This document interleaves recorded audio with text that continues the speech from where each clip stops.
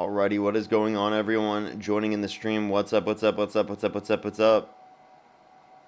Let me let the Instagram know that I'm live.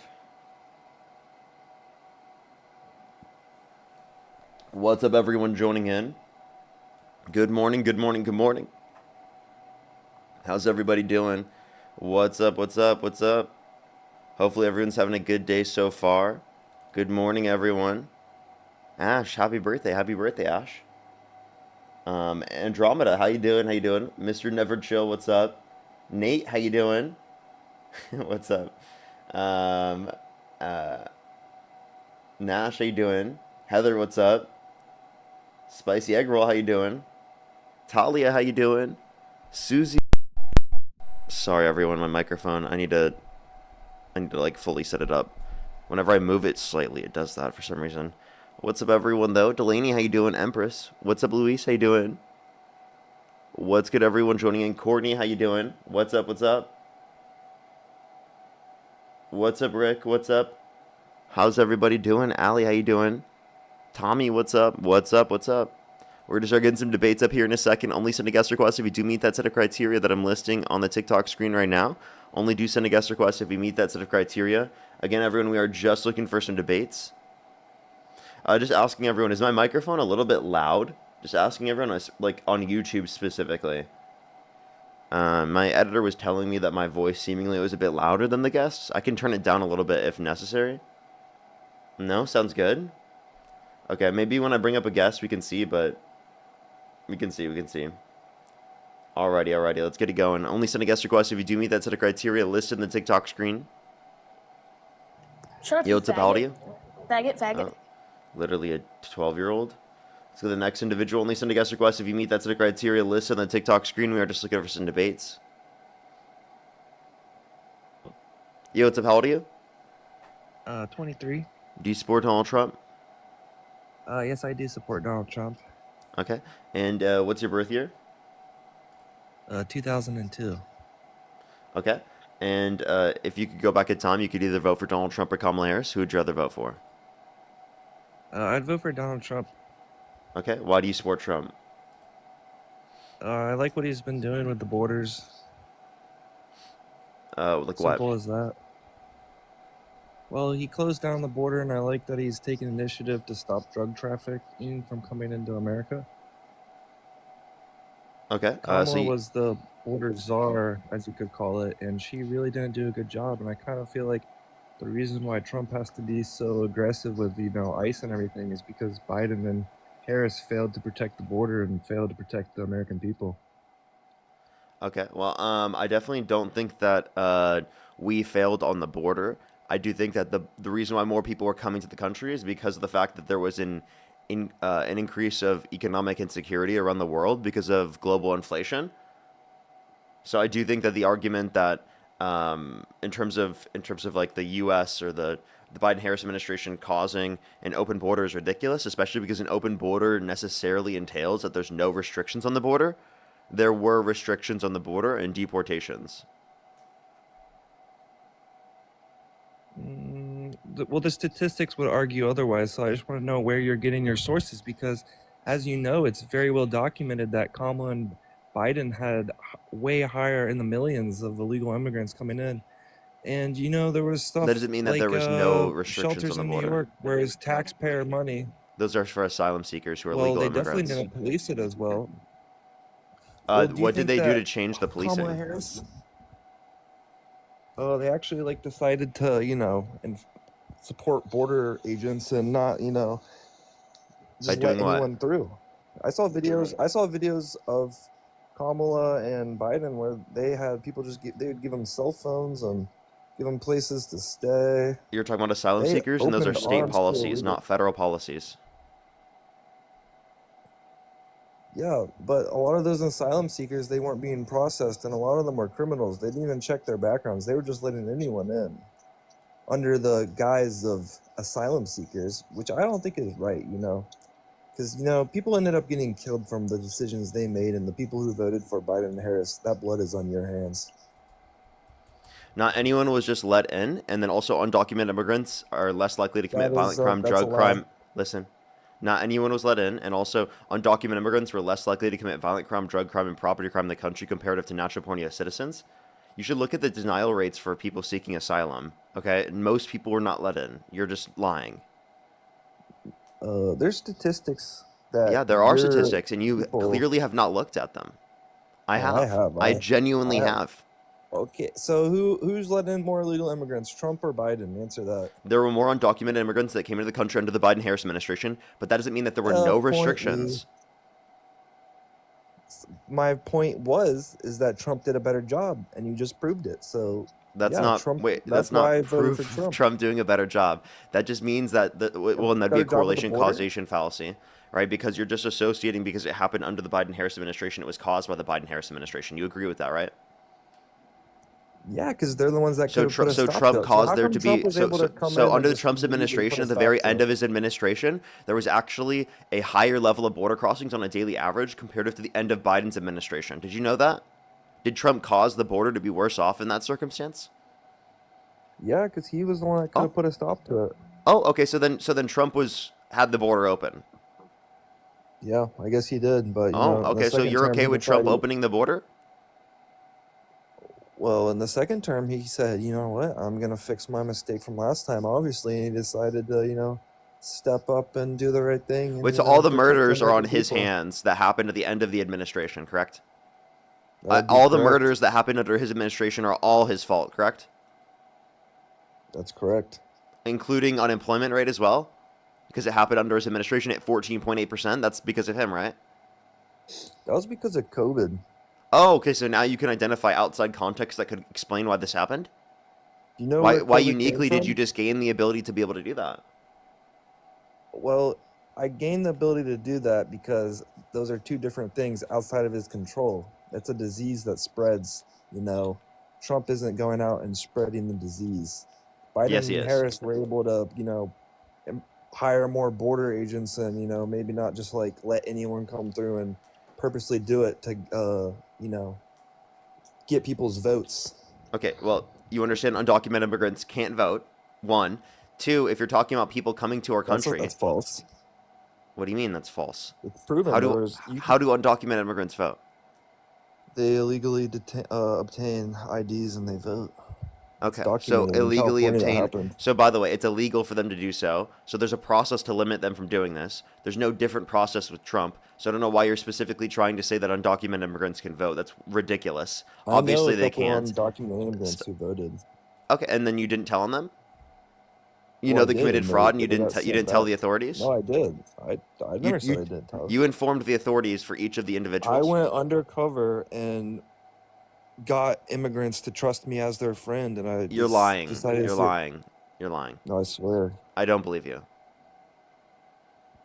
All right. Well, there's also documented stuff that the news outlets said about immigrants. Wait, why are you lying? I'm What do not you mean you lying. went undercover? What do you think you are? Are you a police officer? No, I'm not. I pretended to be a Kamala Harris supporter. So you literally are embarrassing. So that's actually ridiculous. So you literally went quote unquote undercover to catch immigrants while you're not even a law enforcement officer? No, I wasn't trying to catch them. I was just trying to infiltrate their community and just like see where they came from and what they're up to. And I'm not a Trump supporter anymore because I don't really like what he's been doing. So you So don't we support can Trump anymore? ever since he kind of started, not being America first. No, He never but was America first. He I, was I always the rich first. and who's the rich? Himself? Billionaires? Have you ever heard You're of more something called the focused on New immigrants Megafair? than you are the billionaires. You're right. We should be focused on the billionaires. Have you ever heard of the New Megafair? Okay, then you don't seem like a Trump supporter. I feel like they were trolling. I have a feeling that person was trolling. Let's go to the next individual. If you're on YouTube, hit that thumbs up. If you're on TikTok, tap that screen. I help get it out to more people, everybody. If you want to support me as always, Venmo, PayPal link tree in the bio, as well as the description of the YouTube, as well as you can support me over YouTube Super Chat. Yo, what's up? How old are you? What's up? Yo, what's up? How old are you? What's good? Yeah, how old are you? 25. And do you support Donald Trump? Yes. Okay. And if you could go back in time, you could either vote for Donald Trump or Kamala Harris. Who would you rather vote for? Trump, bro. Huh? Trump. Okay. Why do you support Trump? Because why to support Kamala? Have you been on my stream before? No. Okay. What time is it?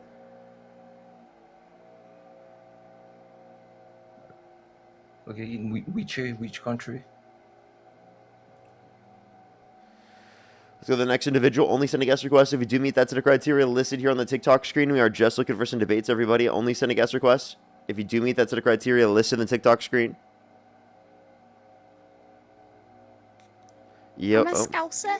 We don't get knocked out. Only send a guest request if you meet that set of criteria listed in the TikTok screen. We are just looking for some debates. Chaos, thank you so much. Really appreciate the $10 as well. Thank you. Yo, what's up? How old are you? Yo, what's up? How old are you? Hello? Okay. Let's go to the next individual. Only send a guest request if you meet that set of criteria listed on the TikTok screen. We are just looking for some debates. Do give it a second for people to join up. Yo, what's up? How old are you? Yo, what's up? How old are you? Okay, only send a guest request if you meet that set of criteria listed in the TikTok screen. Yo, what's up? How old are you? 20. I don't Do know you why nobody support could Trump? answer that. What's up? I said, I don't know why nobody could answer that. Okay, and do you support Donald Trump? Yeah. And if you could go back in time, you could either vote for Donald Trump or Kamala Harris. Who would you rather vote for?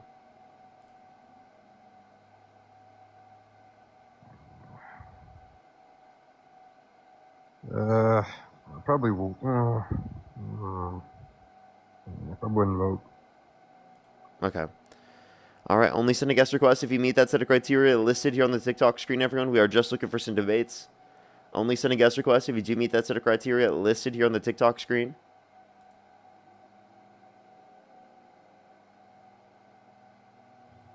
Yo, what's up? How old are you?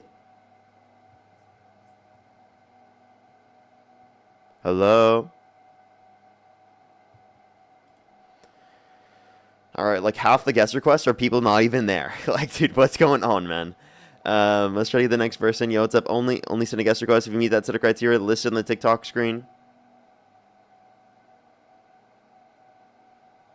Yo, what's up? How old are you? I'm 20 years old. Do you support Donald Trump? Yes. And why the fuck is your name I Hate Women? Because I hate women. What's wrong with you? Why? I don't know what's wrong with me. I'm kind of sick today. You're what? I'm sick today, so that's what's wrong with me. I have a sore throat.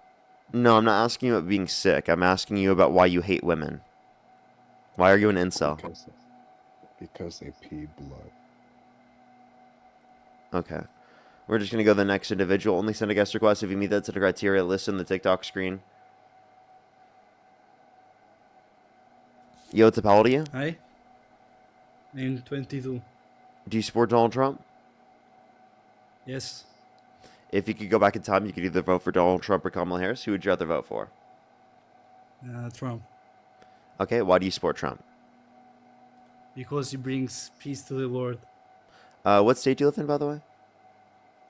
Sorry? What state do you live in, by the way? Michigan. Michigan? What time is it? So right now I'm on vacation in Italy, so I don't know exactly what time. Okay, what's the capital of Michigan? Detroit. Nope. Yes.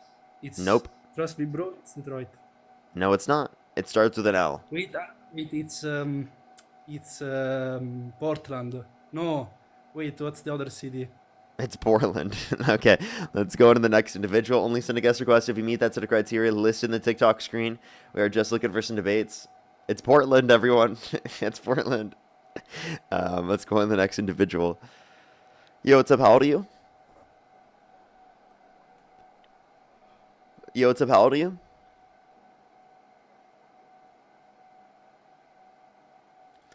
Alrighty, let's go to the next individual. Do give it a second for people to join up. Do give it a second for people to join up. Alrighty. Let's get the next person up here. Do give it a second, everyone. If you're on YouTube, hit that thumbs up. If you're on TikTok, tap that screen. Yo, what's up? How old are you? You're not a leftist, Parker. Social democracy exploits the global south. Do you support Trump? Be a leftist, Parker. Do you support Trump? No? Okay. No, I don't think social democracy does that. I see no good reason to believe that that's true about social democracy. I think that's just something leftists say about social democracy because they really don't want to critique it. There's nothing about social democracy that necessarily entails that that's the case. Yo, what's up? How old are you? Parker, let me suck your cock. So the next individual, only send a guest request if you meet that set of criteria listed in the TikTok screen. We are just looking for some debates.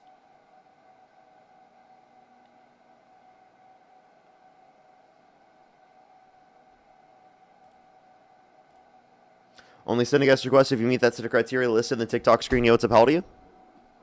Hey, I'm 21, and I just have a question about I don't know. They sounded young. I might be wrong.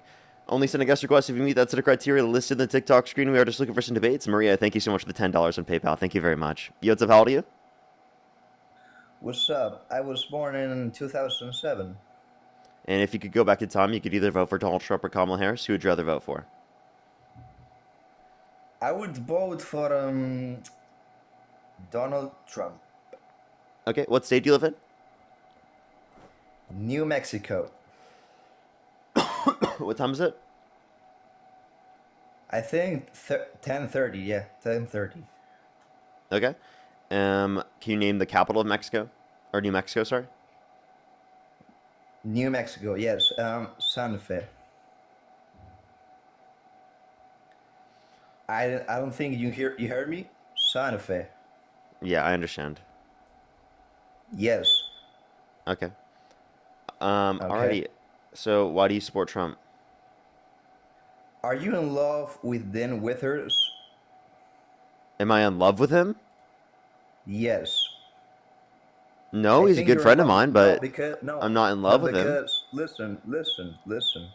I saw a photograph of you two kissing. And wait, by each the way, other. the capital is Albuquerque, right? Isn't that right? Wait, my name is Walter Hotwell White. I live in Albuquerque, New Mexico. 1028. Okay. No, it's not. Is it not? That's what came up originally on Google.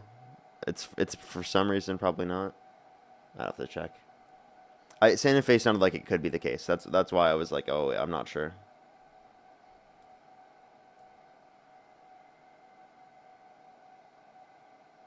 It is Santa Fe. Okay. Oh, I don't know why the first city that comes up on the map is Albuquerque.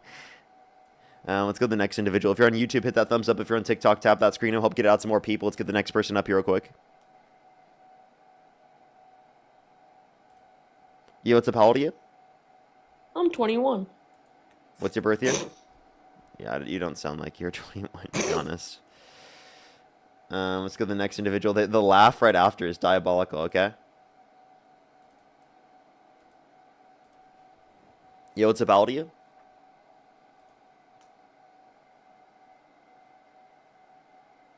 Let's go to the next individual. Only send a guest request if you meet that set of criteria listed in the TikTok screen. We are just looking for some debates. See, nigger. You're disgusting. You're a nigger. You're so gross. I hope you step on Legos and stub your toe at least 10 times today. Yo, what's up? How old are you? Hello. How old Can are you you? hear me? I'm 20. Do you support Donald Trump? No, man. Fuck Donald Trump. All right, base. Let's go on the next individual. Only send a guest request if you do meet that set of criteria listed in the TikTok screen, everyone. Yo, what's up? How old are you? you, Parker. I love you. Only send a guest request if you meet that set of criteria listed in the TikTok screen, everyone. Yo, what's up? How old are you? 26. Do you support Trump? Yeah, I do. Okay. If you could go back in time, you could either vote for Donald Trump or Kamala Harris. Who'd you rather vote for? Trump again. Trump? Okay, why so? Why do you support Trump? Well, I voted for him mainly for his southern border policies, but I support everything else he's doing as far as his other policies. But southern border policy is my main reason. Okay, so what about the border policy? I like that he declared a national emergency. I like that he declared the CTELs a terror organization. I like that he tried to reinstate the migrant protection protocol, which Biden got rid of. I like that he got rid of the CBP-1 app, and I like that he's doing self-deportations. What was the one between the CBP-1 app and the cartels being a T group? Self-deportations? No, that was after. Let me just go through the list again. Let's see. I said national emergency, declaring them a CTEL group, ending the CBP-1. I don't think there was one between that. Ending the CBP-1 app, self-deportations. No, I thought I heard one in between. Yeah, so there's a few things here. One, the CBP-1 app was actually something created originally under Trump's administration. Secondly, Right. Yeah, but not for asylum. Yeah, did I stop speaking? Well, it's just disingenuous to say that. Like to say the CBP No, app it's was created not. under Trump as if it was the same thing. It wasn't. It was Yeah, completely so you could say that he got rid of the expansion that existed under Biden, right? And you could say that that would be a good thing. But to say that like he specifically got rid of the CBP-1 app would be a different claim. So let me just clarify the CBP-1 that. app now is for Hey, dude, self-deportation. can I finish speaking without you cutting me off? I want to be able to address all the points you brought up. Is that okay? Sure, go ahead. Yeah. Okay. I don't think that the conditions are indicative of a national emergency, and I think just claiming a national emergency whenever you feel like it is like literally authoritarian behavior. And then in terms of the cartels being considered a quote-unquote T group, well then, can you explain to me why Donald Trump pardoned a convicted sea drug trafficker? Yeah, so I'll address all those claims. So the first one, you said CBP-1 app was created under Trump. That's correct, but it wasn't for asylum. It was for cargo. Joe Biden made it for asylum appointments. Trump got rid of that, made it for self-deportations now. And then what was the second claim you made? Sorry, I'm like blanking. The national emergency point? All right, you're right. We shouldn't be declaring national emergencies just because someone feels like it. But there is context that goes with it. So like if you don't have the context, I understand how this seems like an exaggeration of what Trump is doing. But under Biden, we had 11 million encounters, which is like the highest number in history. Comparing that to the last administration, I think Trump was only around like less than 1 million, and now Biden had 11 million. So No, that's just not Trump true. declares Saying national- less than 1 million What's not encounters. true? Now, if you say if you're saying encounters doesn't necessarily mean that they were let into the country. Secondly, if You're you want to right. reference this, there being encounters under the Biden-Harris administration does not mean that right now there is that level of encounters where it would be indicative of the fact that there is a national emergency.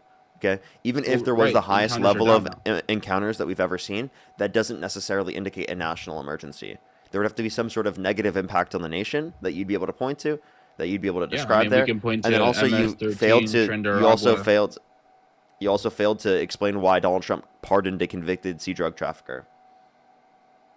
Yeah, because you interrupted. But yeah, so obviously, if we see 11 million people trying to come into the country illegally, comparing that to the last administration, which was less than 1 million, then yeah, I would point to an emergency. Second of all, we see people like during Biden, we saw 53 people lose their life in the back of a semi truck in one single day. If that would happen in a mass pew-pewing anywhere in the middle of America, the Democrats would be demanding law changes and demanding legislation. But it happened at the border with 53 people, and no one cared during Biden. There was no law changes. There was no policy change. So yes, it is an emergency. We can point to MS-13, Trender Agua, the cartels from Mexico, all have been deemed terrorists now.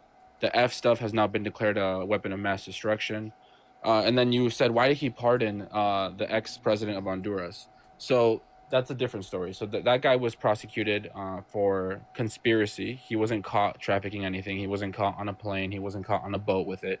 A lot of people seem to think that's what happened, but the Biden administration went after him, according to Trump, for political persecution. And now Honduras has a right-wing president, and many other South American countries have elected right-wing presidents now. So there's like a title shift in South America, and the Biden administration did not like that. And they prosecuted this guy, and Trump now freed him because he saw it as the Biden administration having political revenge on him, not because this guy was actually a trafficker. So, I mean, yeah, if Trump actually thought he was a trafficker, he wouldn't have pardoned him.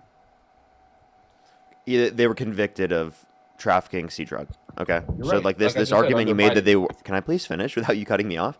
This whole argument that like you're making that they didn't actually determine that this person was convicted of trafficking sea drug is just incorrect. I didn't say that. I didn't say he was never convicted. I said Donald Trump pardoned him because he sees him as a political, someone that was politically persecuted. You didn't you Not literally because say that he wants to wasn't pardon convicted? Drug dealers. Do you see Didn't you what I'm say he saying? Like, wasn't Trump's convicted? argument- No, I never said he wasn't convicted. He was convicted. I'm pretty sure you did. Under the Biden administration.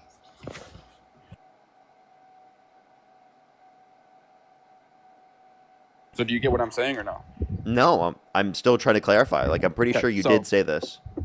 No, so he was convicted under Biden, which is why Trump is calling it political persecution. This guy was never caught with anything physical. He was convicted accused of trafficking sea drug. conspiracy. He was convicted of sending money to CTELs, apparently. Trump saw that as political persecution. He said he was treated wrongfully, so now he pardoned him. Not because he's actually a rug dealer. What's your source that it wasn't sea drug? And that it was just the other What's my claim? source that it wasn't what? Sea drug. Because I can send you multiple sources on the fact that it was literally sea stuff, drug. I mean, like, yeah, he was accused of trying to move sea stuff. Yeah, No, not just he accused, wasn't caught with convicted. anything physical though. He wasn't caught with. Dude, this is so He fun. wasn't caught with sea stuff in a backpack. He wasn't caught with sea stuff on a plane or a boat. He was accused of sending money, conspiracy to CTELs that were trafficking sea stuff. For conspiring But- to import sea drug into the United States? Yeah, that's what I don't they see got how him that's for. any different. Well, you're right. It doesn't matter what he was convicted of. What matters is he got a pardon, and Donald Trump thinks he was politically persecuted. Just like how Biden was able to pardon Fauci and Hunter Biden, Trump is able to pardon this guy. So what's the big issue? Yeah, I think it just shows that he doesn't really care about like addressing it's like drugs coming into our country. He clearly was okay with pardoning it as so long as that it benefited his 'Cause particular that's if condition. you have the mentality that Trump is pardoning this guy. Do I need to do this every single time? I'm just going to do this from now on. Okay. So Donald Trump pardoning them is not evidence that they didn't commit a crime. It's not evidence that they weren't convicted. And you sitting here trying to justify it right now is quite literally no different than the cartels operating in this particular way. You just said that they should be designated as T groups, but then you don't want to designate someone who is conspiring to traffic DRUGS to our country, sea drug.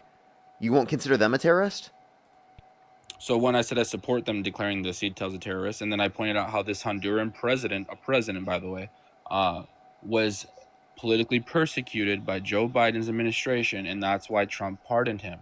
Like I'm not saying I have any evidence to say he's innocent. I'm not saying I have any evidence to say he's guilty. I'm saying the reason he was pardoned is because Trump believes he was politically persecuted for not following Biden's agenda and being a right-wing president. Because if Biden actually cared about going after CTELs, why didn't he go after the prominent ones, the known ones? Why did he go after a president? Why did he go after someone that wasn't bidding his political agenda when he could have gotten the head of MS-13, the head of Trinidad, the head of the Jalisco cartel? He didn't go after any of them. He went after a president. So that just shows that Biden didn't actually care about going after cartels. He cared about political persecution, which is why he pardoned Fauci. What was Fauci's crimes? Why did he get pardoned? Why did Hunter Biden get pardoned? Those are two separate claims. So Fauci was preemptively pardoned.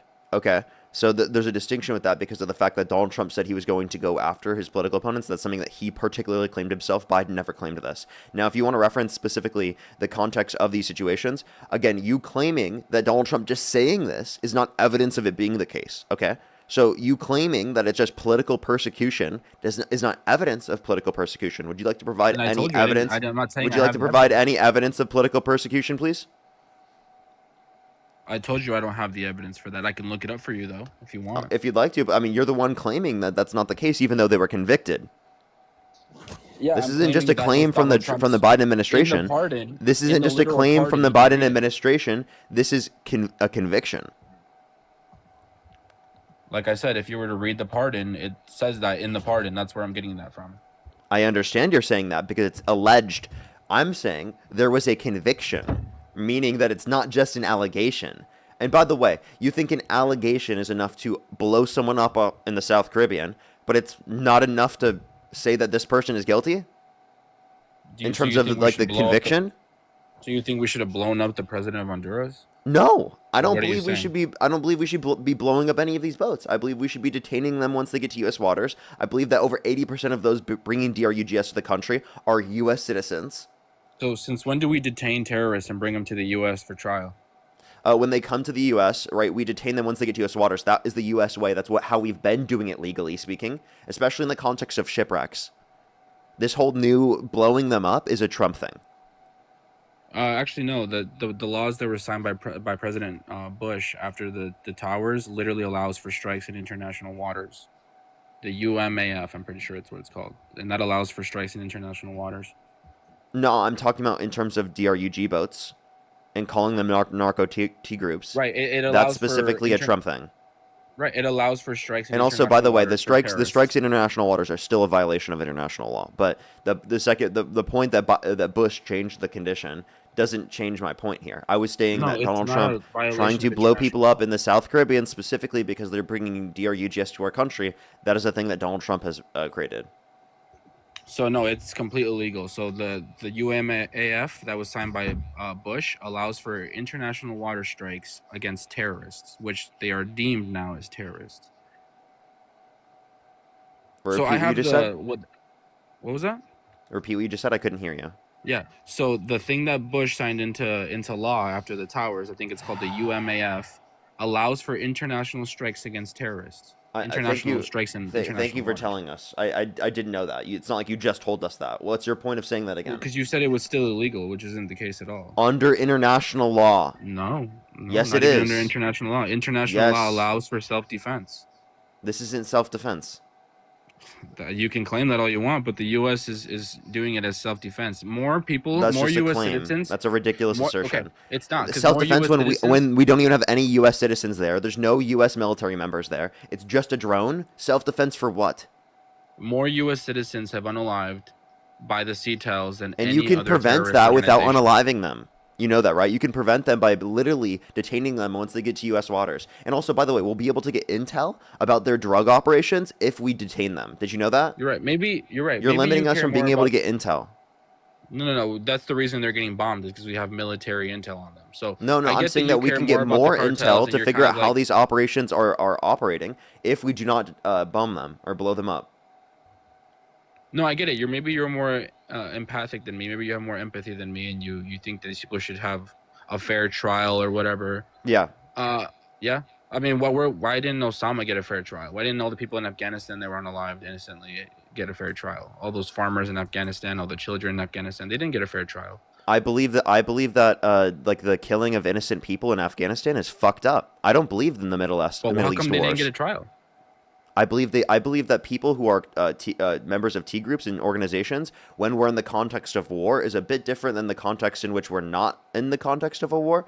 We didn't And declare also, I war in do believe Afghanistan. that the context in terms of Afghanistan was fucked up and messed up, and I don't believe that we should have been involved in the Middle East in the first place. I'm pretty sure, correct me if I'm wrong, the U.S. didn't ever declare war in Afghanistan. I'm pretty sure the context was that they did declare war in terms of like No. certain. I mean, I don't conditions think there. the U.S. has declared But regardless, official war regardless, in like hundreds of Right, years. regardless, what's your point? Well, because you said it makes sense in the context of war, but not in this context, and both of them aren't in war. I was describing that as a basis. The second point I brought up is that I don't agree with these. Why? You don't agree with either of them, right? Both. You don't agree with the attacks in Afghanistan against terrorists. You don't agree with attacks against these ones now. Well, I don't even think we should have been involved in the Middle East in the first place.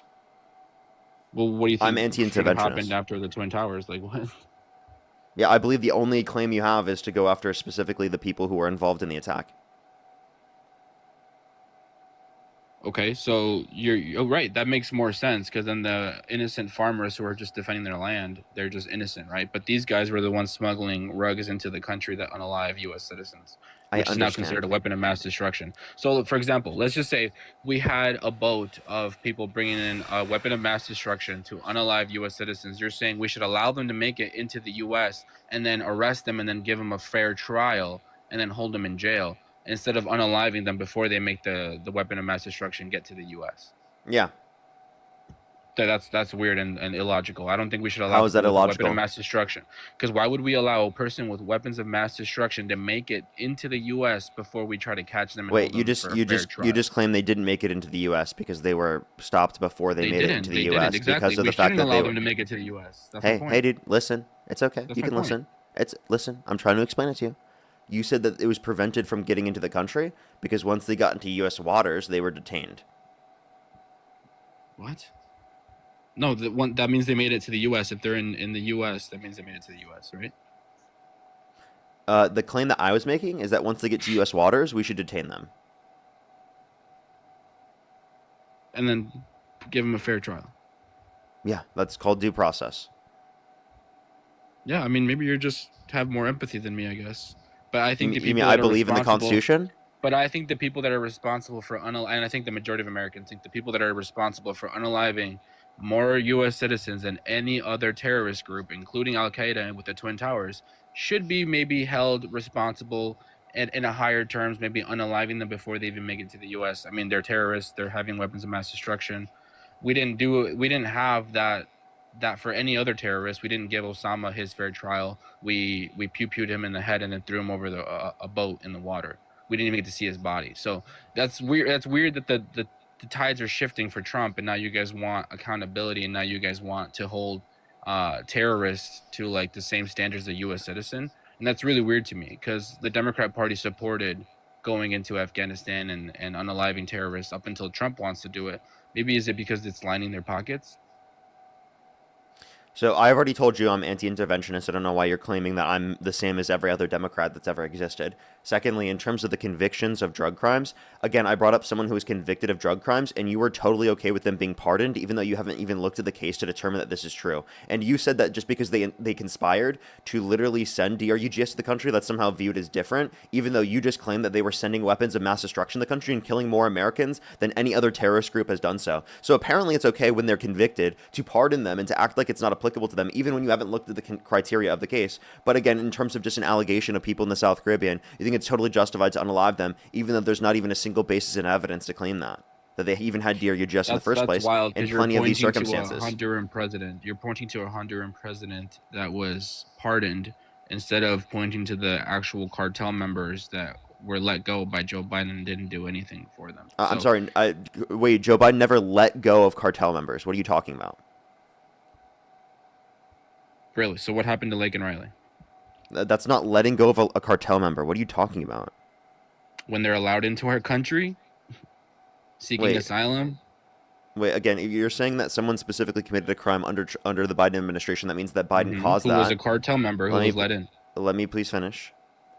So again, right, you're saying that because someone committed an act of terrorism, specifically under the Biden administration, you're going to blame the act of terrorism on Biden. Okay, so do you blame Trump for the act of terrorism? Can I please finish without you cutting me off? I'm trying to make a point, and you're literally cutting me off, so I can't make the point. You'll be okay. Be quiet, please.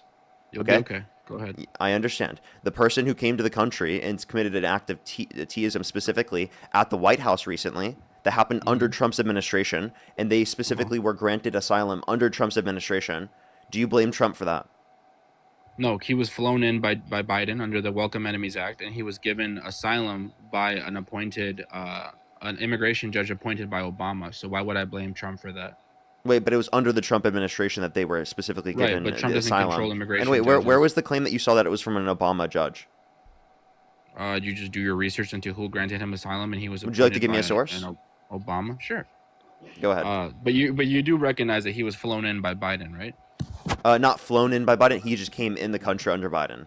Really? In December 2024. No. Welcome Allies was where they packed people into those U.S. cargo planes and flew them in from Afghanistan, and the Biden administration claimed they vetted them. And that guy, that person worked with the CIA. On to unalive 2 National Guardsmen. That person worked with the CIA, so they did go through. Very telling, isn't it?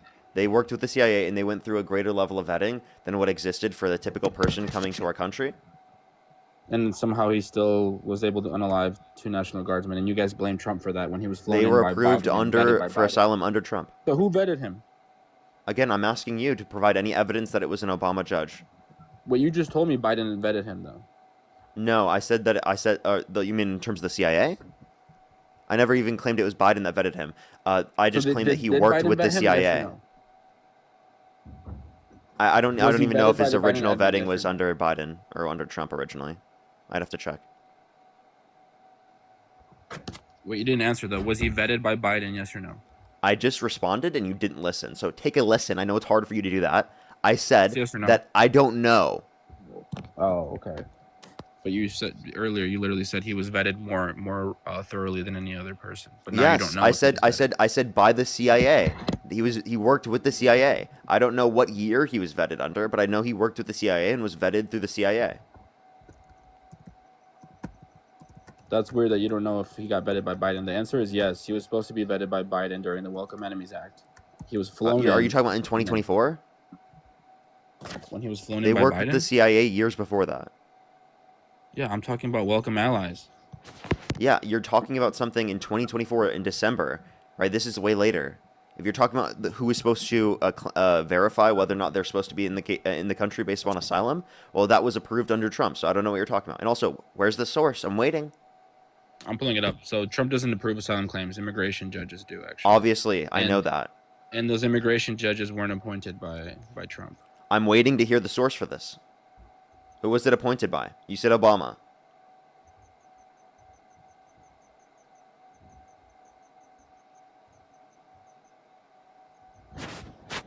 Okay. While he tries to figure this out, I'm going to say thank you to a few people in the meantime. Amanda, thank you so much for the $10. I really appreciate it. Thank you so much. Get some W's for Amanda in the comment section right now. Yeah, that's honestly so sad. Thank you so much, Amanda, for the $10. Michael with the $150 on Venmo. Holy shit. Can we get some W's for Michael in the comment section right now? Thank you so much for keep on keeping on. Always keep your cool in debates with the uninformed. Also, please be safe. Thank you so much, Michael. Can we get some W's for Michael in the comment section right now? Thank you so much, Michael. That is very kind of you. Thank you very much. W's for Michael. That is so kind of you. I really appreciate the message. Thank you very much. As well as Zena, by the way, thank you for the $5. Bree, thank you so much for the $10. I really appreciate it. Thank you so much. Beyond, thank you for the $2. Downfall, thank you so much. Really appreciate the $5. Thank you very much. Bree, thank you so much for the $10 as well. Thank you. Thank you. I really appreciate it. Thank you. I doubt they even care about that. Sandy, thank you for the $2. Jay, thank you for the $5. Thank you so much. I really appreciate it. Chaos, thank you for the $5 and for the $10. Thank you. Alrighty, I'm fully caught up, everyone. If you're on YouTube, hit that thumbs up. If you're on TikTok, tap that screen. And we'll help get it out to more people. And everyone, as always, do give it a minute for people to join up. If you're on YouTube, let's try to get to 1,000 likes real quick, everyone. I think we're probably pretty close to that. I think we're at 441 right now. Let's try to get to 1,000 likes, everyone. We have 2,000 people in the stream. We should be able to do that. It's taking you a while to find the source, man. Alrighty, give him a second, You just gotta be everyone. thorough. I mean, it's pretty simple. So he was accepted through the USCIS, and the person who was in charge of the USCIS was appointed by Obama. Can you give me a at source? that time. No, who was the judge that approved his asylum case? They don't say the specific judge. It was appointed by. So then it was actually administrative. So it was an administrative decision from the USCIS. And if you look up who was in charge of the USCIS. No, that's not the claim. It's you claimed the judge that approved the asylum claim for this person was appointed by Obama. I asked you for a source, and now you're backtracking. And I just told you it wasn't a judge. You're right. So then you were wrong. It wasn't a judge. Yeah, I can correct myself. I don't have an ego as big as you. So the USCIS is the one who granted him asylum. Okay. What's your source? I still don't see how this connects to Trump. How is Trump granting him asylum? What was your source? My source for what? For that he was granted asylum through the USCIS? He was granted asylum specifically by someone who was a Democratic appointee. Just look up who was appointed during that time. Yeah, can you give me the source that you just looked at? Yeah, you can look at USA Jobs, the USCIS website. Give me a title. Yeah, I'm waiting. Are you okay? Yeah, I'm totally okay. I'm just waiting for you to provide a source. You're not gonna cry, right? You're not gonna cry. No, I mean, I don't know. Is that the best you got to try and not answer my question and not provide a source? You're getting so upset for no reason. I'm just trying to have I'm not very upset, with you, man. a normal conversation. You're genuinely mad and trying to be I'm not mad. sassy or something. I don't know. Well, I'm sorry that me asking for a source is a little bit too much for you. I know it's hard for you to like critically think and look up evidence for your claims that you make, but I'm asking you for basic evidence, and now you're crashing out and not being able to provide the evidence and trying to say that I'm the one that's angry rather than actually providing a basis for this yourself. So would you like to do that real quick? Yeah, so I think. Or would you I like think to it's keep crying and not provide a I think particular it's source? pretty fucking obvious that Donald Oh, Trump is he can't provide a source. He's crashing out, chat. He's literally crashing out. He's so I just gave you angry. the source, He the can't provide a USCIS source, dude. website. It's crazy. A source for who was director for the USCIS? I think. No, that's no, pretty I want a fucking source simple. for who specifically was the determination or determining factor for them being approved in their asylum claim, because it happened under Trump's administration. He was brought in during Biden. And No, he was approved you're just being by dishonest. the USCIS. It was approved which in has nothing to do 2025 with under the Trump. Trump Like, administration. you're so disingenuous. It's crazy. You want to Wait, I have a question. Who was in control? By Biden. Wait, who was control of the USCIS under April 2025? That's not when he was granted asylum. That is when he was granted asylum. He was brought in November. That's when his asylum claim started. Hey, dude. It was in December, by the way, when he was brought into the country. When he was approved, when was he approved? What month? I think that was April. April 2025, correct? Under what Right. administration? The Trump administration. Who was controlling the USCIS in April 2025? Trump appointee. Do you think he appointed those judges the minute he got in? Wait, stop. You did not you just literally dunked on yourself, man. You just dunked on yourself. No, I think your you viewers just said aren't that you just fucking said stupid. you just said who literally Yes, approved his in claim April was the Trump administration. I'll Then let you you said have your moment. wait, hold up. You said the basis for the approval was made by asylum officers in the context, or I mean that not were asylum officers. Sorry, I appointed apologize. by the Listen, Obama no, appointee. wrong. You're so very wrong. Actually, Can you show according me to a source that they were appointed? Yes, by, yes. According to Joseph? CBS, yeah. Listen, according to CBS, the decision was made by asylum officers within the Department of Homeland Security, again controlled by the Trump administration. No. Can you show me a source that says Joseph B. Edlow appointed those USCIS officers, or were those officers there already? I'm referencing. They were there C- already, dumbass. Which were Oh, appointed wait, by what's your Obama. source? So you just dunked on yourself. Wait, what's your source? You just dunked on yourself. What's your source? What's my source for Yeah. the fact that the USCIS officers that were already there weren't appointed by the new coming director? I Yeah. don't know. That's kind of a hard one, dude. I might need to really look for a source for that one to show that the new director that just came in isn't responsible for the officers that were already appointed before him.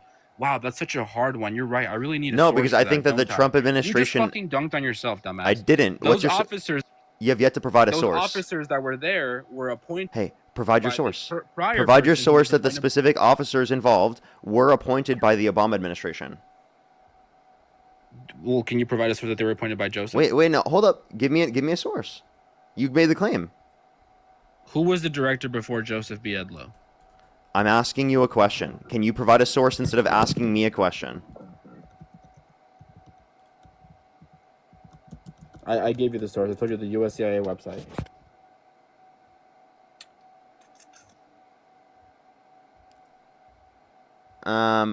According to this, the asylum officers are permanent, and there was not one specific administration recently that approved them. So I don't see any basis for your point there that it was Obama. You're right. They're appointed by the director of the USCIS. What you said? What?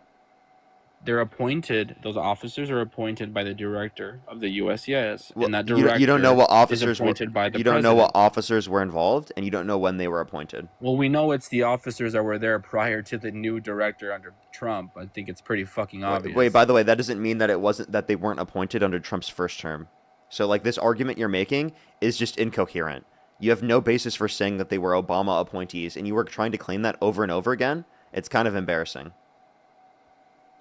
Well, I mean, if you just do your research, you can see who was You in charge apparently of the didn't do your USCIS research. and who appointed. You claimed it was an Obama You appointed said individual. It was Trump who granted him asylum. That's not how asylum works. No, The I said president doesn't grant asylum. that they were granted And you asylum. completely ignored he was. I said flown that in they were by Biden. granted. And then you couldn't. I said they were granted asylum under the Trump administration. You couldn't even admit he was vetted by Biden. You dunked on yourself. You couldn't admit he was flown in. I said I don't know what year that he was vetted through the CIA. That's what I said. So, Dude, okay, so he was you only love vetted straw through the manning my CIA? position. You That's love not straw even an manning my argument. position. How does it feel to? You love straw manning So me. you don't think he was vetted when he was flown in and welcome allies? You think he was Jordan, I vetted by the appreciate the CIA? galaxy. Thank you. Well, actually, the asylum process, the vetting process, in terms of the approval process, happens after you've already entered the country. The vetting So they got did him on. So they happen. okay, Listen, got it. So they loaded him. So Biden. I have to tell you, there's two different vetting processes that you're referencing. One through the asylum process, and then two through the context of the CIA. The CIA was in a different connotation well prior to this point, and the asylum was in 2025 when it was confirmed and approved. This argument you're making is so ridiculous, dude. It's really not. Operation Welcome Allies was started by Biden. It was launched by Biden. He had the legal authority.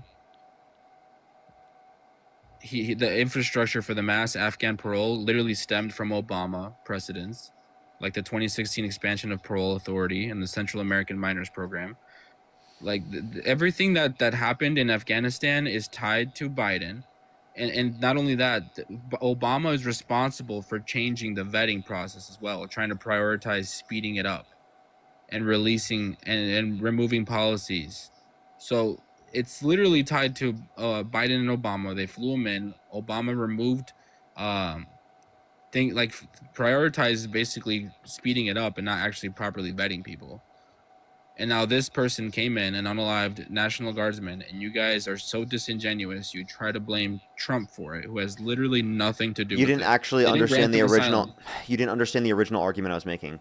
Original argument I was making is just because it happened under the administration does not mean it was caused by that administration. That was the original argument I was making. Right, so it's not caused by Trump then. I never Even though said it it happened under Trump. I never said it was caused by Trump. I was just trying to tell you that your own reasoning would entail that that's true because you were blaming Biden for Lake and Riley.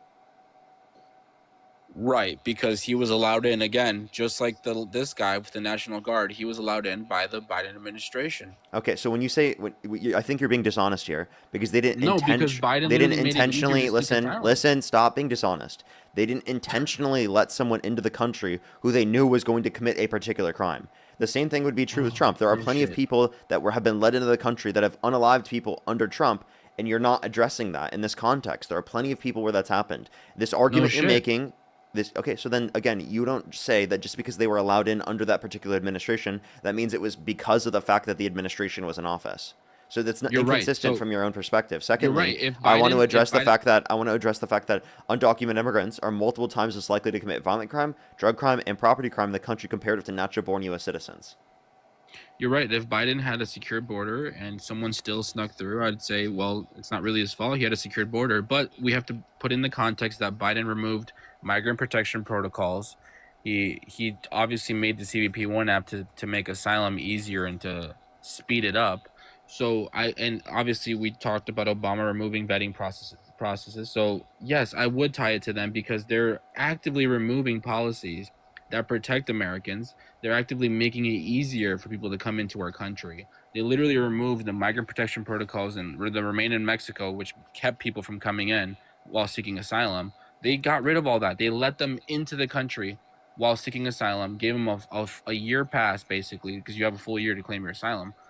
And even if you got caught trying to cross illegally, you can just say, hey, I'm here for asylum, and you're still let in after your CRT. So yes, it's an issue when Biden is the one removing these policies, and this happens under him. So actually, they didn't cross the southern border.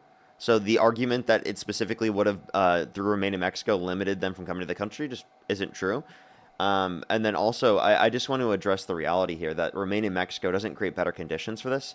The thing that the Biden-Harris administration was trying to do is make the legal asylum process go quicker so that you disincentivize people with invalid asylum claims from coming to our country and seeking asylum by making the legal process go so quickly that they would just immediately not be allowed to stay. I don't know who you're talking about, but Jose Antonio Ibarra, the person who unalived Lake and Riley, Jose Antonio Ibarra, did cross the southern border. So I don't know. Wait, I'm not referencing them. Sorry.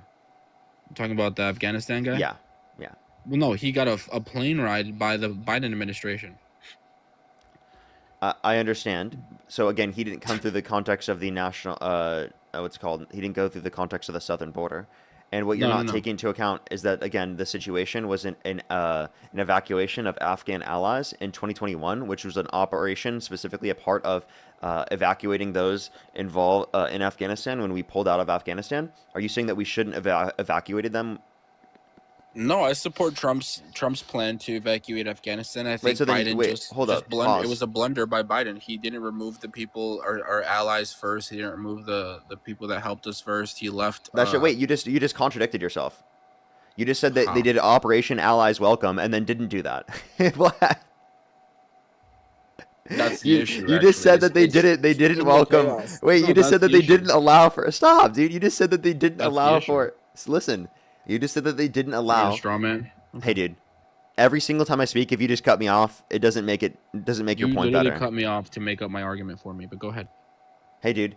When I'm making a point, every single time I do, you just like purposefully cut me off, and you don't say anything of substance while cutting me off. When I've cut you off, I've done so specifically to clarify things in the first place. You weren't even clarifying something there. You were just saying random shit. Okay. The point I'm making is that you just said that they didn't try to get allies and bring them back to the United States, and they didn't try to get allies out. While simultaneously, they did Operation Allies Welcome and then brought him to the country because of this operation. Yeah, so Trump would have done the same thing. He would have brought over our allies. The issue is Biden did it in chaos, where we had people falling off of airplanes. We had people losing their life. We lost 13 service members during that pullout. So yeah, Biden fucked it up. Biden messed it all up. Honestly, we shouldn't have had people falling off of airplanes. So yeah, I do think we should have brought our allies back from Afghanistan, but I don't think we should have done it in such a chaos that we allowed fucking terrorists in. So yeah, Parker, that was my argument. Thank you for interrupting and making up my argument for me. So not only that, you couldn't. Go ahead. Sorry, I thought you were said done. the Biden admin made it easier to seek asylum, and that's actually one of the main issues. Is that over 70% of the asylum claims have now been denied and now have to be deported, and Trump is the bad guy for having to remove them when Biden let them in under false pretenses. So yeah, that is the issue. You make it too easy to come in, then you have to remove people. Okay, so how do you know that they were a terrorist? Like prior to them committing the action? Because they unalived 2 National Guardsmen. Dude, when they were brought to the country, they hadn't done that yet. So I don't have the intelligence or the way to vet them. So that the Biden administration should have known that he was linked to radical groups. I mean, he didn't do it for no reason, right? He didn't do it for himself. Wait, what radical groups? What radical groups was he tied to? Yeah. I'd have to guess Al Qaeda, but I can fact check myself. Go ahead. Look it up. Okay. In the meantime, a few more people to thank. Ellie, thank you so much. Really appreciate the $2, by the way. Thank you so much. Really appreciate it. Thank you. Oh, that's so very nice of you. Thank you. I appreciate it, Ellie. Can we get some W's for Ellie in the comments section right now as well? Thank you so much. I appreciate it. Thank you. And that's really funny, Ellie. That's really funny. Rebecca, thank you so much for the $20. I really appreciate it. Thank you so much. I really appreciate it. Seriously, though. Seriously, Rebecca. Bernard, thank you for the membership subscription, by the way. Thank you so much. Yeah, that's true. That's true, Bernard. And then Midlife Maddie, good. Thank you for the 5 membership subscriptions. Always good to see you. Always good to see you, Maddie. Pamela, thank you so much. Really appreciate the $25. I really appreciate it. Thank you for the Venmo. I really appreciate it. Thank you. I was seeing that right now. So they're saying this guy was actually a CIA-backed. Oh, and Afghan apparently counterterrorism unit. Go ahead. This guy was supposed to be a CIA-backed Afghan counterterrorism guy, and they said that the official story is he just suffered from PTSD. Yeah, so this whole argument you're trying to make that it's associated with the Democrats is dishonest. I wasn't even trying to make the argument myself that it was specifically because of the Trump administration. I was claiming that just because it happened... No, I didn't. I was claiming that just because it happened under their administration is not evidence of it being the case. And if we use your reasoning, you would believe that. No, you're right. If just because it happens under Trump doesn't mean it's Trump's fault. Just because it happens under Biden doesn't mean it's Biden's fault. The reason I'm saying it's Biden's fault is because it's literally his program called Welcome Allies. It was literally his. No. The original point you were making was with the Lake and Riley. So why do you think Lake and Riley is Biden's fault? Oh, yeah, Lake and Riley too, because he made it easier to seek asylum. He got rid of the migrant protection protocols, remain in Mexico. He literally let this person in. Wait, the person who killed Lake and Riley, were they seeking asylum? Yeah, I'm pretty sure. I can fact check that too.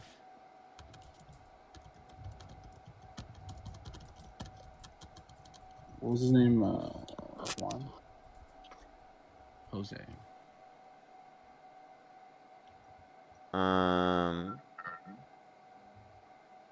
It says he crossed illegally September Yeah, so they weren't even 2022. seeking asylum.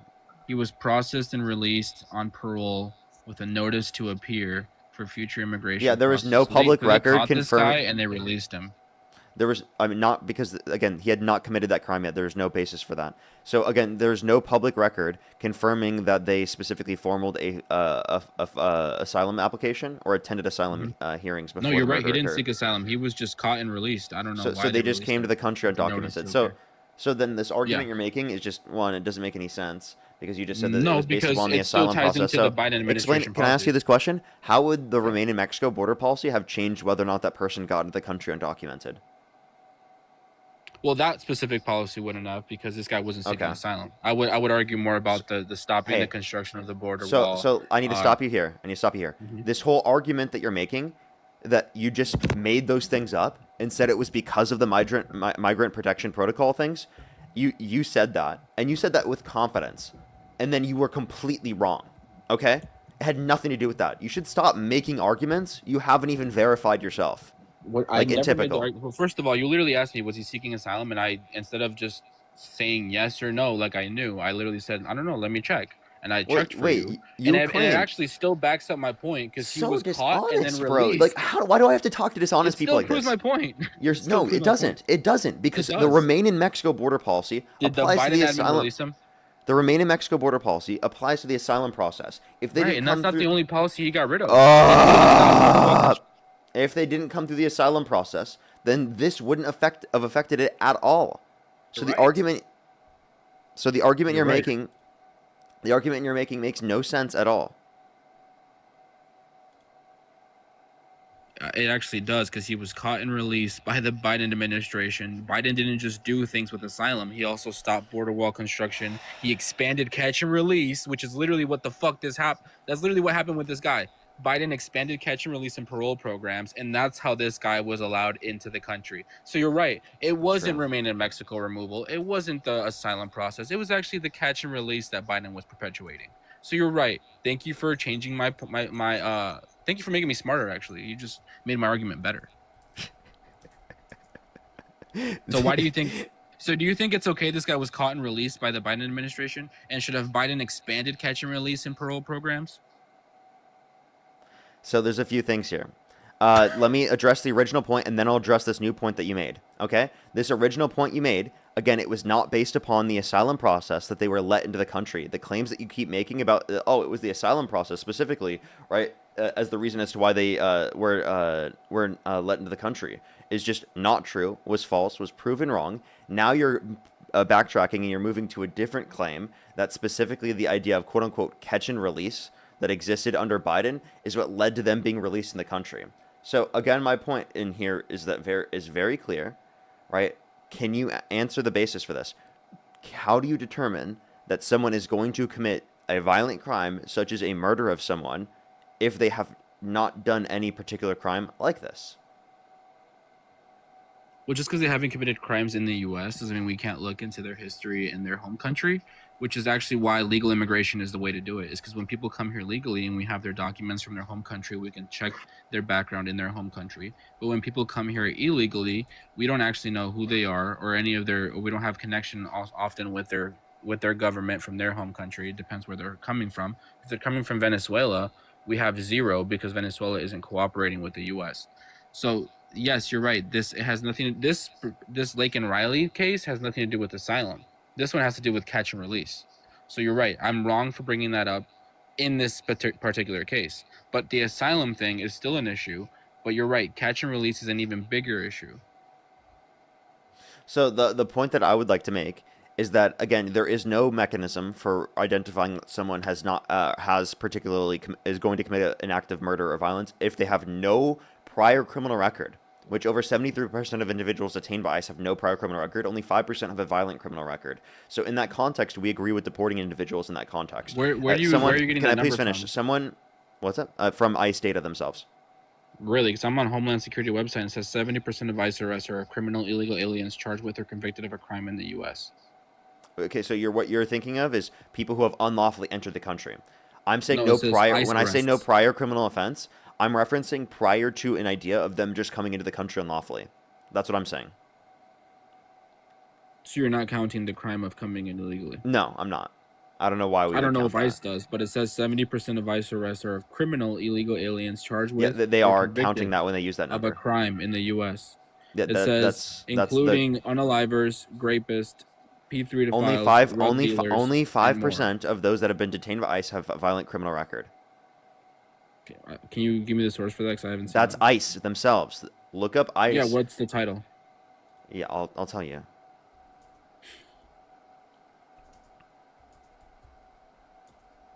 I really don't get how I didn't think I'd ever see the day where Democrats would be defending cartels and boats, but being against ICE. It's crazy. Hey, dude, I literally wasn't. You are just being dishonest. And this is from the Cato Institute. It's new data. That's not ICE. Hey, dude, they cite what ICE has to say. Dude, this is you just said where the ICE though. So then get the primary source. Get the primary source. You said it was ICE. Now you're giving me Cato Institute. I don't like organizations. this is just what they report on. Okay, this is literally they're just getting their where you numbers can from see somewhere. the information from. I'm going to tell you the title of this, and you can click on it through that particular source. Is that okay? No, just give me the title from DHS. It links to it. Right, so just click it. It literally is just where you can see a data table for the data. So I then mean, just pull that data the table other from title, DHS. it's like a data set. It's Well, a if lot anyone wants harder look to at mine, interpret. it says DHS removes more than 500,000 illegal aliens from the U.S. That's the title, and it says 70% of them have committed crimes and have been charged and convicted in the U.S. Hey, dude. Listen dude. to me, please. Listen. Okay? Is that your new Please. thing, the hey dude? I haven't heard that before from you. I think this guy's like rage baiting. Like, you've got to be rage baiting at this point. Just because you're I'm raging telling doesn't you- mean I'm baiting. Hey, dude. Stop. Stop. Stop. I'm trying to explain it to you. You're being so rude right now. It's actually ridiculous. I'm trying to tell you the title of the Cato article so that you can look at it and click on the source data. The data for the source isn't an article if you just click on the source data. It has a data table, and you can see in the data table the different claims. That's why it's easier to just particularly look at the article as they clarify and did the math for you already. Okay? So I'll tell you the title. The title is New Data. 73% of ICE detainees have no criminal record. That is the title. Would you like to look that up? So it's 70%? 73%. And this is still from the Cato Institute, right? It's from ICE data, and it's literally just a graph that the Cato Institute put together based upon ICE data.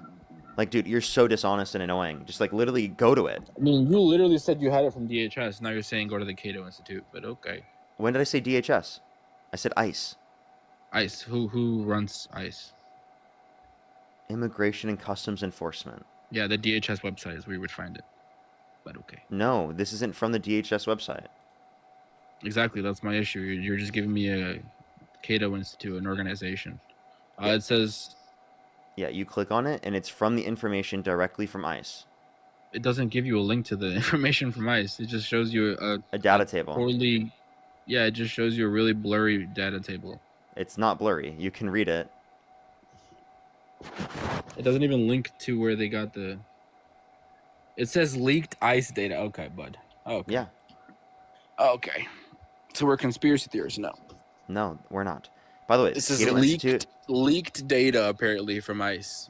So there's no official data. The official data isn't out. It's leaked, guys. And we have an insider, an anonymous insider.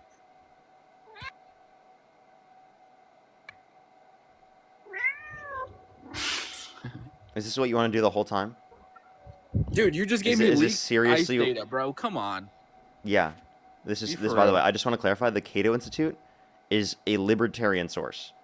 They are right-wing economically. Okay? It's an organization.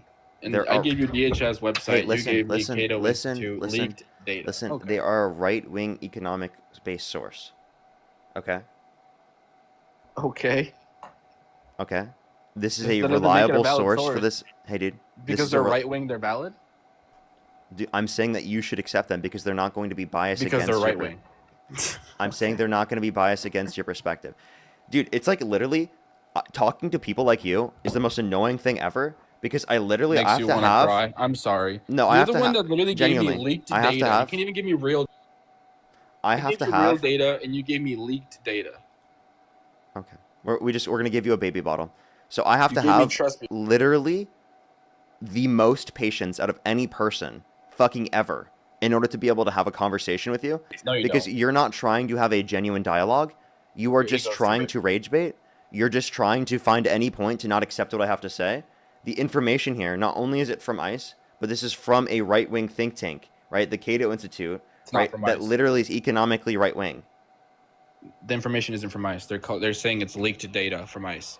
So So it's Cato from ICE Institute's still. putting this out. Wait, leaked data from who? They can't even link it. They can't even link to the actual data. They're just saying, "Trust me, trust us, guys. This is the data we got leaked from an insider." No, This is the issue. This is what people are leftists. They believe it was bullshit they see directly online. given to the Cato Institute by ICE. Directly. Why does it say leaked then? Yeah, because it was leaked to ICE, or leaked By an to insider. leaked to the Cato Institute by ICE. I don't know, bro. That's kind of a. It's kind of sad. That's your data. Okay, if it's kind of sad that you can't accept the information. It's literally non-factual. It's literally It is from Cato factual. Institute, an organization. You're saying, well, It they're is right-leaning. factual information. I It's know that you don't want to accept Do it, you but it's have factual any information. recent data? Do you have any official data? This is recent data. Official data? This is directly from ICE. This is the most official data that you No, can it get. says it's leaked, so it's not even out. So can you So this give is me this is the best data that you can get. which one? That's what I'm asking you. This is the best data you can get from the Cato Institute? Yes, this is the best data that you can get right now. That's simply not true. I think primary source is a lot more valid. I thought you would be. They haven't made this data public. That's the issue. So you don't know if it's real or Yeah, not. so outside of this data hasn't been made public. Well, guys, guess what? I have leaked insider information from ICE, and it says 100% of detainees are criminals, guys. According to me, the ICE officer gave it to me. Trust me. Leaked information. You heard it here first. New data. This isn't the own that you think it is because this is from the Cato Institute. Like, it's kind of embarrassing that you can't even accept this information. Like, you'll call it's not a anything primary source. You'll call anything fake news. It's not a primary source. Pretty simple to understand. You should know this since you're a debater on TikTok. You need primary sources. Okay, well, are you Christian? So can I use leaked? I have a question. Juan, are you Christian? WikiLeaks Juan, are you as my Christian? source? Are you Christian? Don't deflect. No, I'm not pivot. deflecting. I'm Don't serious. pivot. Real question. Are you Christian? Why does it matter? I'll explain why it's important. Are you Christian? Yes or no?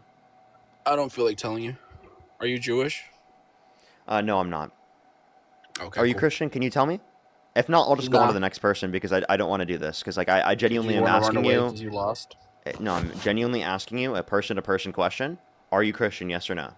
And are you entitled to that answer? Yeah. You are. Oh, that's too bad. Yeah. You can leave the live if you don't want to answer. If I you're mean, I'm pretty scared and you proud don't to want be- to, you I'm don't want to pretty proud to engage be in a Christian. debate. If you're scared and you don't want to engage in a debate and you don't want to have a conversation with me, then you can leave the live. If you want to answer my questions and you want to engage in a debate with me, you can answer the question. I just think it's irrelevant, but yeah, sure, I'll answer your question. I'm Christian, yeah. Okay. Do we have any primary sources of the Bible? Or were they passed down word of mouth for over a generation prior to being written down? A primary source would be a witness. So yeah, we do have plenty of primary sources. We from the don't. Bible. We actually don't. Those are Not those to are, mention we have. I don't know why you're deflecting. We don't. We religious don't actually. They were passed down word of mouth before being written down, so we'd have no primary sources. So based upon your reasoning, you don't accept the New Is Testament. a witness a primary source? It's not even a primary source of the witness. It's a written down claim Is a based upon witness a different primary stories that were source? passed down. Is a witness a primary source? Hey, by the way, we don't even have the first-hand account from the witness. So you can answer that. So yes, a witness would be a primary source. We don't have the first-hand account from a witness. Not to mention we have multiple historians. This who guy's so were dishonest. Agnostic and atheist. This who guy's said dishonest. Jesus existed. We I have never multiple disputed historians Jesus saying existed. Jesus- I never Oh, disputed perfect. Jesus So existed. what are you I dispute disputing that in the Jesus. Bible? I dispute that Jesus rose from the dead. The point that I'm making here is that again, you're not listening. The point I'm making here is that you don't have a primary source, a primary witness from the case. That is a passed down a story, word of mouth, before it was written down. Right. That's why it requires faith. Okay, so then you think that you accept things without That's why primary faith is very sources? important. And just like I wasn't there for the first 7 days of the creation, it requires faith. But luckily for this ice data, it doesn't require faith because we have the primary source, which I just showed you, which you Well, couldn't you don't pull have up. the primary source because it's I non-public did data. actually. I just showed you. It says Tell me the 70% of DHS removes more than 500,000 illegal aliens from the U.S. directly from the DHS website. And it says 70% of them have been criminal illegal aliens charged with or convicted of a crime in the U.S. But I think it's very telling how quickly you were to hate on Christians and hate on Jesus. I think it's... I wasn't hating on you. I was just telling you that your beliefs contradict what you just said. What do you believe? Do you believe in the Big Bang or evolution? Apparently you just got a flag, but it didn't even tell me to kick you. I do believe in the Big Bang and I didn't see evolution. that. You do believe? Mm-hmm. What's your primary source on evolution or the Big Bang? I don't know what you mean by primary source in that context. For the Big Bang, Exactly. we can observe cosmic background radiation photons. We can see red shifts, right, which demonstrate specifically that the universe is expanding. We can also point towards evolution in terms of the fossil record, right? That's a very good basis for evolution. What I mean, about I don't know why miscellaneous? you dispute that. That's scientifically based. Well, It's because it observable requires faith. scientific evidence. No, No, it it's not. requires faith. That's why it's called a theory. So the Big Bang theory that requires faith because there's no actual Can I primary tell you source the for the difference Big Bang. between a scientific theory and You any can other? say, well, scientists can There's a see difference background between scientific radiation. theories and other You theories. never will. You Hey, never dude. will. You will Hey, never dude. see background radiation. There's a. By the way, yes, you can. You can observe the cosmic background radiation photon. With that logic, then people who have You seen can miracles, right now observe them. So let me people clarify. have seen miracles. That's proof of God. That's how No, it sounds to no, me. not everyone can test and actually see this. You can do this for cosmic background radiation photons. Now, if you want to reference, that's the great thing about science is that you can reproduce and test the results. Okay? So if you want to actually look at the conditions here, you're going to prove yourself wrong. These are repeatable. These have evidence. All right, and scientific theories are based on evidence. They're not just conspiracy theories like the ones that you believe in. They are based on evidence and repeatable information. That's kind of weird because the Bible told you to wash your hands before science ever knew about germs or bacteria or viruses or sickness. And by the way, the source that Isn't you that were weird? referencing, quite literally just says charged or convicted. So just being charged with a crime. I read it multiple So times. just being charged with a crime is not evidence of committing a crime. What about convicted? No, it says charged or committed, or convicted. Or convicted. It doesn't Yeah. say convicted. It says I charged read it or multiple convicted. times. Why are you And now by the just trying way, to there's deflect? no data source. It just claims it. They don't even link to the data source. They just claim it.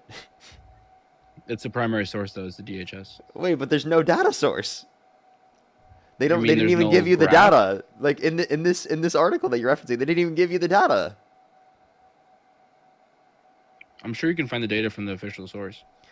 Wait, Since it's already out. It's not You're leaked. sure that you we know? can? You're sure that we can? It's Go ahead. not Can you find us that information? Just click the link, bro. There is no Just- it link on literally- there. it That literally- there's it no. literally There, says there right is there, just click seriously it. no link. Yeah, that's what you here said to at me all. too. You lied about the link. There is no link in your Cato Institute website either. It was There just a is. fucking picture. There is a link to a data It table. was just a picture. Yeah, a data table. But is that a It was known? a- Do you a think that's an blurry own? image. It links to the data table, and you think that's an own? They didn't link to there's no Yeah, link. it does. It linked to a data table. You want to bet? Can you pull it up? Does it pull up? I the already website did. from I already DHS? did. Do you want to bet? You want to bet? What does Yes it or pull no? up? What Wait, does do it you want to pull up? bet? Yes or no? Does it pull up DHS? Wait, do you want to bet? Yes or no? It I'm gonna specifically bet- links I'm you gonna to a bet- data I'm table. gonna Yes bet- or no? I'm gonna bet. Yes that or doesn't no? take you It to a links D- you to a data table. Yes or no? I'm gonna bet it is. It's It not links you DHS to a data table. table. Yes or no? It's not DHS. It links you to a data table. Yes or no? It links you to a data table. Like, Yes from or no? DHS? From DHS? It links you from ICE. It links you From from the a data primary table. It links you to a data table. Would you like to answer my question? Yes or no? I just did. I just want to let you know you are genuinely one of the most insufferable people I've ever talked to on this app. Well, as long as you're not crying, that's fine with me. Is this like? Do you think that this is you like owning me or something? Like in your No, head, do you think that you're winning right now? You owned yourself by crying on the internet. About what? I think you were crying because you were debating Trump being, you were saying he was like a sexual abuser, and I think the person was debating you and you started crying for that reason. Is that true or am I wrong? So I'll tell you the context, and let's see if you Please. still think it's funny. The person on my live stream said that they would support an individual for president, even if they've raped children. Okay? And I was crying because of the fact that it was absurd that people specifically are going to argue for this, and that we're in such a state in the country that it's going to be even considerably normal for someone to come on the live stream and argue that. Okay? That's what led to me crying. If you think that's unreasonable to cry in that circumstance, I truly and frankly don't give a shit. Yeah, I think it's pretty unreasonable considering you're a grown man. Okay, so anger is reasonable. I'd be pretty angry. I mean, but I definitely not only wouldn't be was angry, crying. but also it can also produce sadness for the experience for the country, right? That people like this are voting in politicians into the Oval Office and has impacts on people. I'm sorry that you can't understand having humanity and humility No, I get it. and being sad. And it's not a bad thing that me as a man, I did that. And of course, you're going to No, sit you're there and right. say, "Oh, real men can't cry. They can't cry at all. Even when something horrible and atrocious happens, real men can't cry." I know you're going to say that, but I believe differently, and I believe that it completely makes sense that I cried in the circumstance. And if you want to sit there and you want to, my dog and died, if you want I to sit cried. there, yeah, I understand. And if you want to sit there and you want to say that I'm somehow less of a man because I fucking cried in the circumstance, I didn't well, say that. honestly, to me, that just shows me that you aren't willing to be sensitive in circumstances, right, in which are clearly going to be bad or negatively impactful to people, or even empathetic with the fact that some people are going to respond that way, which tells me that you just have a very low emotional intelligence. You have a low ability to actually engage with people around you or even understand where they're coming from. No, I think it's. And also, by the way, Jesus wept. Jesus wept. Exactly. I think it's completely okay for men to cry as long as the terms are valid. Like, for The example, terms were valid. I cried when my family members lost their lives. I cried when my dog lost her life. It makes me want to cry when I hear Democrats defending the policies that Joe Biden pushed forward to hurt immigrants. Oh, you sensitive little snowflake, by the way. 53 Now you're a people- sensitive little snowflake, because real men don't cry. Real men don't cry about politics. What are you talking about? That's not a legitimate circumstance to cry on. Did you say you wanted to cry? What? Yeah, I did. I did want to cry. Do you 'cause see think about how it, that 53 sounds? Think about it. 53 people actually lost their life at the border. You're Yeah, crying that over is absurd. hypotheticals. I totally agree. That is You're something. crying over hypotheticals, though. Wait, by the way, that's something to be sad about. And also, it's not You're just crying over hypothetical. hypotheticals. By the way, you understand that this is like people supporting this and defending this, and also the Epstein files have been released. Have you read the Epstein files? Yeah, but you're saying that the president has raped children. Would you support him? That's a hypothetical. Wait. The person said yes. That made you If Donald cry. Trump raped children in the Epstein files, would you still vote for him? No. Oh, well, he did. If you read the Epstein files, there are FBI tips of him assaulting women and children. Oh, you're talking about the one where it's like I know someone that knows a friend that had a friend that told me that No. she was raped by Donald Trump. Yeah, I've heard No. of Katie Johnson cases like that before. Yeah, we No, had the Katie Johnson is a case. Katie Johnson, by the Jane way, which is Doe a separate that was case. This isn't dismissed. this isn't in the Epstein files.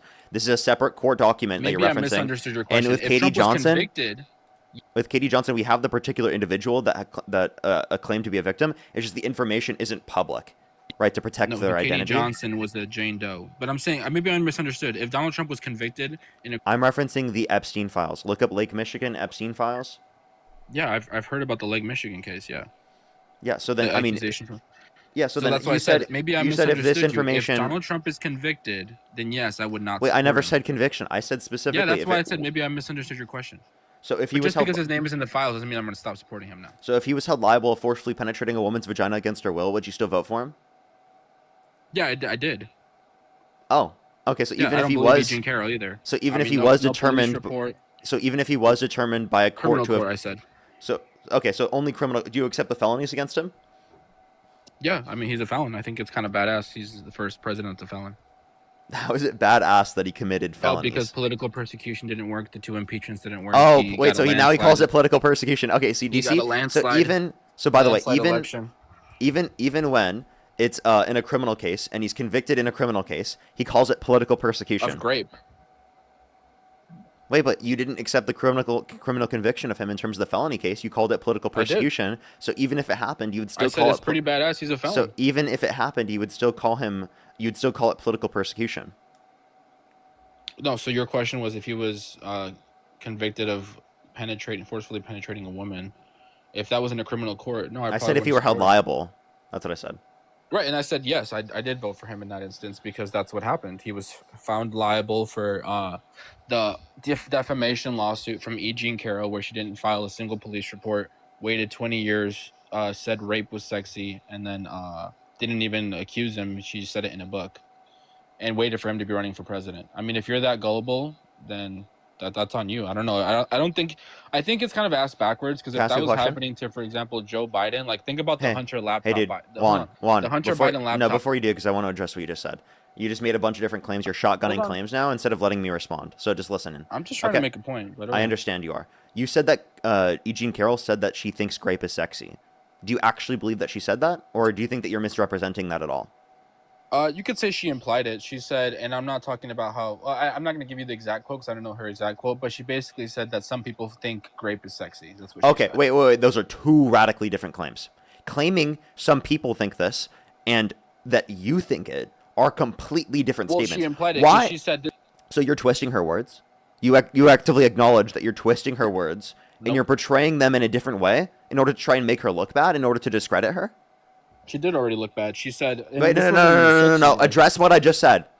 Were She you said purposefully Trump raped her in the misrepresenting violent way, what not she the said to sexy way. Were you purposefully misrepresenting what she said to discredit her? No, anyone can go You look at what did. she You said. absolutely just purposefully misrepresented what she said. Stop talking. push anyone Stop to go look talking. at what- You purposefully misrepresented what she said to discredit her. That's what you just did. And by the way, you're very Christian for literally lying on her name. You're very Christian for sinning on my live stream and purposely misrepresenting what she had to say to discredit her as a victim. Play the clip. It's dishonest. It's disgusting that you fucking sit there and say that. She was referencing, she said most people think grape is sexy. She was not saying that herself. She was referencing other people and how that perpetuates grape culture and negative conditions within our society. So of course you're going to purposely misrepresent what she was saying. Appreciate the galaxy, thank you. Because you wanted to discredit her because you don't actually have the basis to respond to anything she said. By the way, let me ask you this question. Can you name one piece of evidence in the E. Jean Carroll case that you dispute? So I'm gonna play the clip for you. But yeah, I would Name dispute one the piece fact of that- evidence in the E. Jean Carroll case you dispute. Well, they didn't really give evidence like it's a criminal court. They did. They did submit evidence. You know nothing. You don't know any piece of evidence. The evidence that he was in the same building as her, I wouldn't dispute that. I think he was. So in by the same way, he building. doesn't know a single piece of evidence. He doesn't know a Yeah, they single tried one to that he do- they tried to disputes. do DNA. Wait, by the way, that was not submitted because Donald Trump didn't give up his DNA within Exactly. the time I said slot they tried to allotted. I said they tried to do DNA. That's not evidence submitted in the case. And again, Donald So Trump can I play decided the not clip to. of E. Jean Carroll Just- talking about grape? Oh, do you see how he's trying to pivot? You're trying to You don't pivot want because me to you play? got You dunked just on, dude. pivoted. You got dunked on, and You you just now pivoted. are trying to pivot. Nice pivot. Nice just pivot. I'll play Point the and clip. laugh, chat. Point and laugh at this guy. Nice pivot you got there, buddy. So let me address this. Okay. We're Few literally things. talking about her Oh calling no grape no sexy. nope nope nope Are nope you gonna nope pivot? nope. The DNA that you brought up specifically on the dress, Donald Trump had multiple years to give up his DNA, chose not to give up his DNA. He didn't have to, So no. explain to me why, again, if he never met her, why he wouldn't give up his DNA to prove that he wasn't at the scene of the crime? Because he's not required to. Oh, so just because you're not required to doesn't mean that he wouldn't do so. We all know that Donald Trump is the most egotistical motherfucker out there. Amendment. So if he had the ability to disprove that he was there and that he was never at the scene of the crime in the first place, he would have easily done that. Secondly, we can also point to the fact that in terms of the case, right, that, again, you couldn't name a single piece of evidence in the case that you dispute. Yet you are going to sit there, you're going to say you don't accept it, you think it's political persecution, you think it's bullshit, you don't think there's basis in evidence, and you're going to misrepresent specifically what she said in order to try and discredit her, right? Because you have no basis in evidence to dispute what she said, other than just random claims from Trump or claiming that everything is fake news that indicates that Donald Trump is bad. So didn't they use the Access Hollywood tape? That was one of the things for like a prior. Yeah, I mean that just points to how fucking stupid E. Jean Carroll is. But I have the clip here if What? you want me to play it about her. What? That doesn't make E. Jean Carroll stupid. By the way, that was convincing to the jury, and that's why the jury indicated that this happened. So that doesn't make E. Jean Carroll stupid. I was not thrown on the ground and ravished. Which the word rape carries so many sexual connotations. This was not sexual. It hurt. Well, I think most people think of rape as it is a violent assault. It is not. I think most people think of rape as being sexy. Let's take a short break. Think of the fantasies. We're just going to take a short. Yeah, something is deeply wrong with this lady. Wait, And by the way, fact that's that you exactly support that's this- exactly hold on, what I before- just said, the fact and you support this, that's exactly what I just said, and you said now actually something's deeply wrong with her. rape culture. She's perpetuating rape culture. No, she's not. She's the one doing that, and the fact that you support No, that she's is not. insane. Wait, she's arguing against it and saying that it shouldn't be viewed in a sexual connotation because it hurt and it was bad and it has negative impacts on people and it shouldn't be viewed in a sexual connotation. You just proved my point and then tried to laugh at me and discredit her with that. You disgusting fuck. You're a disgusting fuck. You deserve shame. Fucking shame on you. Wait, shame on you. Think rape is sexy? You Wait, think women think rape is sexy? there are other people that believe this in society and it perpetuates. You think women think there are rape other is people in sexy? society that view this and it perpetuates grape culture and it perpetuates conditions in which lead to the assault of women. So do you I agree think explicitly men Do you view agree it in with that way and to a greater connotation. Do you agree with her? I don't think most people necessarily view grape as sexy, but I do believe that a lot of people do and have this particular version of in society, and it perpetuates grape culture to a greater extent. Do I necessarily agree with the claim that most people do? I don't know if I would agree with the most, but I would argue say that some. whoever says that is fucking sick. Whoever says No, most that's people think rape is disgusting for you to sexy say is that. mentally ill. No, that's just wrong. Yeah, definitely. If you say That's most just people wrong. think grape is sexy, you are fucking mentally ill, and the fact No. you defend that. No, you're not pushes mentally grape ill. culture. That's a She's saying, ridiculous think assertion. about the fantasies. What the fuck? Yeah, Literally, what the fuck? she's talking about how people have grape fantasies, right, within Yeah, society, like, and how who- that's a who bad the thing. fuck- You think people have grape? For example, if you go to fucking Cornhub and you look at what men are looking up, there are grape fantasies within the fucking context of Cornhub. So if you So it's actually, men, yeah, the men are absolutely doing that. Yeah, but not women. I never said that there are no women, but I do think that like the idea it's disproportionately men because men are disproportionately the ones who commit this violence.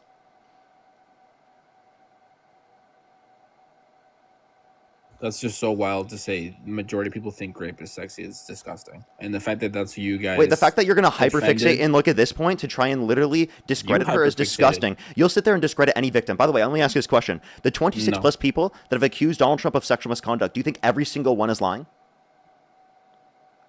I think if they filed a lawsuit or a criminal case, I would believe them a lot more.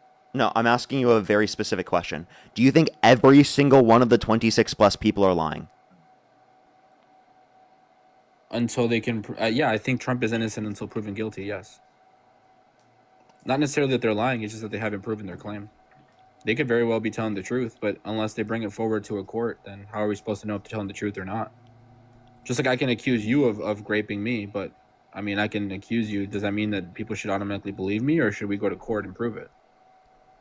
No, people shouldn't believe you because you're a grape apologist and you're coming up on the live stream trying to use Okay, that to then I can discredit say my little victims. sister- my little You're sis- trying to use that to discredit victims. Secondly, I can also point to the fact that, and by the way, you literally creating a fucking fake accusation of grape is fucking gross as fuck, by the way. That's what you Disgusting think, terrible. motherfucker. You're just so fucking Yes, you did. disgusting. You literally just created what you a terrible. fake accusation of grape towards That's me. what terrible. That's fucking gross. You're fucking Those are the hypocrites. you're actually a disgusting fuck. Honestly, disgusting as fuck. Shut the fuck up. Be quiet. You'd honestly deserve to be muted this whole fucking stream. Take the fucking baby bottle, put it in your mouth, and shut the fuck up. Okay? So you say innocent until proven guilty, but even when he's proven guilty in the context of a civil court, even when he's proven guilty in a criminal court with the That's not felonies, guilty. you don't accept it and you call it political persecution. That's not guilty. So this fucking bullshit claim that you're going to sit here and you're going to That's not say guilty. that you only accept it when it's in the context of a court case is, again, not even the fucking claim that you actually hold to, you dishonest fucking piece of shit. Because if you actually look at the cases in which he was held accountable and was determined in a court system to have done this, you don't fucking accept it and you call it political persecution. You are a dishonest piece of shit that doesn't care about evidence, that doesn't care about truth, that is going to defend Donald Trump no matter what because you're a fucking cult member. You don't give a shit about evidence, you don't give a shit about the victims, you don't give a shit about allegations, about anything that could impact people at all. Do you think every single one of the fucking victims was lying? Yes or no? Answer the fucking question. Answer the fucking question. Yeah, I don't think you can know until they prove it in a court. There's no Okay, way so to know you if they're lying. no, or not. I'm asking you. Yeah, like do I you- said, they could very so- well be so telling the truth. You said you don't know. So They could even be when telling the truth. wait, so if it was determined in a court, in any court, if it was determined in any court to be true, would Criminal you court. accept it? Criminal court. So you accept the criminal felonies, right? Yes, I did. You don't think that they were political persecution, right? No, I do. Oh, so you see, he doesn't accept it. He doesn't accept No, it. I do. When you He's say it's definitely a political felon. persecution, Definitely a that means felon. you don't accept it. Everyone fucking knows that when you say it. You dishonest flying fuck. It's unbelievable. So, like, I never accused you of grape. I said if someone was to accuse you of Wait, grape, should no, we hold on. automatically You were about to create a scenario Should with we your fucking automatically believe sister. You were about to create a scenario and say that. Should we believe him? Say it wasn't me because you said no because you're a grave apologist. Okay, say it was my sister accused you. Should we believe her automatically? Do you see what I mean? You literally are going to be like, Yes oh, or we're no? going to create these particular conditions. Yes or no? Should we believe the woman automatically if they accuse you? I believe if there are credible victims that come out specifically and talk about the fact that things happened to them, How do you we should know if the victim is absolutely believe credible? them. How do we determine if the victim is credible? How do we determine? Based upon the fact that there's no identification that anything they've said is a lie. There's consistent stories that identify what they Who said to be the determines case. What's up? Who determines if it's a lie or not? The mother, the father, you? Who? Wait, no, like for example, can you name one time E. Jean Carroll lied? Why are you deflecting? I'm asking you a Name question. one time So, E. Jean Carroll lied. I'm just trying to prove the point. one time she lied. I would say when she said Donald Trump forcefully penetrated her. Okay, no, you need to actually give me something that you could That's when she verify lied. to be false. You just said that we couldn't verify that to be false, and even when he was held liable in a civil court, you still won't accept it. No, I asked you the question. Who determines if it's real, if it's true or not? You, the victim, Obviously, or somebody us. else? Obviously, us as individuals will determine the cases that we believe to Obviously, be the the true. courts. You're supposed to say the courts. Well, no, I don't think the courts are only going to determine that. I do think there are some circumstances where it's true, though, where the courts haven't determined it, right? Like, and I think that you would agree with that standpoint. So people Like, are guilty. Can I make my point? Can I make my point? Doesn't make sense. You think people are guilty without being proven guilty. Sorry. So I think that there are people specifically who have not been found guilty in a criminal court, yet they still are guilty. That you still think are guilty. Yeah, sure. We can say, look at O.J. Simpson. He was found innocent, but some people still think he was guilty. Valid, right? Very valid. What I'm saying is we can't actually determine he's guilty until he goes to court and they find him guilty. Because who looks at the evidence and determines if it's real or substantiated? The court does, not you, not the victim. The court determines if it's substantial. And if it never goes to court, then it can't really ever be proven. And that's the issue with E. Jean Carroll. If she would have made a police report or even not waited till the term, the 20 years, she could have accused him and took him to criminal court, and he could have been found guilty. Maybe he wouldn't even have been president. But she didn't do that. And that's the issue, is that they used... What evidence did they use? They used the Access Hollywood tape. They used testimonies. They used depositions. No physical evidence. So that's the issue, is it's just hearsay, and that's why this doesn't mean as much as you think it does. Not that grape victims shouldn't be believed, or that grape victims aren't actually victims. They definitely are. But what this does is water down the charges of grape, because now anyone can accuse anyone of grape when they don't like them, and they don't even have to go to court or be found guilty for people to say, yep, he's a rapist. Just like you said, Donald Trump has raped children. So that's the issue, is people like you can just water down what it actually means to be a victim and just say anyone can be a victim as long as you accuse someone you don't like. And that's the issue. So I have a question. I don't I'll just bring this up. Let's see, because there's multiple people who have accused him, and there's this behavior. It indicates probable likelihood of him engaging in this behavior. So there's a few things I can point to here. If your daughter told you that she was assaulted 20 years later, and she had no physical evidence and had the same evidence as E. Jean Carroll, would you believe her? Yes, because she's my daughter. Okay, because she's trustworthy? I would like to think that I would raise my daughter to tell the truth. But if I knew my daughter was a known liar, then maybe I wouldn't believe her. But I would like to think that if I did have a daughter, she would be telling the truth. She would know to tell the truth and not lie about things like this, because I wouldn't raise her to be a liberal or a Democrat that uses the Me Too movement or accusations of rape to destroy people. So I would believe that, yes, I would believe her, yes. Okay, so you said known liar. Okay, so you would believe someone who you have no indication has lied over someone who is a known liar, correct? Yeah, but there's no way to know someone hasn't lied at all. So wait, like no, I so said, if no, it's my no, daughter, listen. Would you your believe someone? hypothetical is my Listen, daughter, listen, so listen. that means Would I you know them. would you believe someone with no indication to have lied over someone who is a known liar? Sure. Okay. Well, E. Jean Carroll there's no indication that she lied, and there is an indication that Donald Trump is a known liar.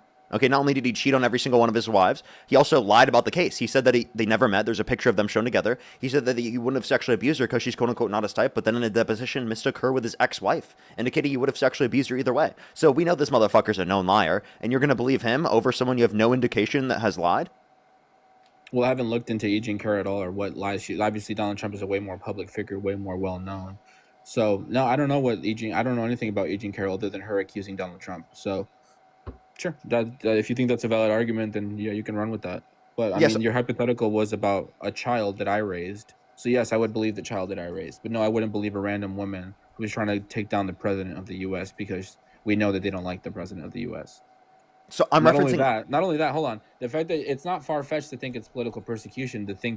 Knowing that we have multiple artists, multiple Hollywood stars have talked about unaliving Donald Trump, about committing violence against Donald Trump, and we literally saw him almost be unalived twice now. So it's not far fetched to think that some random person would try to come forward and say, "Well, he raped me," even though there's no criminal report, no police report, no criminal case.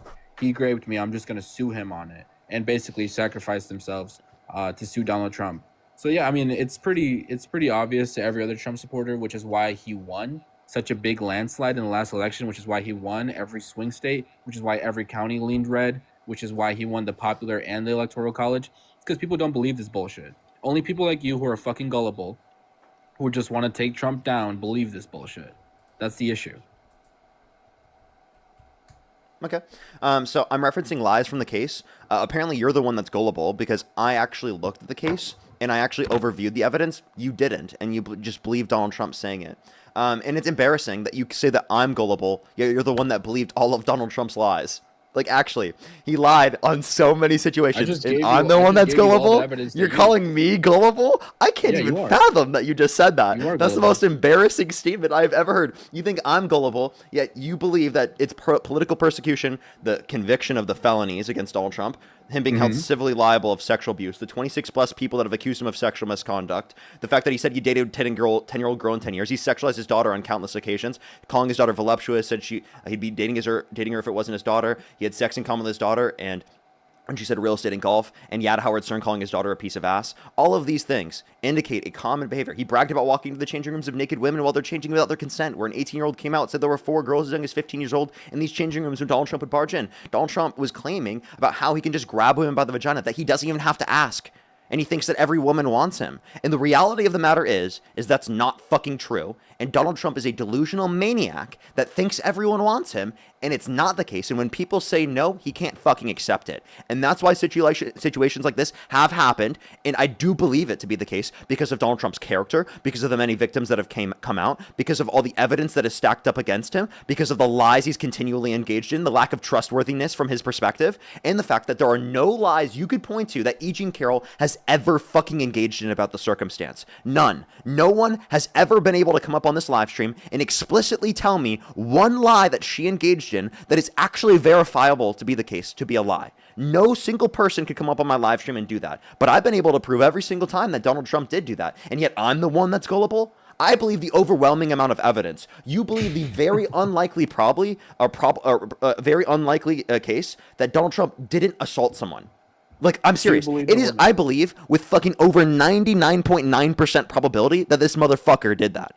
Over 99.9% probability because of all the evidence stacked against him. And I can give you the probabilistic basis for this because there's only a 2 to 10% likelihood of there being a false accusation of rape in the first place. So if we want to reference an 80 or 98 or 90 to 98% likelihood of it being true, and then you take that 1 divided by 26 and you multiply it by that specifically, it's going to be such a overwhelmingly small number just based upon that one fact, not taking into account the civil liability, right? Not taking into account all the behavior that he engages in, not taking into account everything that we know about him, his lies, what he said about the type of behavior he engages in, behavior he engages in, thinking that he can just grab women by the vagina without asking. Like, he literally talked about the type of behavior he engaged in the behavior, right? A victim came out and talked about this, and you won't believe the victim because it took decades for her to come out, because of the fact that we live in a society where there's rape culture, where people don't believe the victim, such as yourself, even when there's overwhelming evidence indicating that they're telling the truth. It's not just like one person made one claim without any evidence, by the way. There is vast amounts of evidence. There are multiple people who are making these types of claims. There is verifiable evidence, and you're going to sit there and you're going to say that it didn't happen even when that's the case. It's not just like someone made a claim. It's not just like some grape apologist came on the live and said, like, what if this particular person just made a claim? It's not even like that. There is so much evidence indicating that this is true. So even if you couldn't see it from that basis, all right, what could you see it from? The Yeah, only so your reason you evidence believe is this that is because you're women- so women are ingrained into the accusing him, cult, right? and history will look at you like you're fucking crazy like you are. I think it's crazy to think that this lawsuit for defamation somehow makes Trump a rapist, and to like water it down so much to say that he is now a rapist and that rape victims He is. are equivalent to E. Jean Carroll, who says most people think rape is sexy. Not to mention the fact that you said multiple women have accused him, just like how multiple women have come forward to defend him. People from that same pageant that you brought up that he apparently walked in on teenage girls, which he never said teenage girls, he said women, and he never said he was looking at them sexually. He said he's able to go backstage where women are changing and that they're beautiful. That's what he said. Second of all, you make the claim that it's teenagers. That's just disgusting to bring that up. Multiple women from those pageants have come forward saying Donald Trump acted professionally and did nothing wrong. We had Virginia Giuffre, who was the closest girl to him from Mar-a-Lago that was taken by Epstein. She cleared his name and said he did nothing wrong. You said E. Jean Carroll has never lied, which is not true at all. I mean, she's been caught with multiple discrepancies in her stories. She said that first she said she never used changing rooms in the Bergdorf Goodman, and then she said she did. She changed her timeline. That doesn't make any sense. That doesn't make any sense. You Yeah, just so made that first- up. at You first just she made said that She up. never used the fitting rooms. She said she never used. What's the your fitting source? rooms, and then later said she did. The cross-examination during the 2023 trial. So the dress also, she claimed that she wore a specific Donna Karan dress during the incident. Yeah, the Donna Karan dress was from the 80s. You're Was gonna from the you're 80s, right? Did you look up some blog post that literally just like lists all the conspiracies that have been debunked for years now? Not only that, they found. And you're reading male this off DNA of on her off of a dress. blog post right now. You want to know why I know you're doing this? I'm not Because I've reading had off other a blog people do post. the exact same thing on the stream and bring up the 2019 exact CNN same interview. points. Is this from a blog post? 2019 CNN interview with Anderson Cooper, Yeah. where she calls grape sexy. Oh, And then- you just misrepresented it again after I explained that wasn't the case. You dishonest the grape case. apologist. You just fucking is the did it. case. He just I did think a it. grape- He literally just did it again. He just did it again. No, dude, I literally disproved this. I showed you how that wasn't the case. You've acknowledged it in the conversation, and then you still repeated the talking point because he was reading it off. That unequivocally approves. You just read it off because you just read it off without even thinking about it. Let's take a short break. You've already played this. I think most people think of rape as being sexy. Yeah, she's not referencing I herself. think She's saying she's a other grape people. apologist. She's a grape apologist. And No, she's not. No, she's not. She's referencing other people view it this way, and that's a bad thing that reinforces support grape no culture. racist? I know that you can't comprehend more than a fucking few support no syllables in the racist? conversations that we're having right now, but you understand that she, in the broader context of what she was saying, was disavowing grape culture and saying that this is an aspect of grape culture that perpetuates conditions in which harm victims. That's not what she said at all. That's exactly what she was saying. You don't even you She have did no it. She word you for have word. no comprehension of this of the Didn't say video at that. all. What are you talking about? Watch the whole video. I'm not, and by the way, you have to watch she the whole literally video. said I no doubt one you. was I doubt you have ever watched the Not only whole that, video. she's a known Watch racist. the whole interview. She's a known racist. So she Oh called her my black gosh, bro, ex-husband. dude, this is so ridiculous. known You racist. are literally going to try to find any And fucking mechanism to named her discredit. cat And by the vagina. way, nice fucking pivot, nice absolute fucking She's not disgusting. addressing of She's anything that disgusting. we just She's said. racist. What are you called her fucking ex-husband saying? an ape, and she called her cat vagina. Wait. She's Again, disgusting. She's again, I would disgusting like to see evidence of that, and I would condemn that. And by the way, this wouldn't be a basis of evidence for you Would to you still dispute. support her? And still I believe wouldn't. her? I wouldn't support those particular behaviors. I would specifically say that I think that this still happened, as this isn't a prescription to say that, like, again, in this context, even if that were true, that would mean anything, because Donald Trump himself is also racist. Really? So you right would in that support a context, known and also racist and a known- no, and I a wouldn't known, support someone who is. I said I degenerate. would.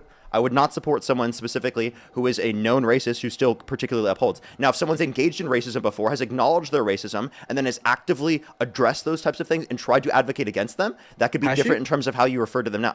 I don't. You have yet to give No, me she evidence that hasn't. this happened. Well, in her book, she talks about an argument that she had with her black ex-husband, and she called him an ape. Not only that, she Wait, named can you her give me a cat source? vagina. What's your source for that? Give me an article that Her reports book. on that. Her book. Wait, no, you can't Her just say own her book. book. I need an actual source. Want me to give you the page from her book? Yes. Got you. Do you have her book on hand? No. Well, then you don't support grape victims. What? Dude, this is so You don't have her dishonest. book, bro? You support grape victims, but you don't buy her book? Come on. All right, let's see Dude, what page what this is on. this dishonest argument? wait, Like, hold do you on. think you're making? Do you think you're owning me right now for saying that I don't own a book? Exact page is on page 153. I can give you the exact. Wait, quote do if you own a want. Bible? Yes, I do. Okay. Yeah. Do you own every so version said of a Trump, Bible? Trump admitted to grabbing women without their permission in the Hollywood Access tape. Is that what you said? Wait, no. Why are you pivoting? Go back to the point. What was the page? Page 153. Okay, let me go to it right now. So you do have her book on hand. No, I'm pulling it up. You said what's the book? What's the book art name? The book name? Mm-hmm. What do we do? What do we need men for? Yeah, I definitely And then the believe page this one. what? Page what? 153. Are you reading it right now or looking at it? Section. Yep. Section under my most. What are you reading it most under? hideous men. Most hideous men. Wait, In my. Wait, I have a question. Do you have a physical book? No. You don't? Okay, so and you said page Nope. you said page 140 or 153, right? 153. Yep. Under most hideous men of my life list. What chapter? That chapter. No, what chapter is it?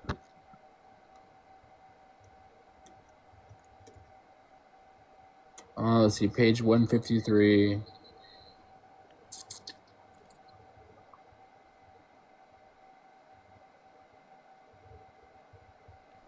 I don't think it's by chapters. It is by chapters. What? Well, the section is titled "The Most Hideous Men of My Life List," and I gave you the page 153, so I don't know why you need. And the where are you chapter. reading this from? From her book. Wait, so you have the PDF in front of you? No, it's a report on her book.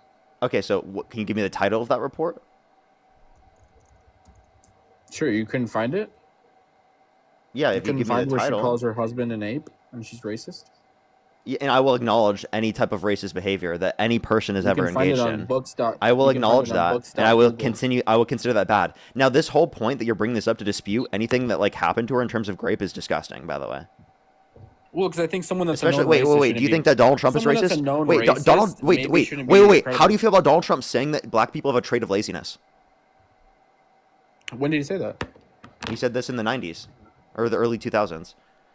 He's also said that Barack Obama was born in Kenya with absolutely no evidence to undermine him being president of the United States. He's popularized the birther movement, right? Which was the same thing. He said that the Central Park Five should have been executed even when they were exonerated based upon DNA evidence. He never Right? said it after they were exonerated. He's also said that Kamala Harris turned black. Well, that's factual. But the Wait, whole no, it's not. exonerated Wait, no, it's not. Central She Park is Five- black. Oh, you. She was So known you're as the Indian. same. Wait. So wait, hold up. She was known as wait. Indian. Wait. She- To say that she that herself- someone turned Just black, because you're it's indicating factual that she doesn't make it wasn't black racist, prior. bro. Wait. So anything To that say- involves black people, to say that you've turned black, right? That means that you are considering her not black prior. So you're saying, why are you saying that a black woman isn't black at some point in their life? because she identified as an Indian person before. I'm sorry. One, Indian is a nationality. Two, she's black and Asian. Genius. You can be biracial? Did you not know that's Publicly possible? Black until recently. Wait, hold up. Did you not know that's possible? To change to become black? No, specifically to be biracial. Oh yeah. Okay, so I have a question. What college did she go to? What college did Kamala Harris go to? Yeah. Don't know. Maybe she didn't go to Howard college. University, a historically black college and university. Maybe She was didn't go to in college, I don't know. a historically black sorority, right? One of the most notable sororities, right? You understand that we can point to the fact that she's talked about the fact that she's black throughout the context of her life on countless occasions, whether that be at the Breakfast Club, prior to that point. Just because you didn't see it doesn't mean she didn't do that. So, And okay, she so doesn't. calling By the someone way, out for- you know what? Know something crazy? Black people don't have to recognize that they're black in order to be black. You know that, right? Right. They don't have to say that to You're other right. people for them to be And black. calling out I don't have to someone for tell you virtue that I'm signaling white doesn't to make you indicate that racist. I'm white. Why does she have to do that to indicate that she's black? Explain to me. Explain to me why that has to be the case. I don't have to recognize. I wouldn't have to say that. If I never made a claim in my life that I'm a white man, I wouldn't change the fucking reality that I am. Right, yeah, and just for calling someone out for virtue signaling doesn't make you racist. Wait, I'm sorry. Like, do you want to address any of the points I just made? Sure, you can argue that she's been black her whole life. Yeah, I mean, if she really is black. Okay, so then yeah, so she's been black her saying whole that life. she quote unquote The issue turned is black she's is to been deny virtue her signaling. blackness. The issue is virtue signaling. And just because you What do call you mean someone out for virtue virtue signaling? signaling doesn't mean That's you're not racist. Just wait. like That's how not. Trump calling Wait, out wait. Obama I'm for sorry. his birth, That for his was birth not. certificate Yeah, doesn't that's make not him virtue racist. signaling. Wait, that's not Just like calling how out virtue Trump calling signaling. out the Central Park Five for admitting to a crime and Yeah, saying that they this is should be all punished with racism that death you're mentioning, isn't not virtue, racist at not all calling either. out virtue signaling. Literally, none of it is racist. Yes, it is. All of that was Just racist. 'cause it So wait, involves black hold people? up. Donald Trump saying that black people have a Because trait it of involves wait, black so people hold is up. racist. Black people, or no, what's it called? Trump not renting to black people in the 1970s. Trump literally calling black people, saying that they have a trait of laziness, right? You think that that's not racism? So no, getting a lawsuit No? that settled isn't because Not you're racist. renting to I black can- people isn't Can I racism. sue you? Can I sue you for racism? Wait, I'm sorry. Hold up. They literally came to a determination that he did. No, he settled. Yes. On the That's fact not- that he did. No, they just settled because they weren't So going to then why did he? So then explain to me why he posted in the newspapers that they aren't discriminating now. What? Yeah. So Yeah, why I they don't have think to? you're- So I don't why did think you Trump know have to what you're post in the talking about. newspapers You that they're said- not discriminating Can you pull it anymore? up? Can you pull it up? Because you Yeah. also said Wait. that he Wait. pulled out- No. Answer the question. I want you to answer the Are you gonna let question. me speak at all? I want you to answer the question. Right. Tell me You why literally said- he was hold on, you posting on the said that he put newspapers. out an ad for the Central Park Five after they were exonerated, which isn't fucking No, true. So I'd no, like wait, you to this is pull not. that No, out this of- is not the claim. I'm not referencing the Central Park Five. I'm I referencing know, the fact but I'm that they saying you were aren't wrong about discriminating. that, so you're probably wrong about this Dude, too. why is So he go ahead. pivoting? I'm not referencing the Central Park saying Five you're were wrong about exonerated that, based so upon you're DNA probably wrong about evidence. this too. Now, again, in terms of this, Go ahead and we're pull it referencing. Listen, we're referencing the situation where Donald Trump So didn't rent to Trump black never said that blacks have a laziness trait. I just black looked it up. people. Can Black you pull people. it up? Yeah, then he never said he that. did Can you say pull it up? that. He did say Can you that. pull it up? And yes, I can. Can you address any of the other points I made? Yeah, I was trying to. I asked you to pull it up because I said you were Yeah, I wrong am. about the Central Park Five, so you're probably wrong about this too. I'm not. I'm not about you the. are. What was I wrong about the You- Central Park Five? You said that he put out an ad after they were exonerated. That's not true. He never called for their unaliving after they were exonerated. Wait, He say that put one out the more time? ad before they were exonerated when they had admitted and done a confession to the crimes. He said then if they're guilty, they should be unalived because he believes in the death penalty, not because they're black. Nothing to do with He never them said being if black. they are guilty. He You're said the they do one- deserve the you're death one penalty tying it even to after them they were being black. exonerated on DNA Hold on. evidence. So like, You're the one tying it to them being black. None of this did has to do he? with Wait, them did being he black. change? Did he change it at all? Did he change his perspective on that? Did he change his perspective on thinking that they were guilty? No. No, just like I can think O.J. Simpson is guilty after he was found innocent or after he's exonerated. I can still think that. But he never put out an ad to say that they should be unalived after they were exonerated. He said, I don't know. I still think that there's something fishy about their confession. That's what he said. And that's what he continued to say. And that's valid. He can say that all he wants. Nothing to do with them being black. The fact that you're tying it to them being black kind of points to you being a racist because you victimize and infantilize black people. It has nothing to do with them being black. What are Just you like talking Obama. about? Like, No, I'm specifically If Trump acknowledging the put out an reality ad that for- Donald Trump was calling for their execution even after they were exonerated on DNA evidence, and I'm tying it to race because there is a basis of this having something to do with race because of how Donald Trump acts in his particular behaviors. Right? Again, like I can point to, he was asked about this explicit circumstance where he specifically was talking about black people and saying that they have a trait of laziness, and he said it was probably true. That's what Trump said himself in 1997. Okay, and you can get this from the Washington Post. Look up Trump's. I can't find it. Where did he say that? Yeah, so look up Trump's courtship of black voters hampered by decades of race controversies. Is this a primary It's from the source Washington or another Post. one of like? Is this like a leaked in from like the Hollywood Insider tape or how? Like, It's from the is there Washington video- Post if you want to look at that. But again, there he was footage of asked it, himself. or- It was in an interview with Playboy. Trump was asked right about his particular comments, right, and he said that they are probably true. I can't find it, but I'll keep looking. Wait, I just told you where you can find it. The Washington Post, but I'm asking for the primary source. Like, where did he say it? Yeah, there's another one you can look up from the Washington Post. These are because these are two separate claims. Trump says he worked long and hard, he worked hand in hand with black people. Let's review. That's from the Washington Post as well. Okay. Yeah. Did you know Trump won an award with Rosa Parks and Muhammad Ali? Did you know Trump signed the first? Dude, is this supposed to Hispanic president? make me think Well, no, that no, anything you're Donald saying Trump anything did that has to wasn't do with- racist? Hold on. Can I make an argument? I said Wait. you're claiming that anything that has to do with black people, it has to do with their race, right? So the Wait, people that Did you confess- not make that Holy claim shit, earlier? dude? Can I talk? Bro, it Wait, I takes have a 5 que- seconds. If you're I destroying have a me, you should question. just let me talk. Wait, I have a question. Do you think that what E. Jean Carroll said was racist? If she said that, because Yeah, I when still she have yet called to her see that when that's she true. called her ex-husband an ape, yeah, that Yeah, would be racist. Okay, wait, because you're associating that with race, correct? Because you understand there are stereotypes that disenfranchise people who are black. And I agree that's racist. No, because The it's a then point stereotype I to call extrapolate black from people that, monkeys. the then That's point I why it's extrapolate, racist. listen, the then point I extrapolate from that is that then when Donald Trump is making the statements he's making, right, and they disenfranchise, right, black Americans because it references particularly the stereotypes, right, associated with those What races who stereotype? disenfranchise them. What stereotype? Again, he said the trait of laziness. Again, I haven't been able to pull that up at all.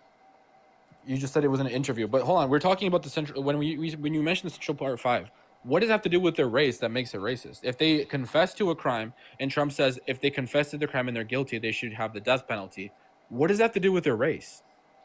No, he still said this after they were exonerated based upon DNA evidence. The reason why I'm he said associating that it specifically, he still believed there was something. yeah, the fishy. reason why And I'm again, associating what does it, that have to do with their race? I'm explaining. The reason why I'm associating with race is specifically because of his particular treatment that is out of the ordinary in terms of how he was addressing the situation, even though they were exonerated based upon DNA evidence. And I'm also pointing to the fact that his other behaviors definitely give us a basis for saying that there's some type of motivation here that is going to be racist.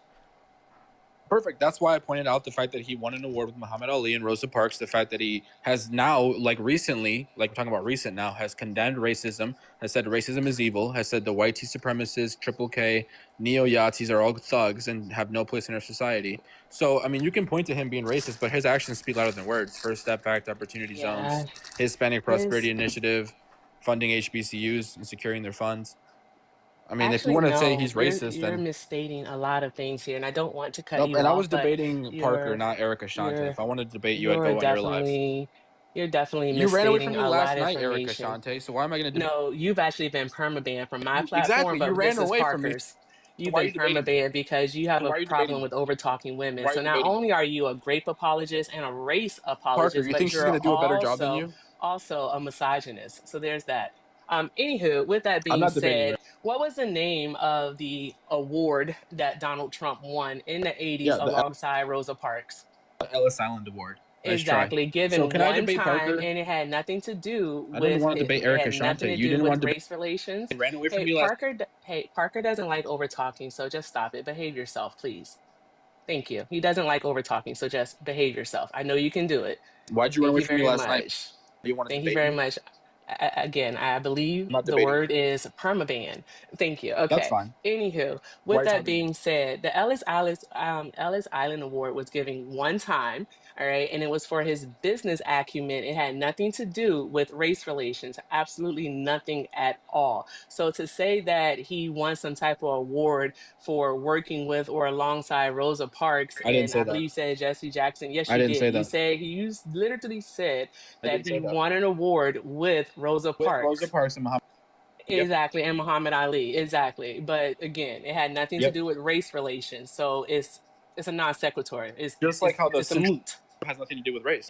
And also, Donald Trump, in regards to the Central Park Five, Donald Trump is the same person during the 2024 presidential debate alongside Kamala Harris that said that the Central Park Five, he still believes that they're guilty and that they unalived the victim in that case. And we all know that that isn't true because she's still alive and thriving. And the person that did commit the crime against her, that did grape her, and almost took her life is actually serving a life sentence. So even though the exonerated five have been exonerated, Donald Trump still goes around claiming that they're guilty, knowing full well the person who is Because they're responsible black? not only Is it because confessed they're to black?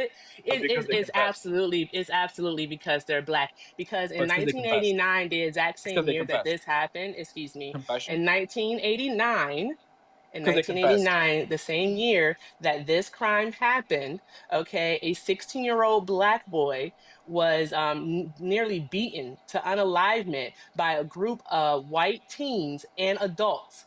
All right. And Donald Trump said absolutely nothing about that. Where was his 4-page ad? All right. In 4 different New York City publications for that crime? So it's because of their confession, not because they're black. That's why It they were wasn't accused. because of their It is. confession, and It their is. confession was What's your proof of coerced. that? That's why they've been exonerated. What's your proof of that, Erica? The proof is in the pudding, baby. That's all we Oh, need the to proof is know. the pudding is the proof. Got it. Yeah, the pudding is the We don't proof. need proof. We just have pudding Yeah. around here. Yeah, that is for those of us who have discernment and critical thinking skills. We know that you lack it, As you but believe, E. you Jean get it. Carroll. Okay. Yeah, your Well, discernment is she with the really on fleek. preponderance of evidence, she proved that she did What's in the fact Yeah, evidence? and wait, was Juan, What menstruated you evidence? couldn't name by that Donald earlier. Trump. What evidence? Juan, you couldn't name a single piece of I evidence in the gave you case the that you evidence, disputed. actually. Actually, I you did. couldn't. Plaintiff Actually, Juan, testimony. actually, when I asked you a single piece I'm of giving you evidence the in the evidence. case, a single piece I'm of giving it evidence to in the you. case that you dispute, you actually That's in couldn't Hollywood mention a tape. single piece of evidence. Access Hollywood So this tape. whole argument, now you're It's a mentioning DNA. things. Now you're mentioning It's a things DNA. that we've brought up in this That's conversation a already DNA. because you learned it from this I brought up conversation. DNA. You learned it from the I brought up conversation. DNA. Yeah, I but brought up after DNA. wait, which And is then I not said submitted in access the Hollywood case, tape. which was not submitted in the case. And again, the You have context Trump's you're not. deposition. You have Again, hold up, testimonies. dude. That's Is this it. how you want to do conversations? We can do this. I'll keep Sure, giving just you keep the baby muting. bottle. Like I've literally this whole time I've been having to spam the Thank you mute guys for button donating. because you keep Thank you on. guys for the gifts. Okay, I'm about to kick him. Appreciate all the Do you gifts, have guys. anything? Do you haven't? Okay. Do you actually want to engage in a conversation? You have like probably 10, 15 seconds Yeah, you to just do have that. to stop muting. Yeah, I will me. stop muting you if you stop cutting people off. Is that okay? Can we Yes, do sir. that? All right. Let's let Yeah, I just Erica go. expect the same. Chill. I expect the same respect And back. So you also lie about Donald Trump and the funding for the HBC. Well, You Trump definitely misstate the secured facts. funding for HBCUs. Oh my gosh! Wait, he did it Donald, again. She just you can't talked help over me. You said I yourself. was. Wait, no. I said that it's her time to go, and then you've cut her off multiple times so far. Stop talking. You do it one more time, I'm actually going to kick you. Like seriously, I'm not trolling. One more Stop time. victimizing black people. Stop victimizing black people. You Okay. just cut Parker off. Like, you're ridiculous, bro. I don't think you can even engage in a conversation. He can't, especially when it's a woman, and this is why he would, you know what, from my platform. And yeah, I see because why. he cannot control himself. Like, shushies, I'm speaking now, please.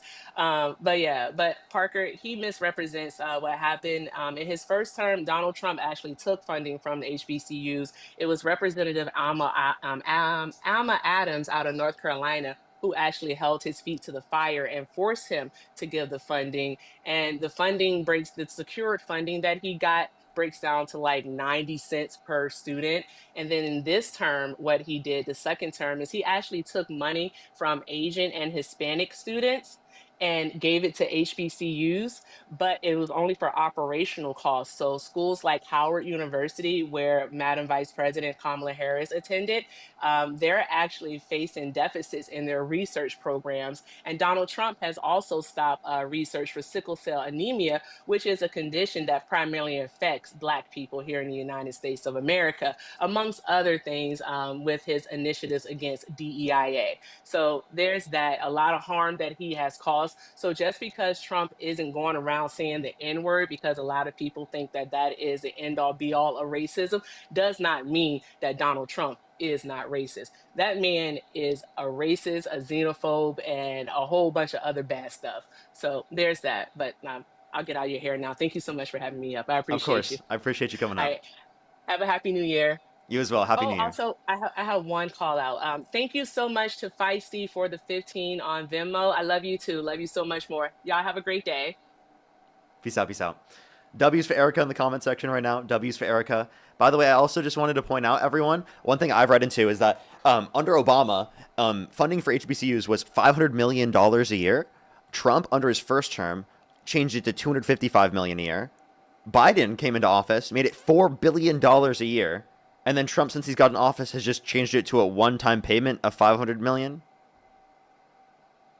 So like that's way less, right? I don't know why anyone would cite like Trump is supporting HBCU funding as like a reason as to why he's like not racist. It's like literally the most insane take ever. Like if you actually look at the evidence.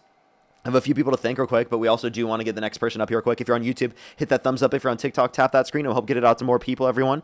Let's only send a guest request if you meet that set of criteria listed here on the TikTok screen. We are just looking for some debates, everybody. Only send a guest request if you do meet that set of criteria listed here on the TikTok screen. We are just looking for some debates. Yo, what's up? How old are you? Alrighty, let's go on the next individual. Only send a guest request if you meet that set of criteria listed on the TikTok screen. We are just looking for some debates.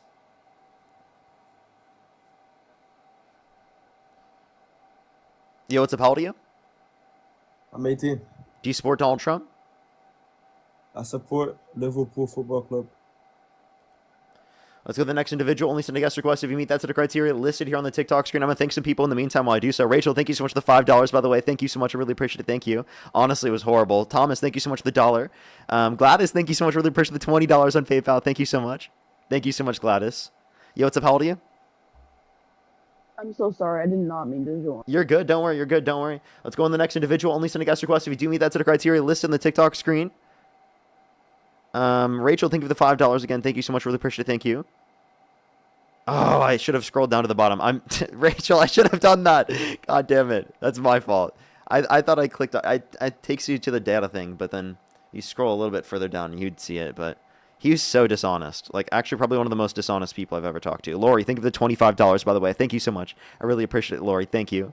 And Kaylee, thank you so much for the $5 as well. Thank you. And I'm so sorry to hear that. Yeah, it's horrible that people don't believe individuals. Even though it takes them a while to come out, because like it's literally so common for that to happen to victims because of the trauma and the culture and society that we live in, and how like it's viewed and how people are not believed. Yo, what's up? How old are you? Sorry, that was not meant to happen. You're good. Don't worry. You're good. Let's go on the next individual. If you're on YouTube, hit that thumbs up. If you're on TikTok, tap that screen. If you want to support me as always, Venmo, PayPal, link tree in the bio, as well as the description of the YouTube, as well as you can support me over YouTube Super Chat. I still have a few people to thank over on Venmo and on YouTube Super Chat, but we're going to get the next person up here real quick. Yo, what's up? How old are you?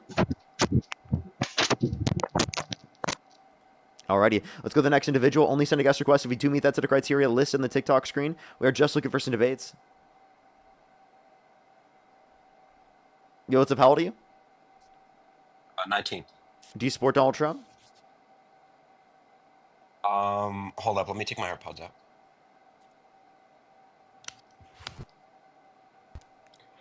Do you support and Donald for Trump? that question, it would be I support Republicans. Do you support Donald Trump, though? Yeah. Okay, and if you could go back in time, you could either vote for Donald Trump or Kamala Harris. Who would you rather vote for? Yeah, Trump. Okay, alrighty. Alrighty, do give me a second. I'm gonna thank some people real quick, and then we can go on to our conversation. Carrie, thank you so much. I really appreciate the $5 on Venmo. Thank you so much. Of course, I really appreciate it. Thank you so much, Carrie. Ashlyn, thank you so much. Really appreciate the $1. Thank you so much. Happy early New Year to you as well. Tom, thank you so much for the $5. Thank you. Oh my gosh, when did you do that? I'd love to see that so I can be able to cite that to other people. Lily, thank you so much for the $60. Thank you so much. Give me some W's for Lily in the comment section right now. Thank you so much. I really appreciate it. Thank you so much. I really appreciate it. Thank you. There's a direct quote from, oh my gosh, from the whitehouse.gov. Yeah, I would definitely need to look that up. Thank you so much. That's a great way to be able to cite that. Thank you so much. Thank you so much, Lily. W's for Lily in the comment section right now. As well as Roxy, thank you so much for the $1. Really appreciate it. Thank you so much, Lydia. Thank you for the $1 as well. Jennifer, thank you so much for the $20. I really appreciate it. Thank you. That was a perfect point. Courtney, thank you so much for the $5 as well. Thank you so much. Really appreciate it. Jeanette, thank you so much for the $4.20. Lane, thank you for the $3.33. Caleb with the $5, and Valerie with the $5 as well. Thank you so much. Brianna, thank you so much for the $2. Nate, thank you for the $6.66. Shelby, thank you for the $2. Athena, thank you for the $10. And Lane, thank you so much for the $7. Andy as well with the $20. I really appreciate it. Thank you. Amanda with the 10. Calavera, thank you so much for the $10 as well. I think I'm fully caught up on Venmo. Let me catch up on YouTube real quick, and then we're going to go on to the conversation.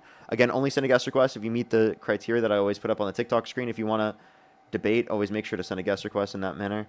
Let me thank a few more people. Captain, thank you so much. Really appreciate the $10. Thank you. I got you. Dennis, thank you so much for the 24 euros. I really appreciate it. Thank you so much, Dennis. I appreciate it. Thank you.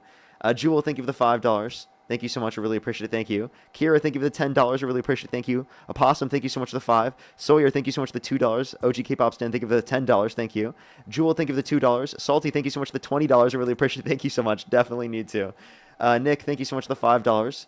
OG K-Pop Stan, thank you so much for the $10. I really appreciate it. Thank you. Bernard, thank you so much for the $20. I really appreciate it. Thank you so much, Bernard.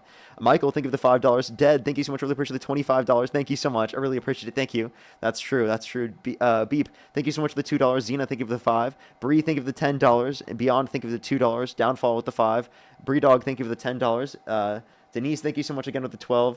€12. Thank you so much. Really appreciate it. Yes, the last guess was diabolical. And then Tom, thank you so much for the $2. Thank you. I will make sure to look at that. Thank you. Oh, and thank you so much for the £10. Air, thank you for the $2 as well. I think I'm fully caught up. If you want to support me as always, Venmo, PayPal, link tree in the bio, as well as the description of the YouTube, as well as you can support me over YouTube Super Chat. Let's go on to the conversation. Alrighty, why do you support Donald Trump? It's mostly just like not why I support Trump, but why I don't support Biden Harris. Or Harris Walsh. Okay, why is that? I don't like, for one, I don't like how, because Biden almost got us into like Civil War territory, and then I also don't like the lies he keeps setting. Kept saying. What? You think Biden almost caused a civil war? Yeah, I don't think you realize how close we were. If a former president, especially with one of like the fan base of Trump, actually went to jail, I don't think you realize what would have happened. Because like I'm not saying I agree with it or anything, but like if he actually did go to jail, are you saying we wouldn't be in that territory? No. I think we would, dude. I don't think we'd be in civil war. Okay, I think it's a ridiculous idea. I think you must be trolling, genuinely. I'm not. I'm saying if a former president, especially with one of the fan base of Trump and like the loyalty he has, if he actually went to jail, I mean, he did commit crimes. But if he's a former president, if he actually went to jail and commit he should be in prison. We should impeach him and put him in prison. If he got put in prison in like early 2024 at that time, there would have been for sure. There would have been one. I don't know how. I don't see any good evidence to believe that. And also, Joe Biden's not the one putting him in. Joe Biden's not the one putting him in prison, by the way. But he directed Garland to. But would you really? Wait, you said he directed Garland to put him in prison? Not put him in prison, but if they took if MAGA supporters took the 2020 election that serious and they stormed the Capitol and everything, what do you think they would have taken him in prison just lying down? You think they would have just accepted that? You are insane. Yes, I think that they would have to. They would not do it. They would not. And wouldn't that just indicate how much of a threat they are to our system then? Oh. So even based on illegitimate means, they would storm the Capitol and violently assault police officers? I believe they did do that in 2020. Oh, wait. And Trump pardoned that. Trump pardoned the violent rioters who beat police officers. He called them patriots, too. Well, he so did that maybe the one who was stoking the flames of the fire is Donald Trump. He did that. I mean, he literally called for the execution of some Democrats recently because they said to not follow unlawful orders. Well, he reposted something. I don't think he called for it. Yeah, he said it was seditious behavior punishable by death, and then he reposted someone saying HANG them, George Washington would. Please explain to me why reposting that was justifiable. It wasn't, and that's he shouldn't do that because. Oh, so who's stoking the flames of political violence in this country more? I think, dude, you can't just look at one side. It's both sides. They tried to put him in jail. I think this is a very huge thing. What do you mean they tried to put him in jail? He should be in jail. Again, he's a former president. He can't. That doesn't mean he can't commit. He has never committed crimes. He committed crimes. You know what the viewpoint would be on the U.S. if our former presidents went to jail? Like, what are we? Yeah, that's actually more like showing of the fact that Trump is a criminal. Yeah, he could be a criminal. He's a former president. You can't put him in jail, especially not with one of his. Okay, so then Joe Biden could have gone and shot someone on Fifth Avenue, and you think that he shouldn't go to jail? Okay, if they do such an obvious crime like shooting someone, yeah. Obviously. Oh, an obvious crime. Well, he was convicted, so he did such an obvious crime. Okay, he did white collar crimes. I'm not like. Oh, does that make them okay? It was campaign finance misuse. No, he falsified business records in the first degree, which is a Class C felony in the state of New York because of a predicate crime. Yeah, but he just pay off that film actor with campaign funds? He was hiding the payment specifically, in terms of the money that he was giving to the hush money. Yeah, that's irresponsible. Yeah. Okay, and that's a crime. Yeah, sure. It's an irresponsible white-collar crime. Is that supposed to mean that it's not a crime? That's supposed to be. So by the way, if he goes to prison for committing a crime he did commit, would that be unreasonable? For a crime he did commit? Yeah. Yeah, I think any administration should know to not send a former president to. So even if he reasonably did commit a crime, he shouldn't go to jail? Depends on the crime. Okay, listen. I I'm still not over what you said before. You just glossed over that. Wait, You so said hold we up, hold wouldn't- up. So would you be You know, okay with saying that? listen, Would you be listen, okay with glossed saying that over for it. wait, hold up. Would you be okay with saying that for undocumented immigrants coming to the country? That they what that what? You don't want to hold them accountable for committing the crime? You know, I'm actually more sympathetic towards them than you would think, but Really? I guess no, but like, it's different when it's the president because like the entire world's looking. Yeah, I want him to be in prison. And I think it would be better from a world stage if he was behind bars.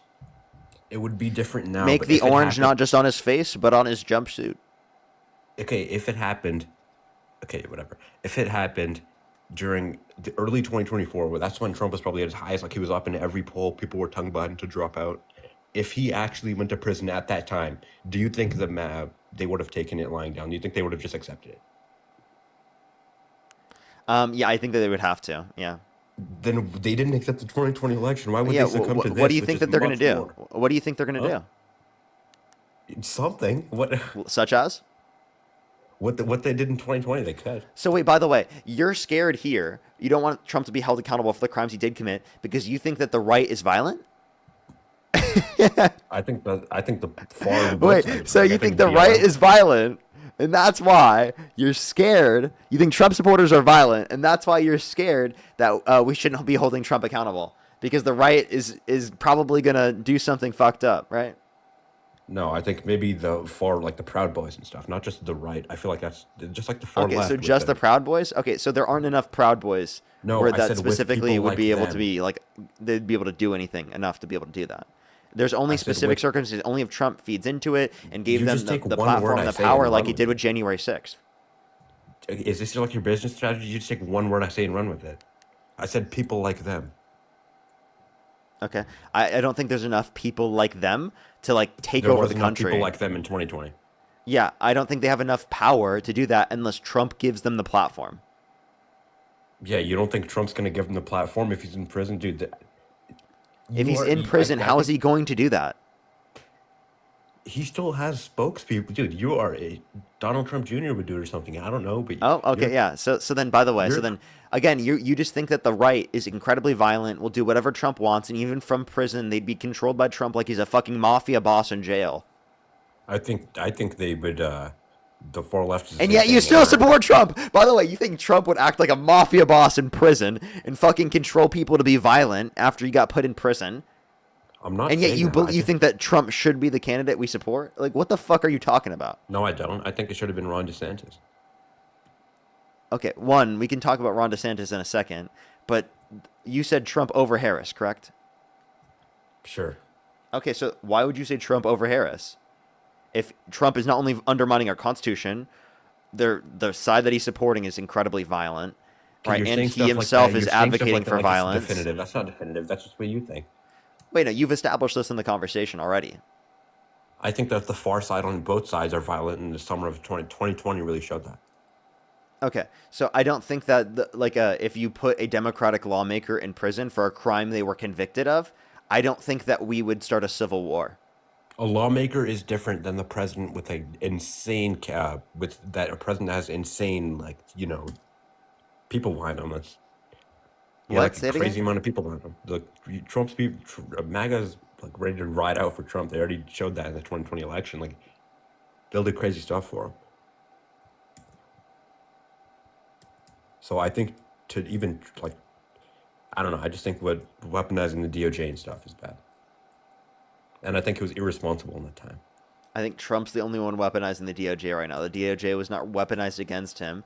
He was That determined president to have was set committed. by who? He was convicted to have committed crimes. If you're saying it was just the DOJ going after them, like the Russia, then it would be just an investigation that did indicate his responsibility. But in these situations, the courts did indicate responsibility. It wasn't even just an investigation. And by the way, the fact that he tries to refer to investigation in of himself as like fucking literally conspiracy bullshit is quite literally him trying to normalize, right, conspiracy bullshit and just only accepting things from Trump.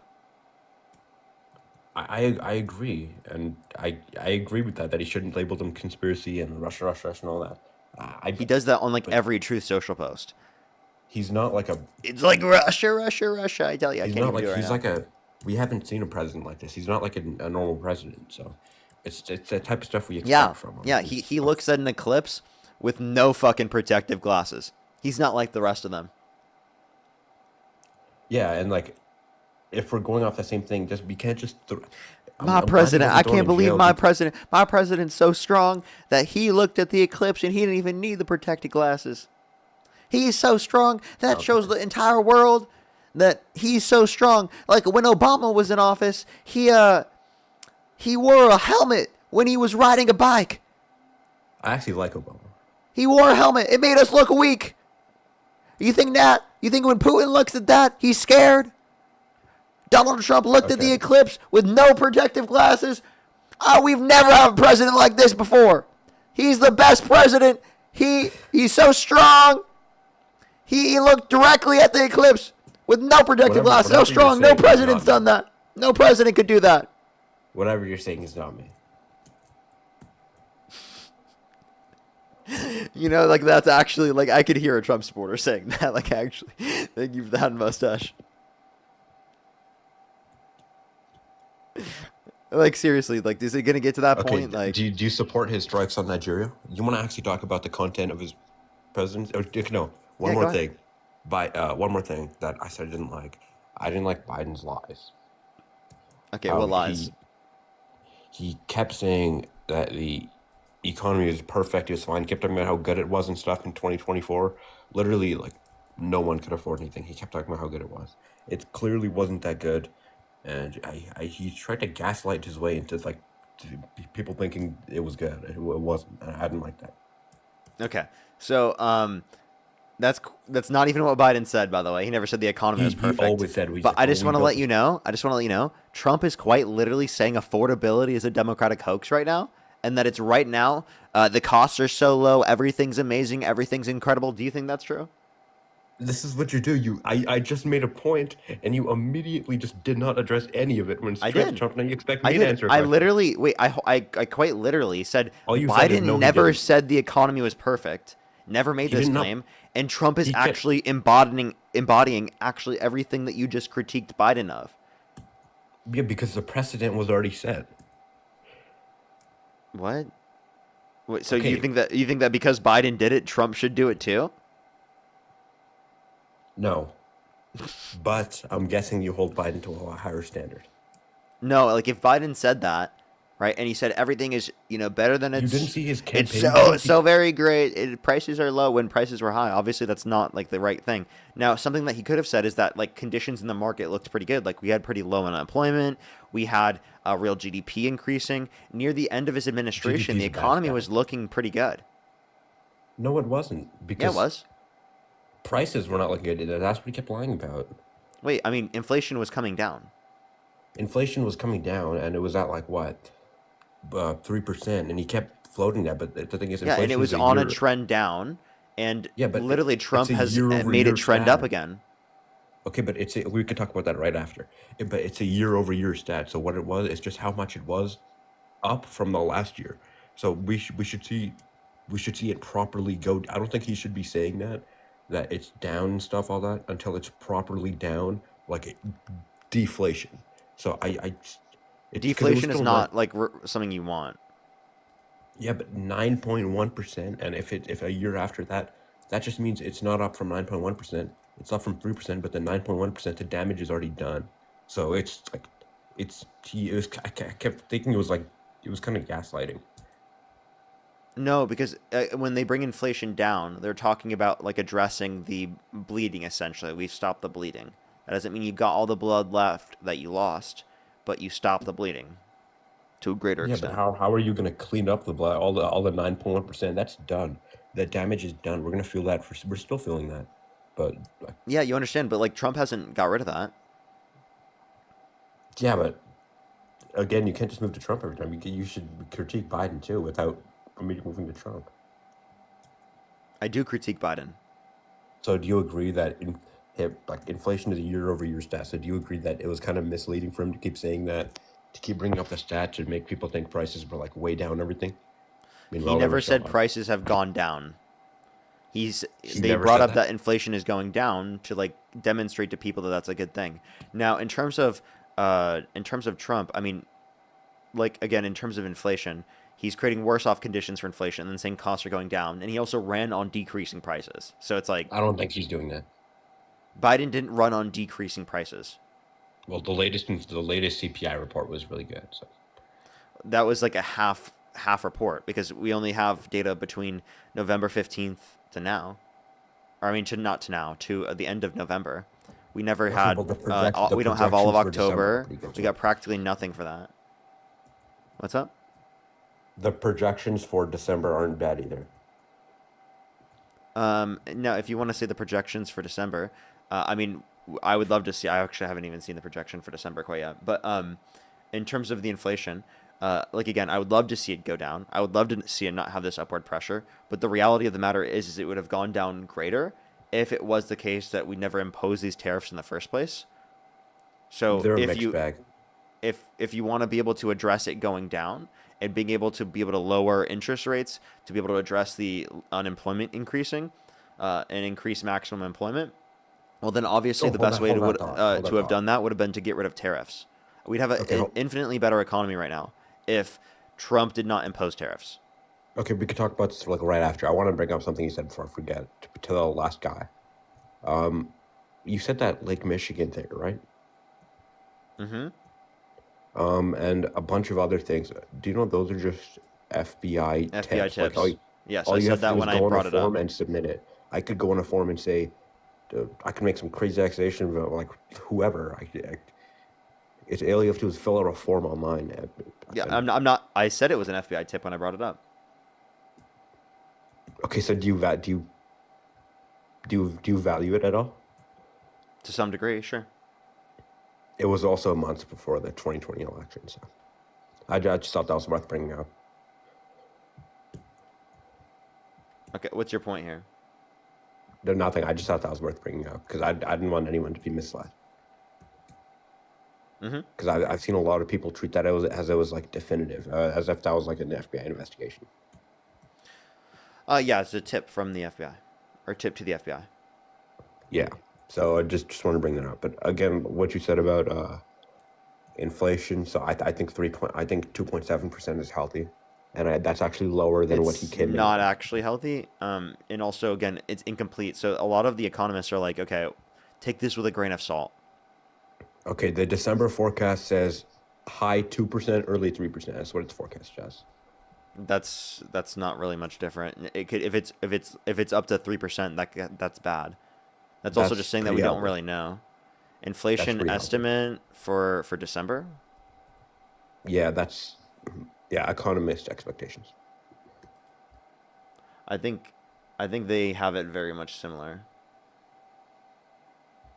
But I just want to let you know, like our inflation target is 2%.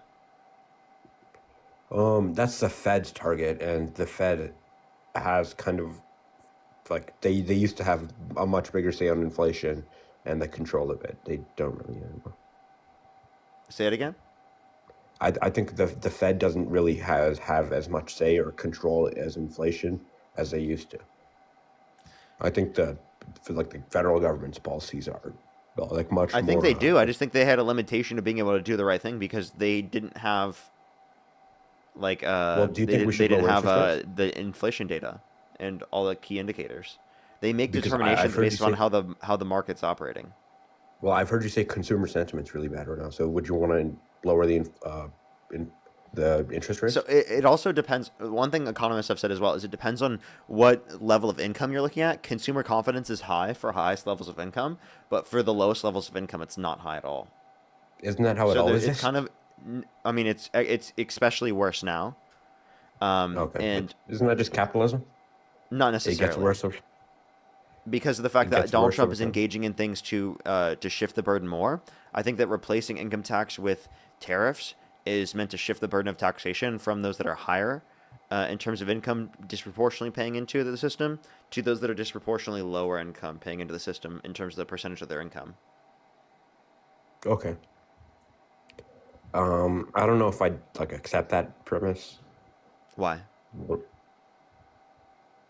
I just don't know. I think tariffs might be worth it in the long run.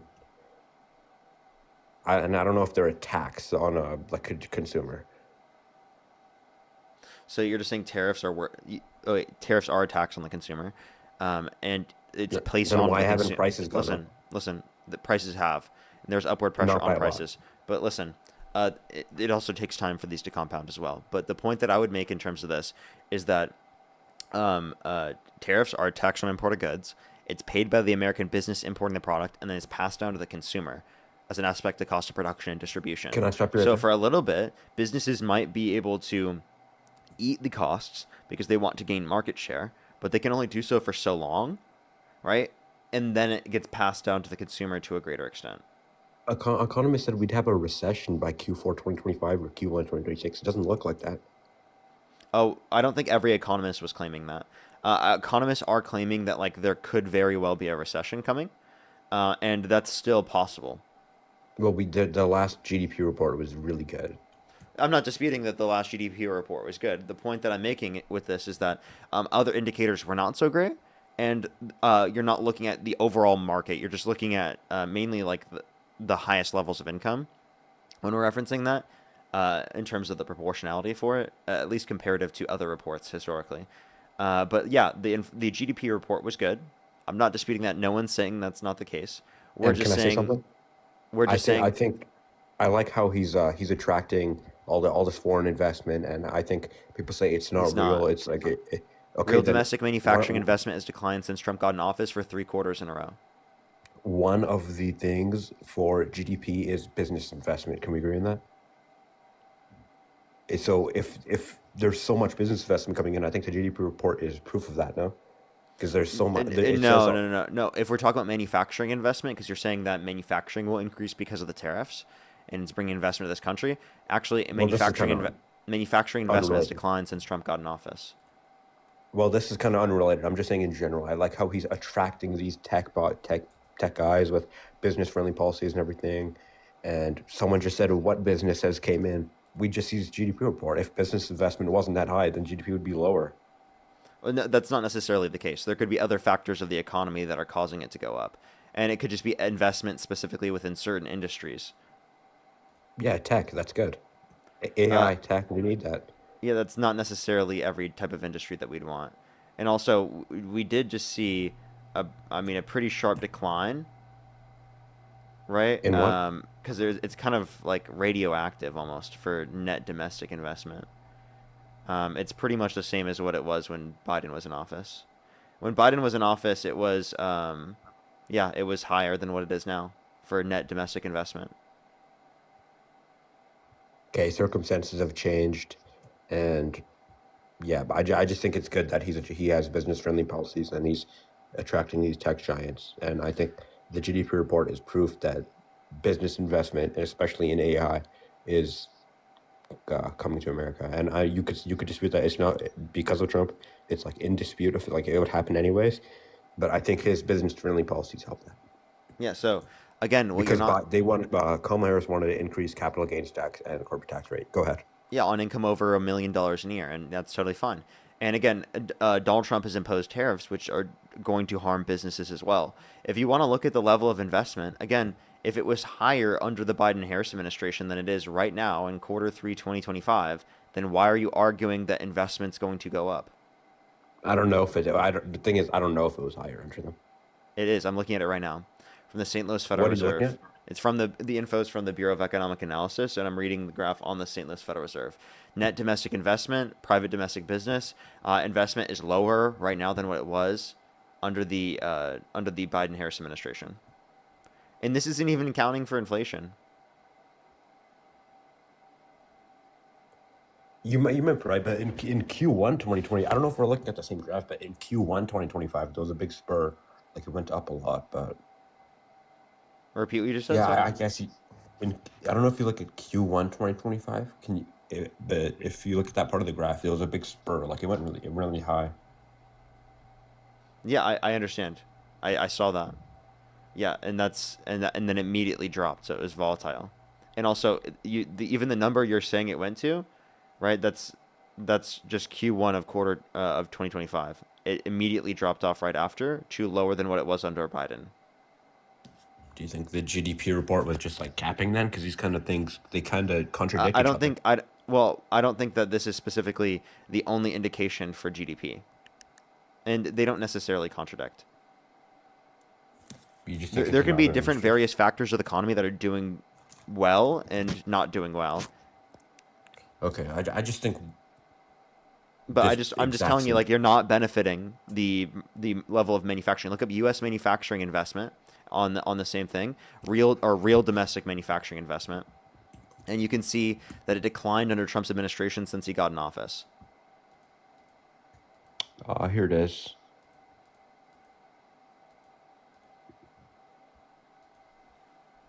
Are you reading it? Yeah, no, but the decline's been happening since Q3 and Q4 2024. I don't know if you see that, but I could show my camera if you want. No, I see the point that you're making.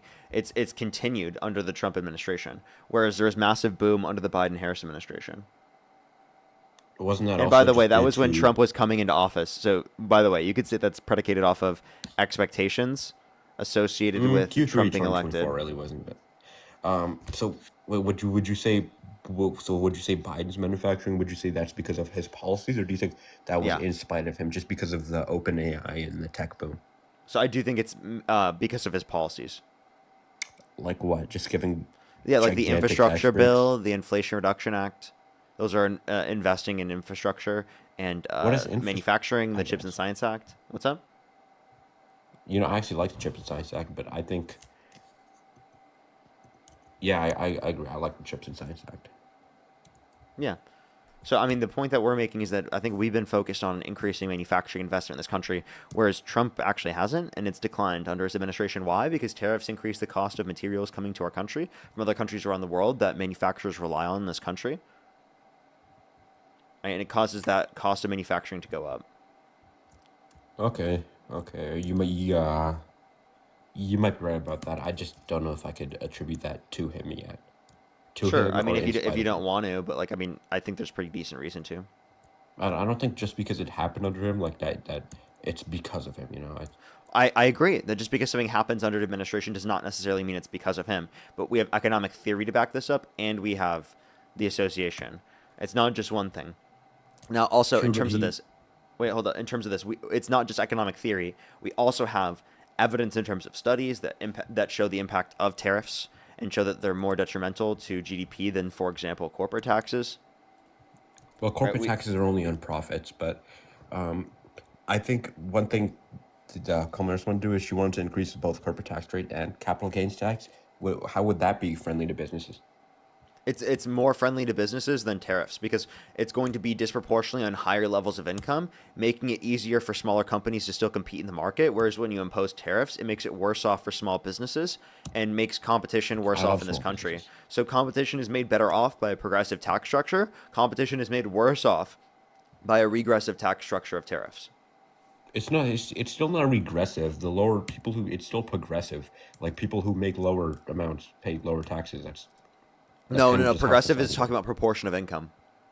Yeah, if someone makes $50,000, they pay less taxes than someone who makes $5 billion. That's progressive Not tax structure. proportionally in terms of a tariff.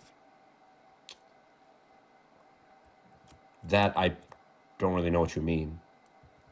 What? Progressive tax means the greater amount of income you make, the greater percentage in taxes you pay. Okay, if you're saying they pay a greater nominal level of money, that's not a progressive tax structure. So they That's contribute. like we could have a flat tax, and yet you could still have like higher income people are paying more into the system because they make more. I don't agree with a flat tax. So I agree with the progressive tax structure. Yeah, like so then- California, but they overdo it. Yeah, but there's a regressive tax structure in this context. Well, another thing is it's also disputed that tariffs are like taxes and the consumer has to pay for it. It's disputed. But No, I yeah, mean they do. then They why did obviously every do country pay have for it. tariffs on us? Why did other countries have tariffs on us?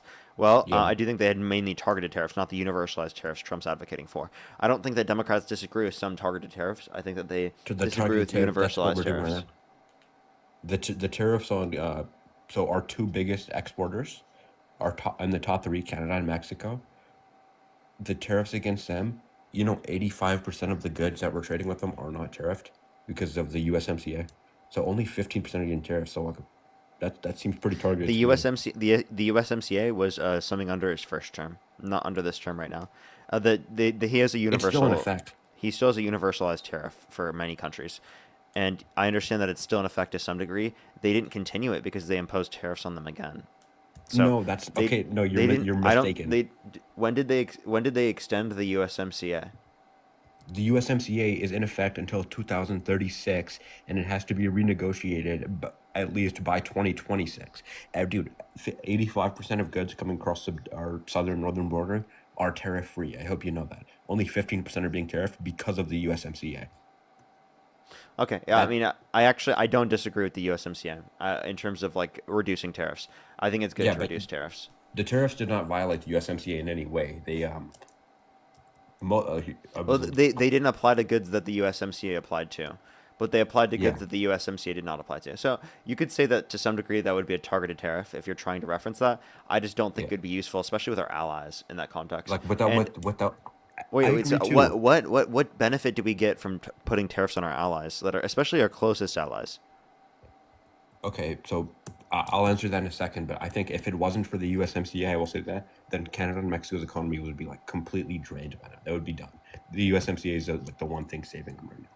But I don't necessarily know if I would say that. You could have a different trade policy, but the USMCA, like I didn't disagree with it. I said it was pretty good. But can you acknowledge that 85% of the goods are tariff free? 85%. I mean, I haven't seen that specific number, but sure, I can acknowledge that. Okay, If that's true. Where'd you see that? The Canadian Prime Minister said it. Okay. Can you give me like a source for that? Sure. Alrighty. In the meantime, I'll thank a few people. If you're on YouTube, hit that thumbs up. If you're on TikTok, tap that screen. Gene, thank you so much for the $20. I really appreciate it. Thank you so much. Thank you. Crazy. Thank you so much for the $10. I really appreciate it. Thank you so much. I know it's pretty diabolical. And Lily, I'll make sure to look at that. Thank you very much. Tom, thank you so much for the $2 as well. Thank you. Sarah Beth, thank you so much. I really appreciate the dollar. Thank you so much. Pearl, thank you for the $3. Thank you. Okay, I have two sources. Okay, what are the sources? You could just look up U.S. Canada trade mostly tariff free, not the whole story. Or you could look up, you could just look up that. USMCA mostly tariff free. Yeah, and then not the whole story. Not the whole story, but. And is this from? Wait, what is it from? CBC. CBC. Okay, but that's not the whole story. What do they claim? Data on how many Canadian companies are CUSMA compliant is not readily available. An analysis of the effect of tariffs by the Yale Budget Lab, published on Thursday, assumed that 50% of Canadian exports to the U.S. are now certified. Yeah, so it says we're in a situation right now where 80% of our trade with the United States is tariff free. That's what their Prime Minister told Oh, that's the reporters. claim, but that wasn't necessarily true, apparently. Underneath it, it literally says data on how I'm many reading that right now. companies are But compliant. 85%. It assumes that 50%. So it's not actually 85%. Yeah, probably not. I mean, that's the article, at least what it's saying. Okay, maybe. Okay, then sure, I disagree with it then, because, it also opens our allies up to Chinese markets, which I don't like. I think we need to take them down. Okay, I mean, the point I would make at least, is that like a lot of these trade wars are like completely useless, and we could have done a lot of these conditions better with negotiation. It could make sense with like our enemies to utilize threats like tariffs, but with our allies, it makes really no sense, like genuinely at all. Like I don't understand it at all. It only distances itself from us, and I still want us to have dominance around the globe and everything. I don't want China to. I think Trump's decreasing that though, because I mean, he talked about annexing Canada, Panama, Greenland. Yeah, and that pushes our allies away from us. I mean, we can look at Pew. I can show you a Pew Research study that shows that the uh, actually the respect that the other countries have for Trump is significantly lower than what it was for Harris, and their confidence in Donald Trump doing the right thing regarding world affairs is like 30% in 2025, 33%, whereas with Harris it was like 55%. Yeah, I agree. I think before the trade war, it would have been a lot higher. But I think by doing this to our allies, it kind of does open them to be more reliant on China and to flood their markets instead of ours. So yeah, I will say I don't like that. I don't like that. Yeah, like this was 34% on a 24 country median. With Canada, it's 22% with Trump. That's a big issue. I think the numbers he chooses are low key I think they're pretty random. He said they're based on an equation. I don't think they're actually. Yeah, like the tariff numbers. It's Yeah. it's some random weird equation. It's really weird. It's like deficit divided by a bunch of stuff. Yeah. Yeah, I don't understand why he did that. So like I get reciprocal tariffs and trying to reduce tariffs that way. That would make sense. Again, with countries that are not our allies. I think the way you start with allies is through negotiation, and then if it's necessary to go beyond that, you could possibly think about it. A lot of people say he's actually using the tariffs as a method of negotiation, so to get beneficial trade deals, like with the UK and stuff, which he's done. And When it you says they try to have invest negotiate a with your certain amount. friends, do you first threaten them? Yeah, no, that's true. I think we already have the leverage. I don't think we need to put tariffs first. I think if we just ask them, we already have that Exactly. leverage over them to get the deal. Exactly. And I think that we have less leverage when we do that because then they're like, wait, why are you threatening us? Yeah. Like, you know what I mean? Like with your friends, they would really you would have less leverage for negotiation with them if you threaten them. It's really inconsistent because like a Democrat comes in once every 4 years, like, yeah, now that we're going to do free trade and they're going to be allies and everything, and then a Republican comes, it's like the opposite. So I think it's just inconsistent. Yeah, and I mean that reduces the respect that we have on a world stage. So the reality of the matter is that Trump, he doesn't create better conditions with our allies. He reduces our power on a world stage in terms of soft power. I also think that's just because in general, I think Democrats are more globalist than Republicans. But yeah. Okay, like what do you mean by globalist? Like, Democrats are more heavily involved with the UN and everything, and all like UN climate stuff and all that. They're more. So do you believe in climate change caused by humans? Of course. Okay, But Trump doesn't. I don't think we should be spending trillions, not trillions, but like, I don't think we should be spending the amount we are. I mean, that's trillions over decades. Yeah, but I think we should invest in clean energy and stuff like that. But Yeah, Trump has got the funding for investing in clean energy. The Democrats were doing that through the Inflation Reduction Act. Trump undermined it. And then I he think literally the pulled us out of the inflation- Paris Climate Accords. Trump has made the country worse off in that respect because it puts us in a circumstance where electricity costs are more likely to go up because there's less competition in the electricity markets. Well, because of the most fact that economists there's less agree is investment with in the, that. Go ahead. with the climate change thing. They say you have to choose between economic growth and climate change, and it's hard to balance those two. No, there's actually a heated debate on, and actually I think that there are probably even more economists that say that there's actually more benefits from addressing it than not addressing it from a social perspective. Yeah, That's I at least think what we I've should seen. That's what I definitely learned push in my environmental econ class. Environmental econ. That seems like an interesting class. But Yeah, it was. I mean, we learned about how certain regulations imposed increase social benefit for society. yeah, Because it imposes an internalization of cost for individuals that are engaging in behaviors that lead to costs for other people in society that they couldn't possibly internalize by just the situation being present, because it doesn't impact them to the same degree it impacts everyone else. So they have a better benefit by say polluting. yeah, that makes sense. Honestly, I think we should tackle it.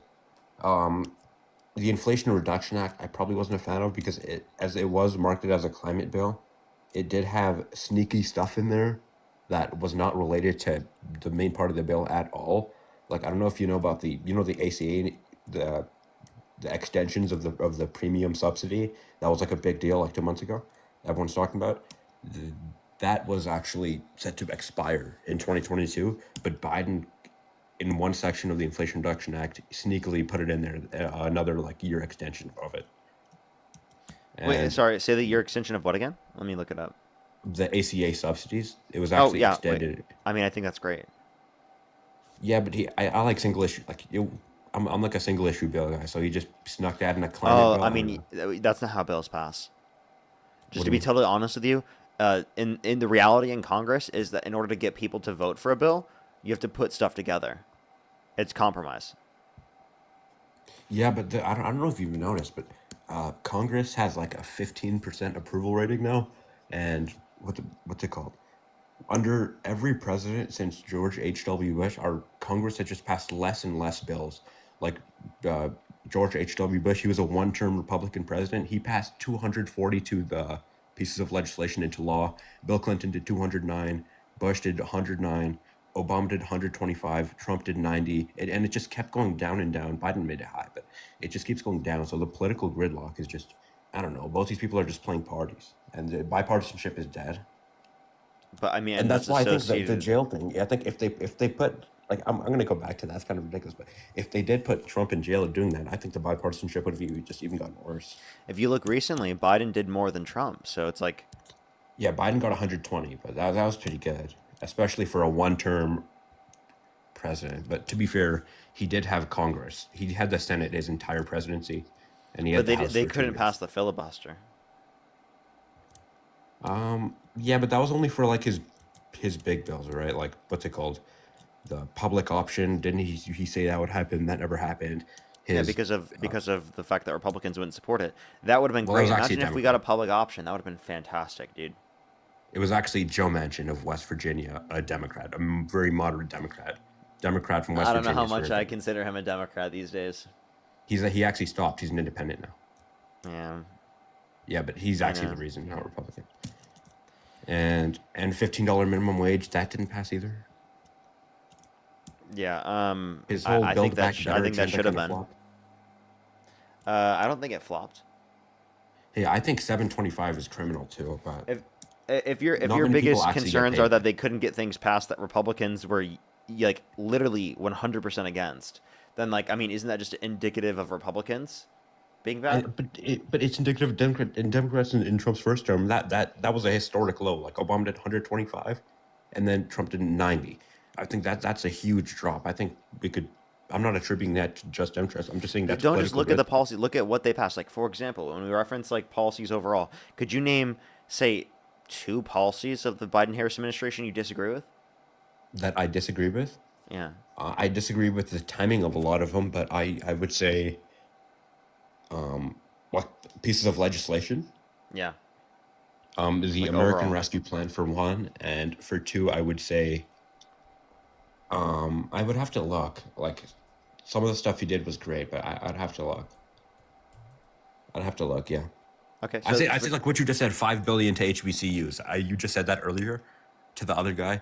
I think that's kind of 500 million. ridiculous. You said $5 billion. Let me clarify.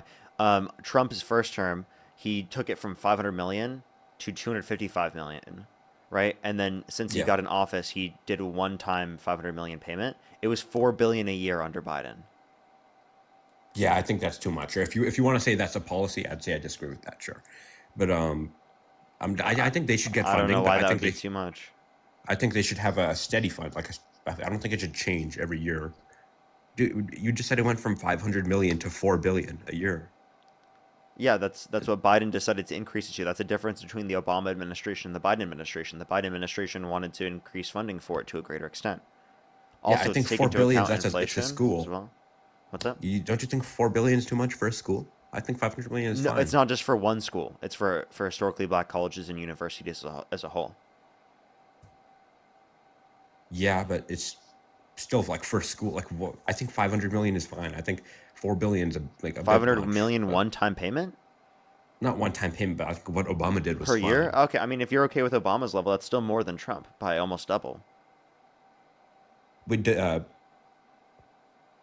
I don't know, like HBC. I don't know a lot about HBCUs, but yeah, I think 4 billion is a bit overkill. But I agree with Obama's.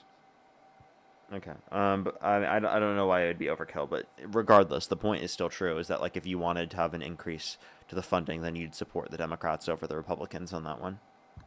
Yeah, but I also said I disagreed with the American Rescue Plan earlier. Yeah, and I was going to address that. So the American Rescue Plan, within it, it increased the child tax credit, which reduced childhood poverty by 45% in this country. But the main part of the bill was stimulus, and he just pumped money into state governments. That was mostly the thing, no? Yeah, that was during COVID, so that was necessary. So no, I think the CARES Act was necessary because unemployment was 15%. We were at like the most uncertain point we've ever been 14.8%. at. Yeah, we were at like the most uncertain point in the country, and I think that was necessary. But when Biden did the American Rescue Plan, the timing is important. We were already recovering from COVID, like our unemployment was going down, inflation was going down, GDP going up. Every metric was saying that within a few months we would be back to normal and how we would be. And if you look at the data, it was on a huge trend down. I don't think it was needed. I think without the American Rescue Plan, we wouldn't have seen the inflation, and I think we didn't need it at all, especially not in that time. I just think that's ridiculous to say when we saw inflation around the entire world. There was global inflation. To say that we wouldn't have seen the inflation if the American Rescue Plan wasn't put in place, I think is absurd. And also, we can also point to the fact that Trump signed off on more debt-related spending than the Biden-Harris administration. So if you want to reference in terms of the amount of spending that was going to be too much, you would blame Trump, and even you would point to the fact that most of his spending was his debt-related spending was non-COVID related. 4.8 trillion non-COVID related spending, 3.6 trillion COVID related spending. I guess, but we kind of derailed from the point. Would you also do you dispute that that without the my original point that it wasn't needed, the American Rescue Plan, that our economy is already going back to normal? Every economic indicator said it was going back to normal. I just don't think we needed it. Also, for your inflation thing, we had one of the highest in the world, 9.1%. And maybe even take away the inflation thing. I think without the American Rescue Plan, I just don't think we needed it. What indicators were better? Comparing what? This is March 2021. The unemployment rate is still 6%. Yeah, but it was going down. Sure, but it was still massively up. Yeah, but it was projected to be down by a certain target, and which this obviously created better conditions for us being able to achieve that, correct? Yeah, but it lowered consumer spending because it lowered consumer spending because of the inflation. No. So the inflation came from a greater amount of consumer spending, under your view. That's what you were trying to argue. Yeah, I think we didn't need that. I think people's wallets were already getting heavier. So there was too much consumer spending. Is that what you're saying? Artificial consumer spending, yes. Well, I mean, you could say it's artificial, but the point I would say in that context is that's because we were trying to stimulate the economy back to what it was, and the issue is that we had supply chain issues. But it was already going back to what it was. With or without it, it was clearly on a trend to go down to back to where it was. And for the inflation thing, I will say yes, the Russian oil sanctions definitely had a lot to do with it.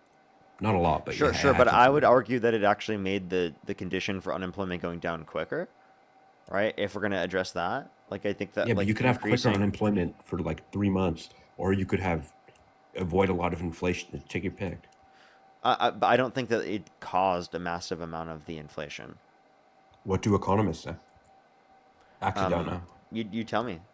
I'm actually not quite sure. I don't know either. I mean, I bet economists would say it put some upward pressure on prices, but it's not the main cause of inflation. Look up what % of inflation was caused by the American Rescue Plan.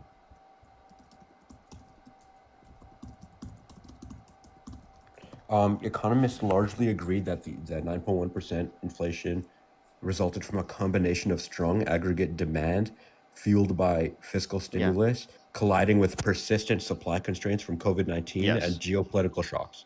So both. Yeah, but if you want to look at spending overall, there was a lot more spending from Trump. Now, I don't see any good argument to say that it caused a huge amount of the inflation. And economists do not agree that a precise percentage of the inflation surge was caused by the American. They don't have a number. Yeah. So yeah. Yeah. So I mean, I think that's a reasonable way to put it. But the point that I would make is that if you want to look at overall spending, I think the Trump administration is worse off for that. And again, if we're going to be spending, I do think that tax cuts for working families, right, is good, right? Increasing the child tax rate is good. Kamala Harris wanted to extend that, That's a good aspect But of in, the American Rescue Plan. but okay, I guess, yeah, I agree. But Trump's also doing the child tax credit. What's up? Trump's also helping with the child tax credit. He's helping with what? Sorry, I couldn't hear you. The child tax credit. I mean, not really, comparative to Harris. Harris would have done more. Yeah, He didn't like have a her plan to policy. change it from what it was under the TCJA. I didn't really like her policy either on the homes, 25,000. I think, I think real estate people, they would take advantage of that. Well, the important basis for that is to incentivize the increase in building of houses in places where people want to live. Yeah, So but that's 25,000 for first-time homebuyers. Don't you think real estate agents would take advantage of that and just charge more? The point is that then you could create a greater amount of supply in places where people want to live. So there is an incentive to increase the price slightly, right? There's a point of that. Like, yes, we do want the price to increase slightly. That's actually not a bad thing. I think Trump also had a because plan we're to build homes. offsetting that price increase in terms of affordability by ensuring that there's a tax credit. Okay, I also think I think Trump also had a plan to build homes. I forgot what it was, but like I was like looking into his platform for the 2024 election cycle. I think he also had a plan. But yeah, I think building homes is really important. But I think that's more of a state government thing. I think you were mumbling a little bit. I couldn't hear quite the full. I think yeah, building homes is important for like especially in but I think that's more of a state government issue. Like I think because some states have already fixed that issue. Like I don't know if you know, but in Texas, housing prices have fell 22%, which is crazy, and it's all due to like a huge increase of supply because they're using like public land and stuff to build homes, and yeah, like that. Yeah, I mean, Trump was asked about this recently, and he said that like he kind of wants to keep up property values. He wants to keep up property values? Yeah. What do you mean? He would say he just wants prices to go up? Yeah, you know, he said that there's a concern of prices going down because of the fact that people want property values to stay up, and that helps people out. That's what he was saying. Okay, I disagree with him on that. That's kind of crazy, especially with his platform on affordability. I know, right? Well, now he says affordability is a Democratic hoax. Yeah, I was much more into him last year than I am now. But okay, so what can you name something Trump could do that would get you to stop supporting him? I don't know if I could just name one thing. I know this Epstein stuff is like it's like a mixed bag. I don't think this is gonna sound crazy, but I feel like I don't know if the public can just see like a whole FBI like 10-year long investigation, every file from it. I think that's kind of like I don't know if that would be the smartest thing to do. You don't think it's good to release these files? I think it's good to release files if you say it like that, like, oh yeah, we're gonna get the pedophiles, expose who they are, all that.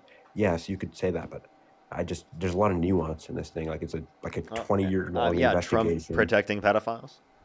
It's like a 20-year long investigation, and I don't know if you see, but like all these FBI tips, people take that as definitive. Like some people don't know that. They don't read the nuance or the context. They just think it's true.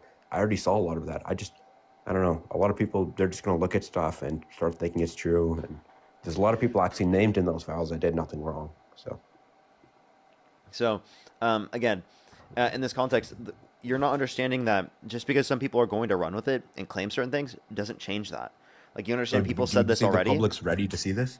Would you say the public's ready to take this information? Oh, there we go. There's these arguments. Yes. Okay, sure. But I don't know. I think when you run a populist thing, like, oh yeah, we're gonna expose the PDS, we want to know who they are, and all that stuff.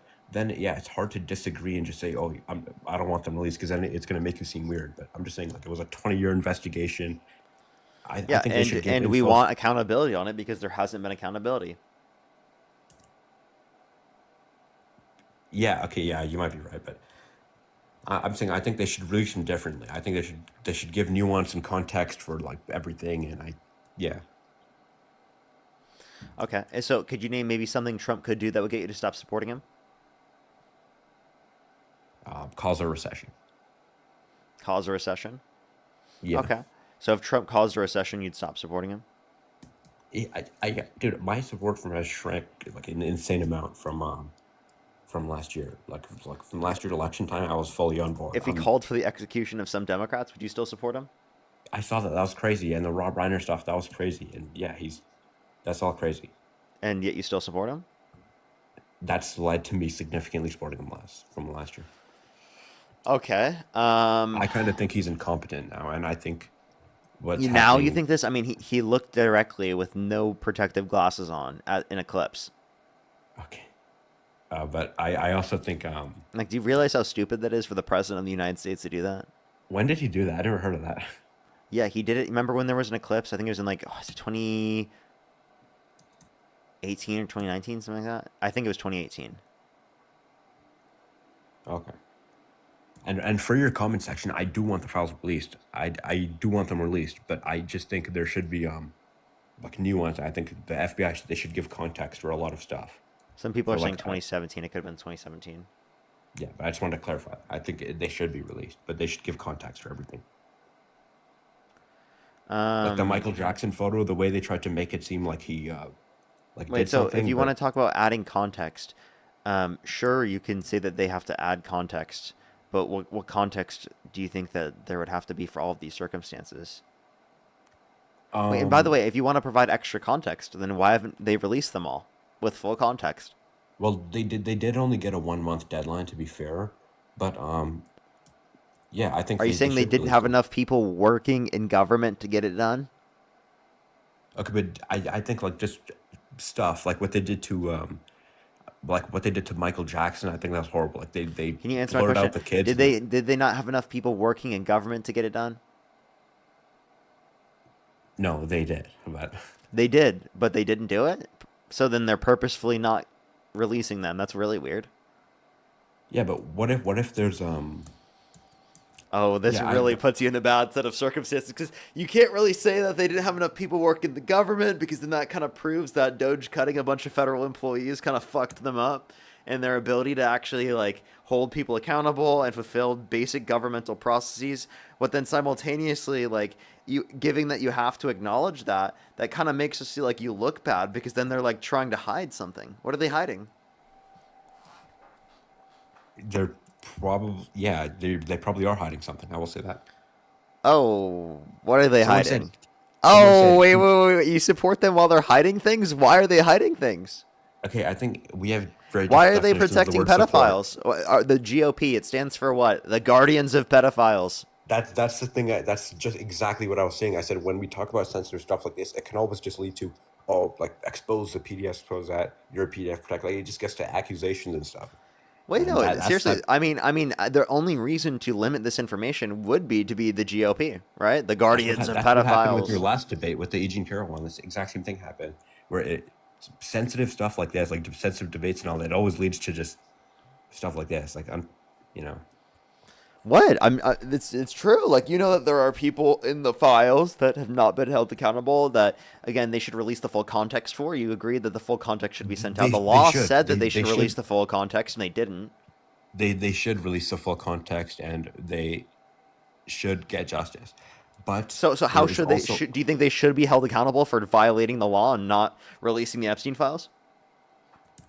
Yes, but Congress can't really do much, to be honest. Oh, okay. So then we're in a Congress constitutional crisis right now. The Trump administration is breaking the fucking law. Right? And by the way, you know the stuff only exists because we believe in it. Like wait, so can we call them the criminal Trump administration now? Okay, come on. But the criminal Trump administration, I mean, they're actively violating the fucking law, whether it be in violating people's due process rights, whether it be in terms of violating the law and not releasing the Epstein files in their entirety when the law explicitly said that they had to do that. Quite literally, weren't they trying to like redact pictures of Donald Trump? Did they? Yeah. I think they did, and I think that's bad. And I think every picture of him should be released. And I think if he did it, I think then he should probably. Doesn't this kind of look like he did do it though? Like, what would someone do if they were guilty? Probably something like what Trump's doing, right? Like this implies him. This implies him on like a personal level. Yeah, for sure. It seems like he's doing it, and it seems like it's implied that it's either he's protecting pedophiles or he's protecting himself, which again would still be protecting, in this case, if that were Okay. true, pedophiles, right? Again, so it's different when we look at this from like a personal standpoint, like, oh, he's implying this, he's implying that, and it's clear this. But from a legal standpoint, it's different. It's still not enough evidence to charge someone, even if it's a different administration. But from us, just to see, like, did he do it or not? Yes, it seems like enough evidence to probably say he like was really good friends with him. Isn't it getting to a point where you want to impeach this motherfucker? Yeah, but that's not going to happen again because of the political gridlock. Wait, but would you support it? If he got impeached? Yeah. Over what? If the House Judiciary Committee... What do you mean over what? Over everything he's done this administration? Over this entire shit I can't speak. Over the Epstein shit stuff, show sure. so far. Over the Epstein stuff, sure. But what else is it? The House Judiciary Committee, half of it, a majority of it, have to agree to actually put the impeachment on the House floor so they could vote on it. And I'm pretty sure the committee they is should made up of- impeach this guy. Get him the fuck out. Yeah, but again, that's not going to happen because 2017 was really different than now. The Republicans were very different. Like Marco Rubio did an active No, they investigation should be on him in held January. accountable. You agree that wait, do you think that those Republicans should vote to impeach Trump based upon what the fuck he's done? Based on violating the act, sure. Oh. Okay, well, so then It may be grounds. So I you mean, it's would more of a legal thing. It's wait, more of a, it's more if of a you legal were in Congress, what would you vote for? Would you vote to impeach? I wouldn't be on the Judiciary Committee, but if it came to the House floor, If you were on the committee relevant to vote, right, would you vote to impeach? I mean, I would have to see if it probably does have grounds for impeachment, maybe. But No, can I like ask you a if question? it was just morally speaking, like do you think there's moral grounds Yes, for it? sure. Oh, okay. If we're talking So then about you would morally vote. So speaking, you I would charge vote. George So W. you- Bush for genocide if we're talking about that. But Well, okay. So then you want to? I mean, you can advocate for impeaching a lot of them, right? And the point that I would make is that then would you vote to impeach? Yes or no? yes, but can I ask you a follow up right after? Would Go you ahead. vote to invoke the 25th Amendment and impeach Biden by 2020, like early 2024, even though it's clear he wasn't ready to run a campaign or to continue his duties as president? He clearly Would I could not. morally impeach him? Morally, logically, everything. Would you impeach him or not if it came to the House floor and you were a congressman and you had the tie-breaking vote? If I had the tie-breaking vote to impeach him and put Harris Yeah. in, bro, Yeah, to probably. invoke the Actually, 20th. I'm not gonna lie. Probably. Maybe Could maybe that's an edgy take, but probably. Could you admit? So you admit he wasn't like in 2024? He was Maybe not I'm a little there. bit edgy, but like, yeah, I'm actually probably. Did you Dude. support him in 2024 when he ran? Well, I mean, over Or were you- Trump, yeah, over Trump. But like, I mean, to be totally honest Were with you you, actively calling like for to him be to drop totally out? honest with you, if we're evaluating on like straight up like our moral values, obviously, I do think that Biden was not in the space that I wanted him to be in to be president of the United I felt States. bad for him. I think everyone can acknowledge that. Now, Biden is definitely better than Trump, but like if I'm going to be comparing on like I can get like who I would want in that context, I would definitely prefer Harris being in office over Biden for sure. Like just to genuinely think about it. Maybe that's a little bit edgy, but like again, I don't think that there would be legal grounds to do so, right? In that context, we're talking about from a moral level, right? And Yeah, I think that even so with Trump right now, I think there's moral grounds and legal. I bet there probably are legal grounds too, right? I mean, think there were I'm legal not grounds I'm to not a invoke the legal 25th expert or anything, but damn, dude, if there's not legal grounds to impeach this guy, like I'd genuinely be like, I think it's crazy.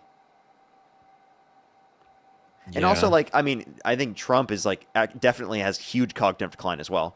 But like, my point in Yeah, general from- would be from that I think both 2017, Biden yes. and Trump are too old to even be in the position of presidency or even be allowed to run. Like, genuinely, I think it gets to a point where we need to have age caps and age limits on who can like run for presidency in the same way that we do that for younger people. And that's not to Yeah, say that do you know- people who are older couldn't be qualified, but it's to say that like for example, there could be a 34-year-old that's qualified to be president. I definitely believe there's a 34-year-old that's more qualified than any of the candidates we had running. But the point that I would make is that they're not legally allowed to because of the fact that they have to be over 35 years old. So if we're going to place it on 35, right, which by the way, if anything is too late, right? Why don't we have any standard for people who are older? Right, like, because it gets to a I point, like, if agree someone's with- like I agree with 82 that, years like- old, like, genuinely, like, I don't understand why they'd be president. Like, I agree with that, and I think the guy third in the line of succession right now to be president behind J.D. Vance, Marco Rubio, and Speaker Johnson is the guy's Chuck Grassley. He's literally 92. This guy was born in 1933, and he's third in the line of succession. I think that's kind of crazy. Yeah, I mean, I think anyone who's a lot older, right, should let younger generation people come in, and that's like preferable to do and typical. Now, Yeah, I'm a like Maxwell obviously, I don't like for example, like I love Bernie, right? I like Bernie. I think he's Yeah. getting old, and I think he's getting to a point where it could like essentially be right, like obviously like an argument for an age cap. But like the Yeah. point I would make in terms of this is that like this is a law that we need to create so that it's just something that doesn't exist on either side, to be totally honest with it. Totally honest with you, and I think that we can inspire younger people to get involved more, and we can hold politicians accountable more if we don't have these particular situations where there aren't term limits and age limits on who can run for president of the United States. Yeah, and who Bernie can already be in has these like positions. his prodigies though, AOC and Zoran. They kind of fell in for him. Yeah, Yeah, but another thing is, it's crazy how the presidents from and I would like still, at 30 any day of the week, take old Bernie over young MAGA individuals. Like I'm Yeah, not like, I saying was that watching- at all, but I am I- saying like preferably speaking, like for candidates overall, we want to think about some type of age cap in the same way that we have an age floor. Bernie is pretty old, but like I saw him on Rogan recently. Like he seems fine. I think that was a while ago that he was on Rogan, right? Yeah, but yeah, of course he seems fine. Like for example, like I mean, I'm not saying like people who are older won't seem fine. You can talk to a 30-year-old and they'll seem fine. I'm 23 years old. I can't run for president of the United States. You talk to me, I'm going to seem fine. You know what I mean? Yeah. The point that we're making, though, is that if 34-year-olds cannot run for president of the United States because we don't think that they're, like, at a certain age in which could make them eligible to run, well, then obviously we'd have to apply some standards when it comes to people who are older. Yeah. Also, another question. This is kind of random. What do you think of Ro Khanna? I like Ro Khanna. I kind of like him too. He's a Democrat. I don't like how he wants like a wealth tax, but I like him in I did general. question that. I'd have to think about like what the view is on that, but I'd be willing to overlook it. That's my Yeah, he's position. been in- he's- I think he was great. He came on Dean's Live recently, and I've seen a lot of people like him. Right. I think that he just needs to get himself out there more. That would be like my biggest thing for Yeah. him is to get, I mean, he does a decent job at doing it. He's really involved with getting the Epstein files released and getting involved with, like, for example, the TikTok ban. I think those are great things to get involved with. Super Yeah, important. I think he should step into the California governor's race because I know it's going to happen soon. And right now, the leading candidate is Eric Swalwell. He's a Democrat, and I mean, I would love for him to be California governor, but I mean, I think he could run for president. That's what I'm saying. I'm Yeah, like, I'm he is a serious. House member now. I would love Ro Khanna to run for president. Yeah, I think he'd be great too. He's been in the news like a lot lately. Yeah, that'd be great. I think he could do it. I think he has like a unique ability to talk to moderates and progressives. Yeah. So yeah, but like, I mean, I would love to see more people know who he is. I feel like a lot of people don't know who he is. Yeah, he's been on like Adam Friedland and all those podcasts lately. He's making his rounds. Mm-hmm. And honestly, to be totally honest, every single person I talk to, I really don't see very good critiques of him. So it's like, I think he's a really solid candidate. And I think that, especially with candidates like Newsom, for example, we're going to get branded as like progressive Californians. You know what I mean? Anyway, why not do someone who actually holds more progressive views then? Like, I just don't see any benefit. Like, I mean, I think Newsom's been really good at fighting against Republicans, and a lot of people want to fight her. And I think that Ro Khanna just needs to portray himself that way. Yeah, but I feel like when you look at people like Newsom, you know what he's fighting against, but you don't know what he's fighting for. It's like I feel like Newsom's only good as an opposition. You know, I actually kind of do agree with that. I mean, I think that he does need to do some work on clarifying what he is for more. I do agree with you. I think same thing with Trump. When Trump isn't running against something, when he's running for something, he's pretty shit. Like in 2020, and I think he's pretty bad. But I think in 2016 and 2024, when he was campaigning, he was really good. I think he's good at campaigning against things. Yeah. All right. Well, it sounds like you're kind of like a Democrat, and I wouldn't say that. I would say you should definitely support Harris over Trump. Like I genuinely, to be totally honest with you, I don't understand why there are so many people that think Trump is a better candidate than Harris. I actually think it's like an absurd position. I think it's a really absurd position. especially like I think a lot the of it is to do comparison with the was fact that Biden. she's I feel like Harris is a better candidate than Biden in practically every metric, and for some reason people didn't view it that way. I think it's anti-incumbency was really real at the time, and I feel like the economy thing, she can't really escape it. Like the inflation, it's hard to explain to people. Yeah, Like, I the agree with you on that. inflation- But I also think it was because she was a woman and stuff, and a lot of people. Yeah, are like there's a lot of weird about that. misogynistic people there. Yeah. But like Yeah. I don't think that's because a woman can't get into that position, but I do think it's because of the fact that there's a lot of misogynists out there that won't support her because she's a woman. That is true. Yeah, I think there probably will be a woman president soon, but yeah, if JD, I used to be a huge JD Vance supporter. I don't support him anymore, like not as much as I used to. I still support Ron DeSantis, but yeah, I mean, I don't know That's why you basically- support Ron DeSantis. If it were like, for example, Ro Khanna versus DeSantis, who would you vote for? that would be a tough one. Actually, that would be a tough one. I don't know. I'd have to look at their policy platform. If it was like JD Vance versus Ro Khanna, I'd vote for Ro Khanna. I also okay. I have a pretty important Senate vote. Like Maine is a pretty swing Senate seat in 2026, and there's this guy, I don't know if you know him, Graham Plattner. He's running, and he's like ultra progressive. So I don't know about that, but yeah. Yeah, I don't know who they're running up against. He's running against Susan Collins, the incumbent senator. Oh yeah. Yeah. Yeah. What's it called? Yeah, I mean, I would vote for a progressive in that circumstance over the incumbent. Yeah, I might, but yeah, good conversation. All right. Well, I appreciate you coming up. Alrighty, let's go on the next individual, everybody. Only send a guest request if you meet that set of criteria. I've listed here on the TikTok screen. If you want to support me, as always, Venmo, Cash App, PayPal, Linktree. Or I don't have Cash App right now. Venmo, PayPal, Linktree in the bio, as well as the description of the YouTube, as well as you can support me over YouTube Super Chat. Peter, by the way, thank you for the $1. Thank you so much. Absolutely. Thank you so much. Mark, thank you so much. I really appreciate the $10. Thank you. I really appreciate it. Thank you. Jackie with the $40 on Venmo. Can we get some W's for Jackie in the comment section right now? Thank you so much, Jackie. I really appreciate it. Thank you. Oh, that's so kind of you, Jackie. Thank you. That's very kind of you. W's for Jackie in the comment section right now. I have some people to thank on YouTube as well, but we're going to get the next person up here before we do. If you are on YouTube, again, hit that thumbs up, everyone. We have like 3,600 people over here on YouTube. Hit that thumbs up. It will help get it out to more people. It really does, like more than you know. I think you have to scroll out of the chat to be able to hit that thumbs up.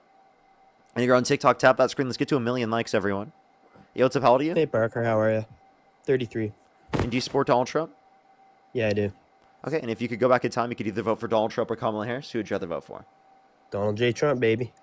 Alrighty, for sure. I have a few people to thank on YouTube real quick, and then we can go on to our conversation. Do just give me one quick second.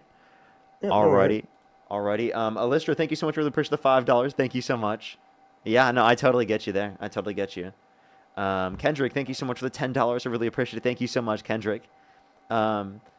Dead Sim, thank you so much for the push the $25 as well. Bubblegum, thank you so much for the Galaxy. Thank you. W's for Dead Sim in the comment section right now. Thank you so much. Made me smile. Thank you so much. I really appreciate the $15. Thank you. Salty, thank you so much for the $20. I really appreciate it. Thank you so much. Maybe sometime. Dennis, thank you so much for the 12 euros. Thank you. And Herb, thank you so much. I really appreciate the 6 euros as well. Alrighty. I think I'm completely caught up. If you're on YouTube, hit that thumbs up. If you're on TikTok, tap that screen. It'll help get it out to more people. Oh, I do see this. Eugene, thank you so much. Really appreciate the $2. Thank you for Eugene and Jenny. Thank you so much. I really appreciate it. Thank you. Karen, thank you so much for the $5. Thank you so much. I think I am fully caught up. All right, everyone. Let's go on to the debate. Why do you support Donald Trump? Well, sorry, I was just reading the comments there. Someone saying Dean ran into the police yesterday. I think Dean will probably talk about that on stream today Anyway. if he does. That's up to Dean. I don't know what he wants to talk about. So yeah, and what he one of the doesn't reasons I want to. support Donald Trump is he just gave full authority, and we got the Christian Crusades happening in Minneapolis on January 17th. Let's gather our troops together and take Wait. back this country. Okay, wait, hold up. Sorry, restart? Yeah, January 17th, we got the Christian Crusades happening in Minneapolis. John Lang just announced it. What's that? We're going to forcibly remove all the Somalians out of Minneapolis. All the We're what? done with it. What the Somalians. fuck? We're done. You're We're done with it, disgusting, Parker. dude. What the fuck is No, it's wrong not with disgusting. you? It's not What do you mean you want disgusting to at all. forcefully remove people? You mean ethnically cleanse? They destroyed that beautiful state. What are you talking about, dude? They destroyed Wait, Minnesota. you're straight up advocating for violence, and Somalis have not destroyed the state. No. They are a benefit to Cuffing the them state. and removing them. We're gonna cuff them and remove them. Yeah, that's called violently removing people. Yeah. That's But when violence. they So did trick you the just system advocate to for get here in violence the in the name first of place, Christianity? Wait, did and you just Ilhan name? Omar's Wait, getting did deported too. did you seriously just advocate for violence, right? On while saying that you are in supporting of Christianity? Are you associating Christianity with You know what the violence? Christian Crusades were, don't you? Well, okay, that's fucking disgusting, dude. I'm sorry, dude. That's so fucking gross. That's so fucking gross.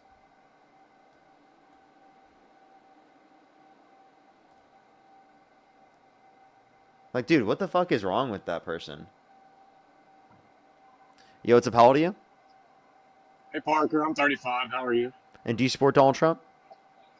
I do. Can you hear me? I apologize. I dropped my phone and it got wet, and my mic's or my speaker kind of fucked up. So you're That's in my fine. earbud. Are you driving?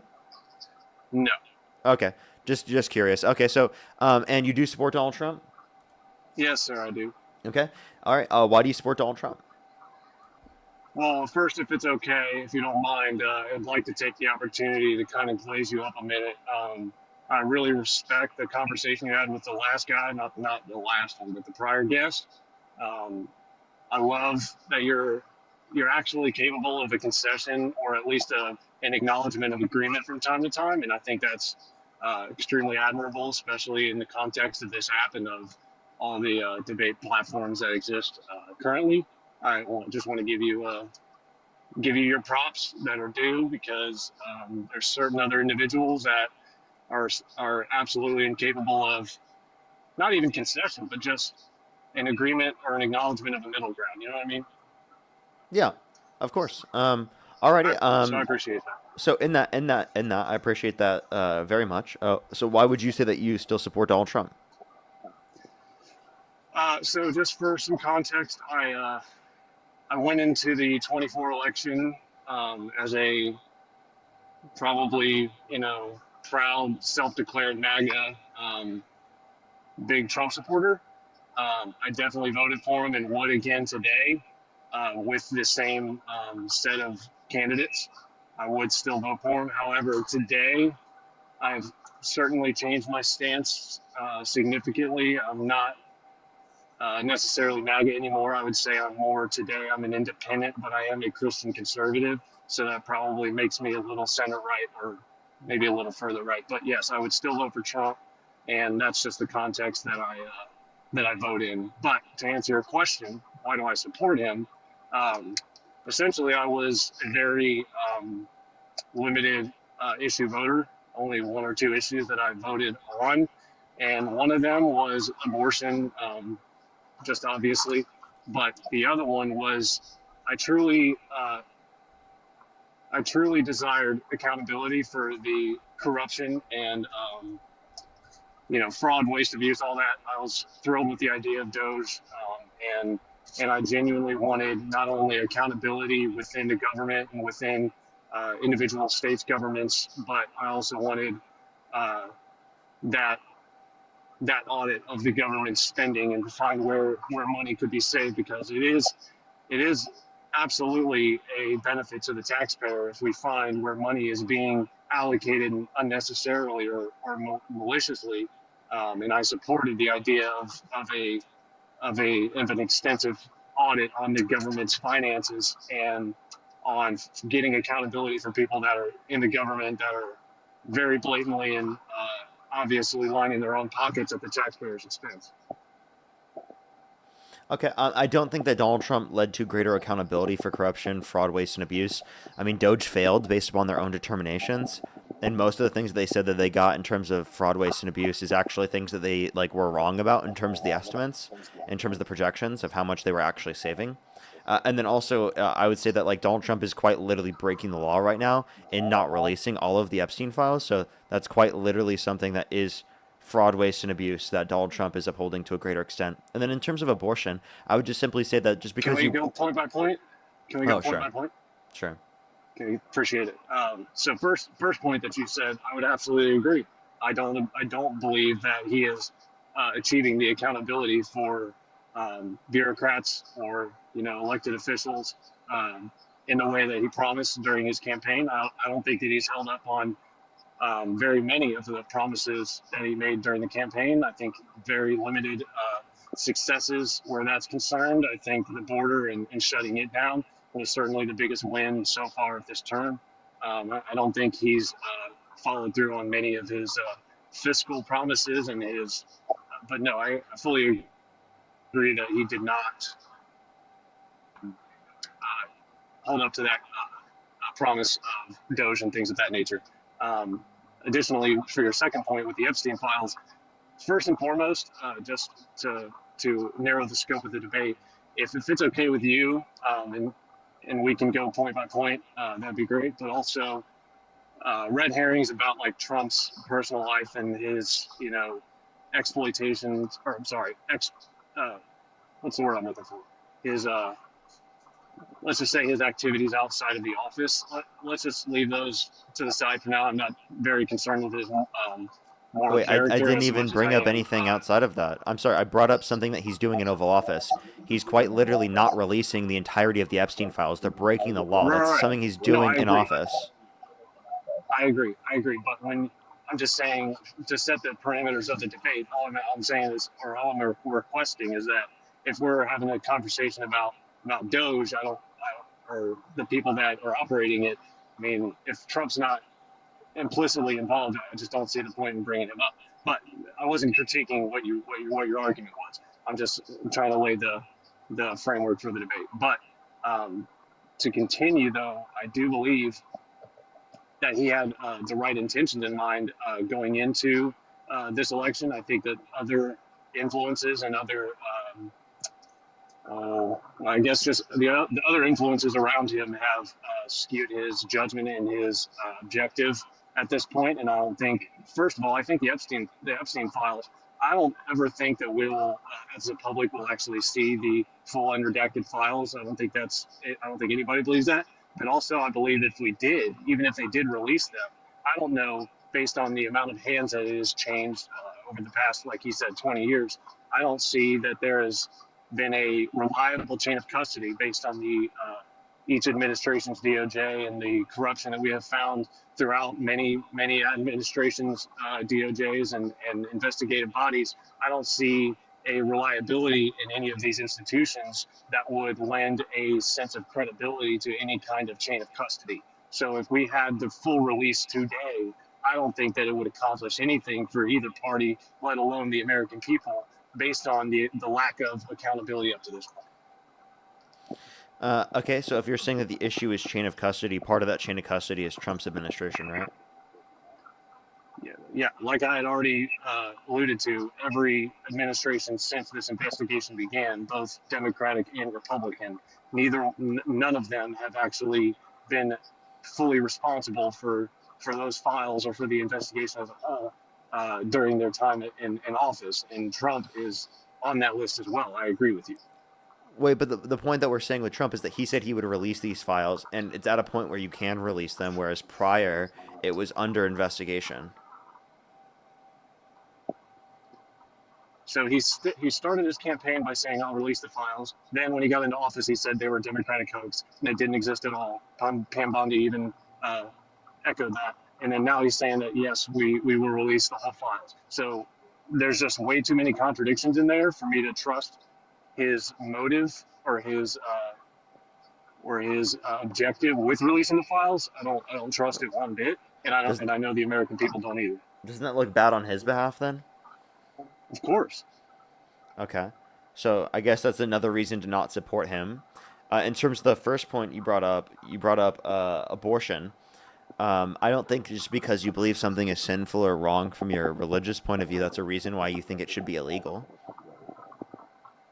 So I wasn't going to argue abortion from a religious worldview. I was actually going to argue it from a secular worldview. I don't use my religion to inform my my views on legislation or lawmaking. Okay, good. So then what would be your argument as to why you think abortion should be illegal? Under the Equal Protections Clause, it's a human being. It is a human being from conception. You may disagree with this, but I firmly am a believer that every human life has value and is entitled to the right to life. And that right is granted to them at conception when they are formed with unique human DNA, and that they have a prospect of a life ahead of them, and they are entitled to every human right that a born or adult human would possess. So I believe that that person in the womb, the unborn person, has the same right to life that you and I do. Okay, so a few things here. Do you think IVF should be banned? IVF. That's a touchy. That is a touchy subject, and I am actually pretty torn on my views on it, frankly. I can go either way depending on the day and how I'm feeling. I believe that contraception, IUDs, things of this nature, they are all very nuanced and very case specific, I believe, in my opinion. But Oh, I I'm not do believe referencing that, IUDs. I'm saying IVF, in vitro yeah. fertilization. So for the sake of parents who, or I'm sorry, of couples who, let's say, are both infertile or one of them is infertile, whatnot, I'm a firm believer that there are other mechanisms of acquiring parenthood, or you know, acquiring a child other than IVF. So I think that with the amount of individuals that are waiting on the adoption waiting list and the amount of children in the foster system and otherwise, I believe that there's plenty of opportunity for parents that are infertile or that can't have a child of their own to potentially be parents. So I don't think that it's an entirely necessary practice, and I think it can be extremely problematic in many senses. So I don't think I would outright ban it. I would love to see some comprehensive legislation drafted to see where some concessions can be made on both sides and where the least harm and the least infringement on human rights could be achieved, and then I would like to see that and make my decision then, you know. So there's a few things here. If you want to reference IVF, I think that people should be able to get access to it, and for people specifically who want to have biological children, they should be allowed to, right? Like I think that again, you can have adoption, and I think that people should definitely do that if that's something that they want to do. But I don't think that that's like a reason to say that like someone shouldn't be able to have kids through IVF if they were having issues with becoming pregnant in any other means. Right, I genuinely think that that's like IVF should be allowed, right? Like, and there are plenty of people who are from IVF that probably are in the chat, and I think that they would also agree that fine. IVF should exist. And then I also think that like in terms of access to IVF, if you're saying that you would want to like have a conversation and try to like dispute specifically like, or how could we like change the impacts on human rights? Well, there are multiple zygotes and embryos that are discarded for each patient. So this is a process of serial murder that you believe exists that, again, if you don't believe should be banned, would then mean that you're okay with the legal murder, right, from that standpoint in terms of the discarding of many zygotes and embryos through that process. Not necessarily. I don't think it's murder because I don't think that they're people, but... I understand, I know that. And it's not, I disagree somewhat. So, like I said, I don't use my religion to inform my view on abortion. I can, but I don't. And I'm sorry, I just got off track somehow. Can you repeat your claim again, or can you repeat your argument again? Which point? Because I made a few points there. What you just said. I'm sorry. What you just the last thing you just said. I'm sorry. Yeah. Oh, so sorry. Okay, multiple zygotes and embryos. Can you? Go ahead. Right. No, I remember. Can you? I'm pretty ignorant when it comes to the specifics of IVF. Can you educate me a little bit on the specifics, whereas it differs from, let's say, artificial insemination or things of that nature, where you don't necessarily have to kill zygotes in order to. Can't you? When it comes to purchasing eggs from someone, is that all under the IVF umbrella? I'm not too sure. IVF would require having an egg and a sperm. In some circumstances, they could utilize, pretty sure it's like stem cells. They've been able to, so without sperm. they've been able to. But like I'm confused. What question were you asking? Like, So I'm did just that answer your wondering question or? where IVF differs. Not exactly. I guess I'm confused Are you on asking the if specifics of surrogates are a IVF. part of the IVF process? Yes, thank you. Yes, perfect. Yes. Yes, surrogacy is a part of the IVF process. Yes. Necessarily on every case. It's not in necessarily every case. Like, you can technically implant it into like yourself, but surrogacy is involved within the IVF process in countless occasions. Sometimes, not always, if that makes sense. Okay. So again, because of my ignorance on IVF as a whole, I do want to do my own research on it. I would probably choose to refrain from diving into a full-on debate on that versus abortion. If we can just stick kind of to the abortion scope, that'd be preferable until I can become more informed on the specifics. Okay. I guess like of course you could do your own research in terms of that, but one point I would bring up is that it's discarding many zygotes and embryos as a part of the process. So technically, it would be considered murder under your view to discard them, but I don't think that any of us view zygotes and embryos that way. I don't think anyone does, and to say that you do, I think I would criticize a bit. Like, for example, if you were in a burning building and you could either save 5 zygotes, right, that in the future would be people, right, or 1 newborn baby, which would you rather save? So would you then say that scientists are wrong on their perception that life does begin at conception and that's a valuable human life?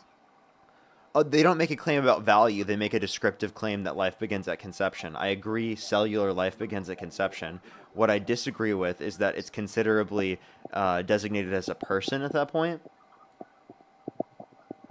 Well, if they are granted humanhood, where does the leap from humanhood to personhood occur if not at that conceptive point?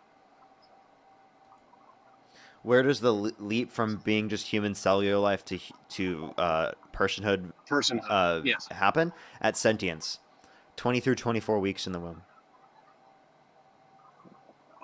Can you give me evidence for that claim? What, for evidence for that's when sentience begins? When or? when they're granted personhood, is it just at birth? Oh wait, are you asking under the law or under my moral position?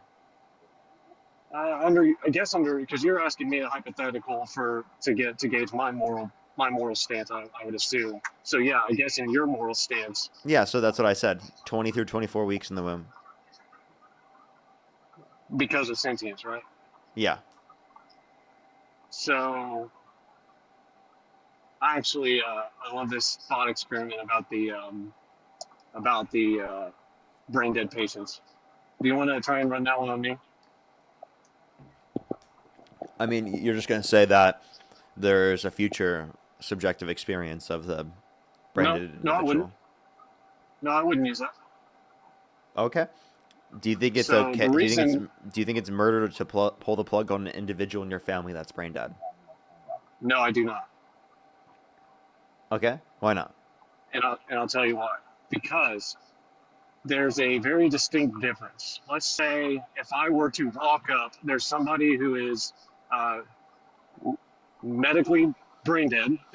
They're only being able to have their life sustained by a ventilator, by things of this nature. Machines are keeping them alive. And I walk into the room where that person is with a firearm, and I pew them, and unalive them. That then would be obvious murder, right? So there's that.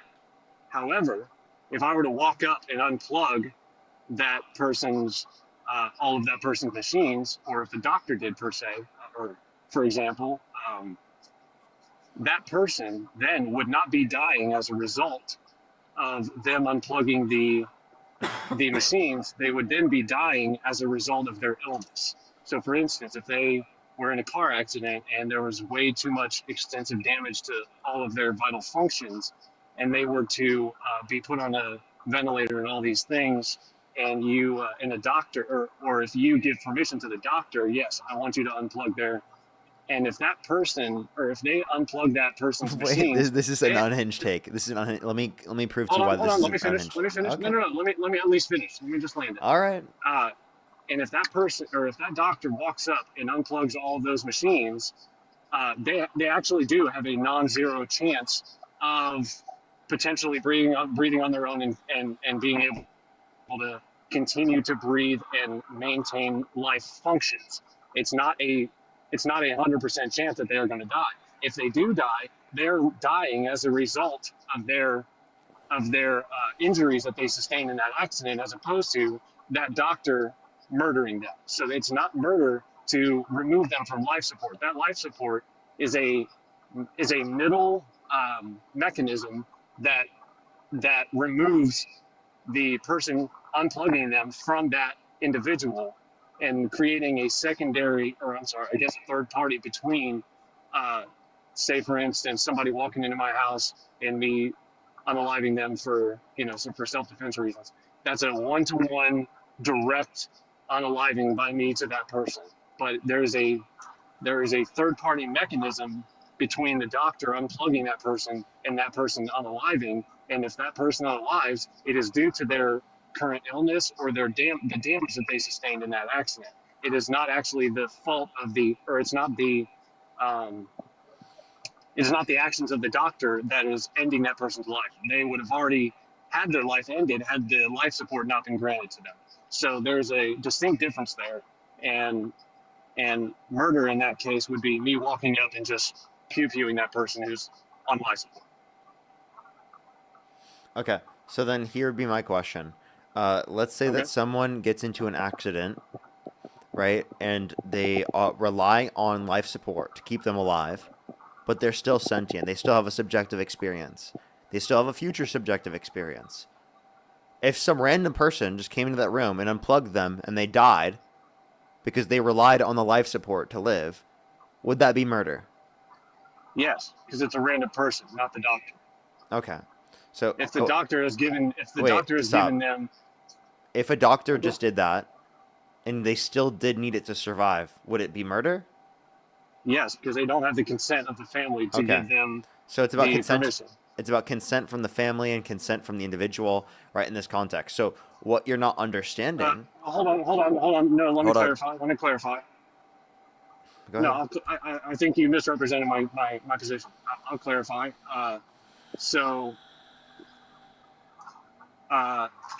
Let's just say it's my father. Okay, so my father came in. He had a collapsed lung or two collapsed lungs, and they were able to repair those lungs. However, he needs a vent to sustain life, for an indefinite period, and he still has all of his cognitive function. He can still open his eyes, blink, communicate that way, things of that nature. If the doctor came in on his own volition, without the direction of the family, i.e. me, and just did it on his own, that's murder, because he doesn't have my consent nor the patient's consent. Because he said he's sentient, he can give consent as well. So he went against both of our consent to unalive him. Now, if I gave consent to the doctor to come in and unplug his life support without the consent of my father, because he is sentient, then yes, that would be murder as well. But if both me and my father agree that he doesn't see any value or a quality of life moving forward because these two collapsed lungs, and we both agree, yes, because we're able to communicate, he's sentient, I'm sentient, we can communicate on the matter, come to a decision and say, yes, it needs to be done, then I give the doctor orders to because murder comes down to the intent of the perpetrator. Therefore, it's up to me whether that becomes murder. Okay. Alrighty. I get you. Now can I make my point here? I wanna run through this. Yeah. Okay. So By all means. yes. So you don't think that life support, whether or not they're on life support, is the basis for whether or not they have value. It's going to be they specifically are a person based upon they have some future subjective experience. The family will be involved in this. Now, let's say members of the family wanted to pull the plug on an individual who's still sentient, who didn't have a DNR, right, and specifically wants to continue to stay alive. Do you think the family should be able to override that given that they're sentient? No. Okay, no. So Absolutely again, not. it's dependent upon, right, an individual that has personhood, right? It's going to be a prescription from an individual because of their experiences. Now, if that were true about an individual that was brain dead, why do you think that's true and that the family should be able to make that determination even if there's not a DNR? Usually, most cases that somebody pulls the plug on somebody, doesn't that imply that that person on life support has a DNR? No, not necessarily. Because once you get to the point of medical death, of brain death, right, it's viewed differently, right? What is? I mean, brain death is viewed the point of medical death. Sure. But your body can still be maintained. Your vital functions can still be maintained, and that Yeah. medical death doesn't fully happen. But if their soul has left their body, if their consciousness is gone, they are no longer there. And at that point, you're just ending this body's function. Is all you're doing. So if my family member does not have that consciousness, does not have that soul still present in their body, I see no issue personally with. But again, when we're trying to address like legal legislation and things of that nature, Wait, can I that's ask a you a very question? dicey subject. Sure. So you said once they have no soul. Well, I would say the fetus prior to sentience doesn't have a soul then, based upon that definition. Well, So prior to it having a soul, God created everyone in His image, and He knew them before they were in the womb. So technically, they did have a soul outside of that body prior to then, but that's not. wait, That's not but like the soul within isn't the put in. scope. The soul isn't put into the body until 20 through 24 weeks in the womb. I would disagree. Oh, okay. So then you can't say that again. Brain death is when the soul leaves the body. I can't. No, because you would if you're basing it on sentience is when it leaves the body, then how could you say that sentience is not when it enters the body?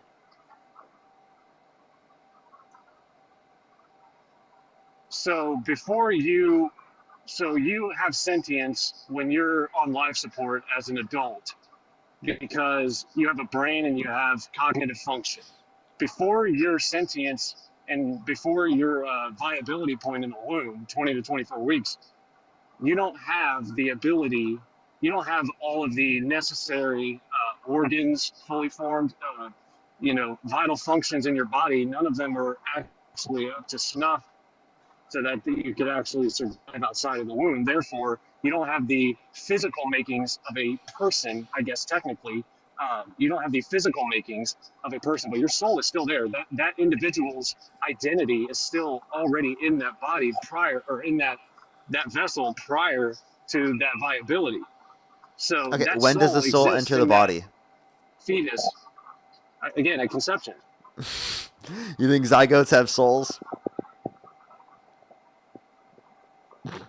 I think the Lord created all of us in His image, and He knew us before we were in our mother's womb, and created us in His image. Yeah, that does not mean zygotes have souls. And by the way, there's one argument I can provide you here. Many zygotes don't actually even become like. I got a call. Can you repeat yourself?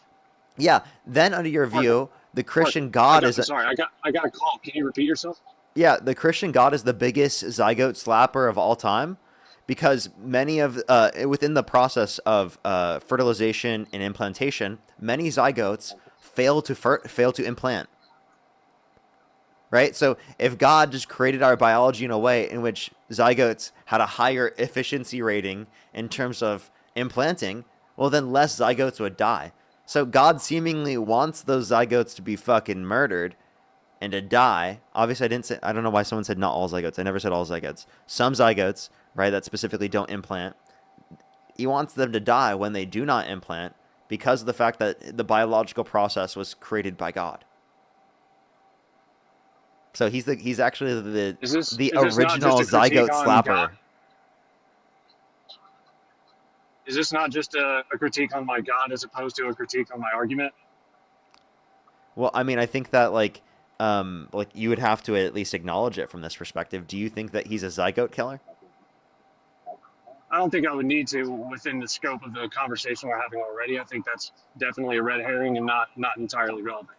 It is entirely relevant. You hold this particular position in terms of your Christian worldview, and I don't think you actually don't. intuitively I already told hold you to I that don't. position. So this is called a reductio ad absurdum.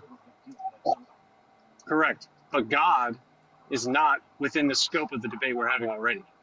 But it's within the scope of where you get your morals from. So when I'm asking you a moral I told you, question, not where obviously it will be relevant to that. Not where my views on abortion are informed. That's not where this conversation is. So when you're asking when somebody's soul enters their body, that's getting into the more spiritual and subjective. I'm talking more objective information that we can draw from to inform our view of the law, because man's law and God's law are two very different things. And just because something's a sin doesn't mean it has to be a law. You know what I'm saying? Okay, I understand. But the point that I was trying to at least demonstrate is that, again, your morals come from your position on religion. So we're not talking about whether or not you think it should be illegal at this point. We're talking about your moral view. I agree. Yes. Your legal perspective is based upon your own personal values that are irrespective of religious prescriptions, which I think is a little bit hard for you to define from your perspective. But when I'm referencing your moral views, they're primarily going to be based on your religious views, if that makes sense. No. So it's actually being informed strictly by, again, the Equal Protections Clause of the 14th, and also That's not a moral view. Things as, I understand. That's where I'm arguing abortion from. That's why I said I don't. You get your morals from the Constitution? Is that your view? You get your morals from the Constitution? No, this is not a moral conversation. That's not. I told you, I'm not having a moral discussion. Yeah, we you are. asked me a specific moral question. We are No, talking about the you asked me morality a of specific abortion. Moral question. Wait, didn't you bring up You and say asked that me- like abortion is immoral you and did. that's why you support Trump because you want to reduce I didn't say abortion? that. I said that abortion is murder, and that's why I supported Yeah, Trump. because that means he- you think abortion is wrong. Yeah. No, it's murder under the eyes of the law. No, it's not. It's actually under the eyes Yes, of the it law. is. It's not murder. If a person's life begins at conception, and Wait, it but is, that's not and it defined is under the law. murder to kill Under the someone- law, it does not define that. Rights do not begin at conception under the law.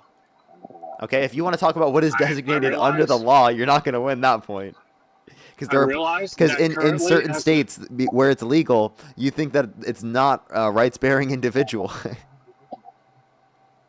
Like in California, it's not rights-bearing. You know, we can get abortions out here. I can pay for it, and it's not murder here because of the fact that it's not illegal. Where you are. Hello? Yes, I'm here. So again, I wasn't trying to have a moral conversation. I was trying to have a legal conversation on the fact that it does fall under the purview of the equal rights protection for all humans, and humans' lives begin at conception. Therefore, that human life deserves the right to life, even if they don't qualify for, let's say, child support until birth, or they don't qualify for a social security card until birth. That's all under the purview of the law, and that's how the law is written today. Based on your argument, the same thing would be true with brain dead individuals. We'd have to keep them on life support until they decompose, right, under your worldview, because of the fact that they're cellularly speaking alive and are given equal protection under the law, right? Yes. But they're dying from their illness or their damage, not from pulling the plug. No, They're pulling the being plug. kept alive Wait. by life Pulling support. the plug leads to them dying, right? Yes, but they would have died prior if they hadn't put them on the plug. That's my Wait, point. but like if you keep them on the plug, they can stay alive for longer. So this argument is essentially arguing that you should literally pull the plug on individuals that specifically like are sentient, right? We've already had this conversation. If someone is sentient and relies on the machine to survive, pulling the plug is murdering them. I don't know that I fully agree with that. I believe that if they are sentient, most of the time, if somebody's on like full life support, they're Hey, on dude, bypass, they're on a let ventilator. me give you an I don't believe. example. My dad almost died to myocarditis, and it was Okay. caused by COVID, I'm pretty sure. And that specifically, he relied on the machines that he was on to survive. If someone came in that room and pulled the plug, that would be murder. Because Yes. he although he relied on those machines to survive, he was sentient, he had a past sentience, and he had future sentience. Correct. I agree. That would have been murder. Yeah, so the point I'm making is that, again, just because someone relies on life support is not a reason to say that it's okay to... Listen. Just because someone is on life support does not mean that it's a reason to unalive them or to pull them off the plug, or that wouldn't be considered murder in that context. Obviously, we do designate that as murder, right, in that circumstance, right, again, because they were sentient. But with the individuals who are brain dead, we don't view it that way. So this legal perspective that you're arguing, that just because they're cellularly speaking alive, we view it this way, is obviously ridiculous, because you wouldn't say that for brain dead individuals, nor should you say it for zygotes. Again, like I've said, murder hinges on the intent of the perpetrator. Therefore, if that doctor, your dad's just fine, he just needs a ventilator for a while. If that doctor came in, he's perfectly healthy otherwise, and he just comes in and says, "Oh, seems like I want to unplug this person. I want to do it." That's murder. If you instruct instruct that doctor, "Hey, go unplug his ventilator. I don't want him to live." That then would be murder on your part. Not on his part, but potentially on his part too. But then not only that, it's not... I'm sorry, let me backtrack. That would be murder on probably both of your parts. But if that person who needs that life support to continue living, if they have direction prior to this happening that they don't want to be kept on life support, and you instruct the doctor, "Hey, this is his expressed wishes. He doesn't want to be kept on life support. Pull the plug." That is the implied consent by the deceased. Also, that is informed consent by me to tell the doctor unplug him, and then that doctor, he doesn't have a say in the matter whatsoever. He is just the mechanism to get it done. If that doctor makes any choice on his own to go in there and unplug him, that is murder on his part, whether they are sentient or not. So is it murder? Because it's the intent behind it. Listen, so if a family wants to pull the plug on an individual in their family that's brain dead, you think if they do that, it's not murder, right? And that's different from a situation, for example, say they're in a coma, right? And if they're in a coma, right, and some of the family members want to pull the plug on them, even though it'll lead to their death, but they will come back if you don't do that, right? Then would you say that that would be murder if they pulled the plug?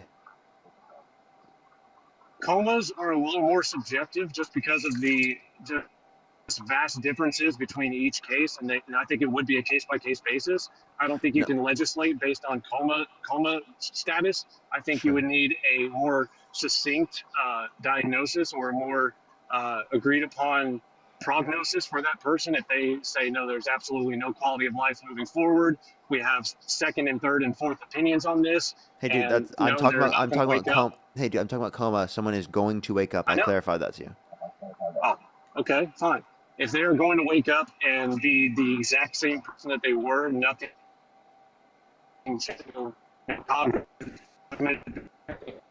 You're cutting out. You got lag right now. Is it just him, everyone? I don't have Wi-Fi. I'll back out. No, I think you're lagging a little bit too. I'll back out and come back. Oh, okay. All right. Is that better? You sound fine. You sound fine now. Okay. So if that if the family has been instructed by the doctor that he's just in a coma for right now, he'll wake up in a week and he'll be the exact same person, no cognitive decline or anything of that nature, then yes, if they pulled the plug in that meantime and they had that written information by the doctor for their prognosis and they did it anyway, yes, that would be murder. If they had been given information by that doctor that, hey, he's going to be in a coma for the next 20 years, he won't wake up with any kind of meaningful sentience or, ability Okay, to move. so now your view then is about future sentience. So again, you said earlier no, that's so it's not about prognosis. future sentience. Prognosis is the ultimate point. Yeah, but No, that's it's about that. prognosis by the doctor. It's all based on the And doctor's that expertise. qualifies. We're That, not medical professionals. I understand, but that qualifies within. They look at whether or not they have subjective experience. Or just cognitive ability. Like if they come out of that coma with no brain function and they still have sentience, because they could still If they're sentient, then that's you're unconscious. When you're unconscious, you still dream. So you may still have the person still inside that body, but they don't have any cognitive ability to speak, eat, feed themselves, anything. But if the doctor tells you when they come out of this coma, they will be perfectly fine, they will be the same person they were prior, then yes, that would be murder. If not, if they say, can we at least he's establish gonna this be in a- now? Yeah, so they'll be the same person. Okay. Yeah, so the point that we're making is that just because you Okay. rely on the life support is not justification to pull them off. So your argument is about future subjective experience. Otherwise, you'd have to say that it would be murder to pull the plug on an individual in your family that's brain dead. Because again, your criteria was whether or not they're going to come back in terms of their subjective experience. Not exclusively their subjective experience. It's also their physical medical ability. No, I'm sorry, their physical abilities and cognitive function after that coma. Yeah, So, which is again, okay. it So comes down I to have a question. prognosis, not Does the individual. a zygote have cognitive function? They will. Okay, Left so alone they and with haven't time, they ever, will. right? And if there's an abortion or the zygote dies prior to that point, will they have ever had cognitive function?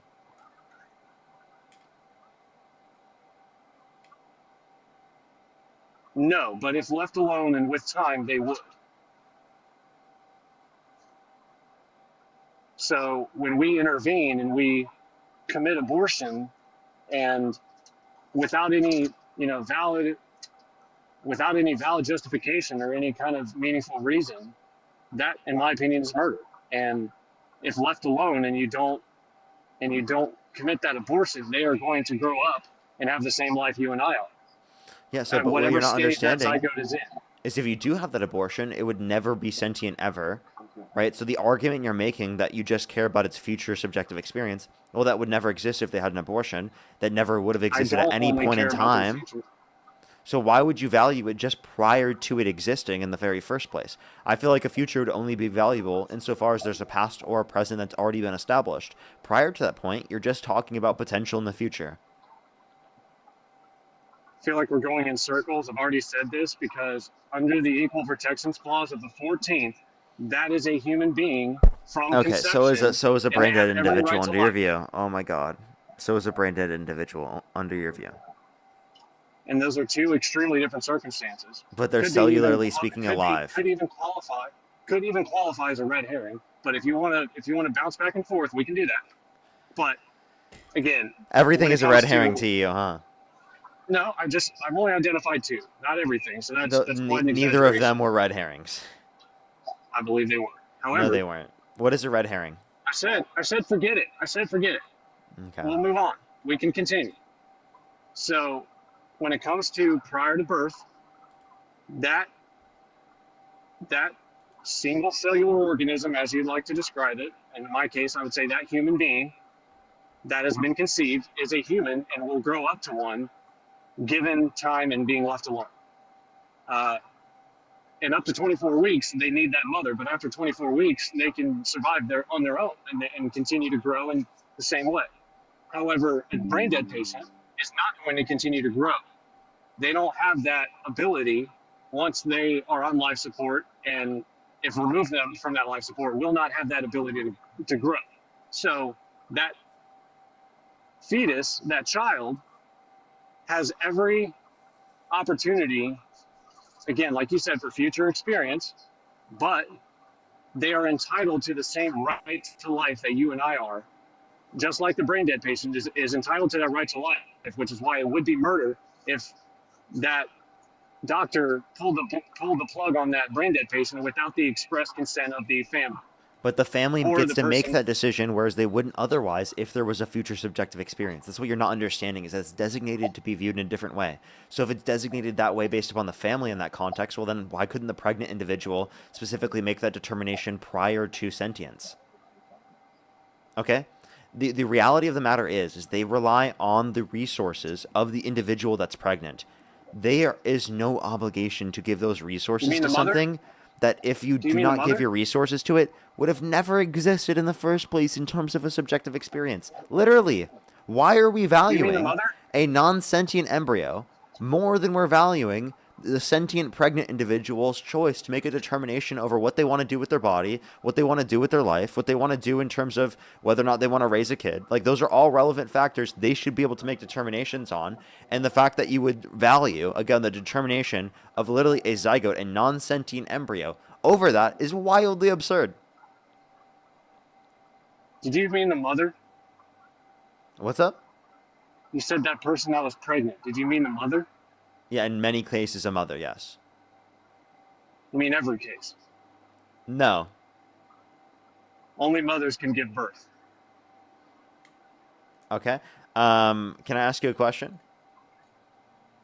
Sure, I was just trying to clarify your argument. Yeah. Do you think only fathers have dicks? No, my Do father. you think fathers? I just said no. Wait. I'm gonna keep going. Do you think only fathers have XY chromosomes?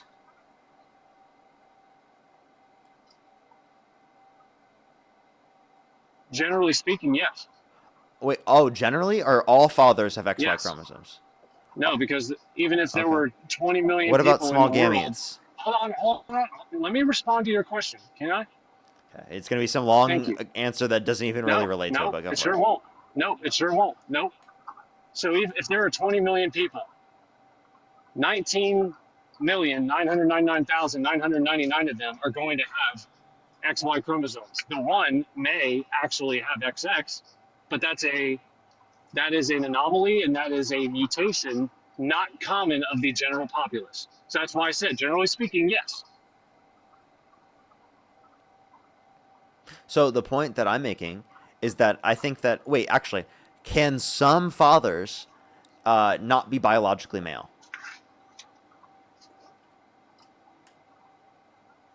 No. No. Okay. So God the Father's not a father? That's why I was just interrupting you a second ago and saying, no, not all fathers have dicks. So then you do agree that God the Father is a father, even though God the Father is He not is my biologically male? He is your father. Wait, the God the Father is not biologically male. He's not biological. Exactly. So the idea of gender There's a in this big context, the idea of fatherhood, is not predicated off of biological sex. Okay, so this Has whole God argument you were trying to has make God ever about impregnated you? like, by the way, Has God ever by the way, impregnated you you? actually did bring up a red herring when you brought up this point specifically about motherhood, and I still debunked you on your own point. It is not based upon just biological didn't. sex. You actually The didn't. term of How did you fatherhood debunk me? and motherhood, those are not just based on How biological did you sex. debunk me? Tell me how you debunked me. I want Because to know. I proved based upon your own like religious commitments that you believe things. I like how you try to think that's an own when I literally have just debunked you. Again, I showed you that You gender, in terms of fatherhood and motherhood, is not predicated off of biological sex, and that there's a basis that is non-biological, right? In terms of fatherhood and motherhood. Gender does not apply to God the Father in any way. Biology doesn't apply to God the Really? Father in any way. Really? God the Yes, Father? he's The not Father? never- He, him pronouns? Yes. That gender Yes, doesn't rely correct. to. Wait, so by the way, I have Correct. a question. So you don't think fatherhood has anything to do with gender? Biologically speaking, yes. Between Oh. you, me, and all the other. Let me finish. Between you, me, and all the other humans on the planet, yes. However, God the Father and sorry, Jesus Christ,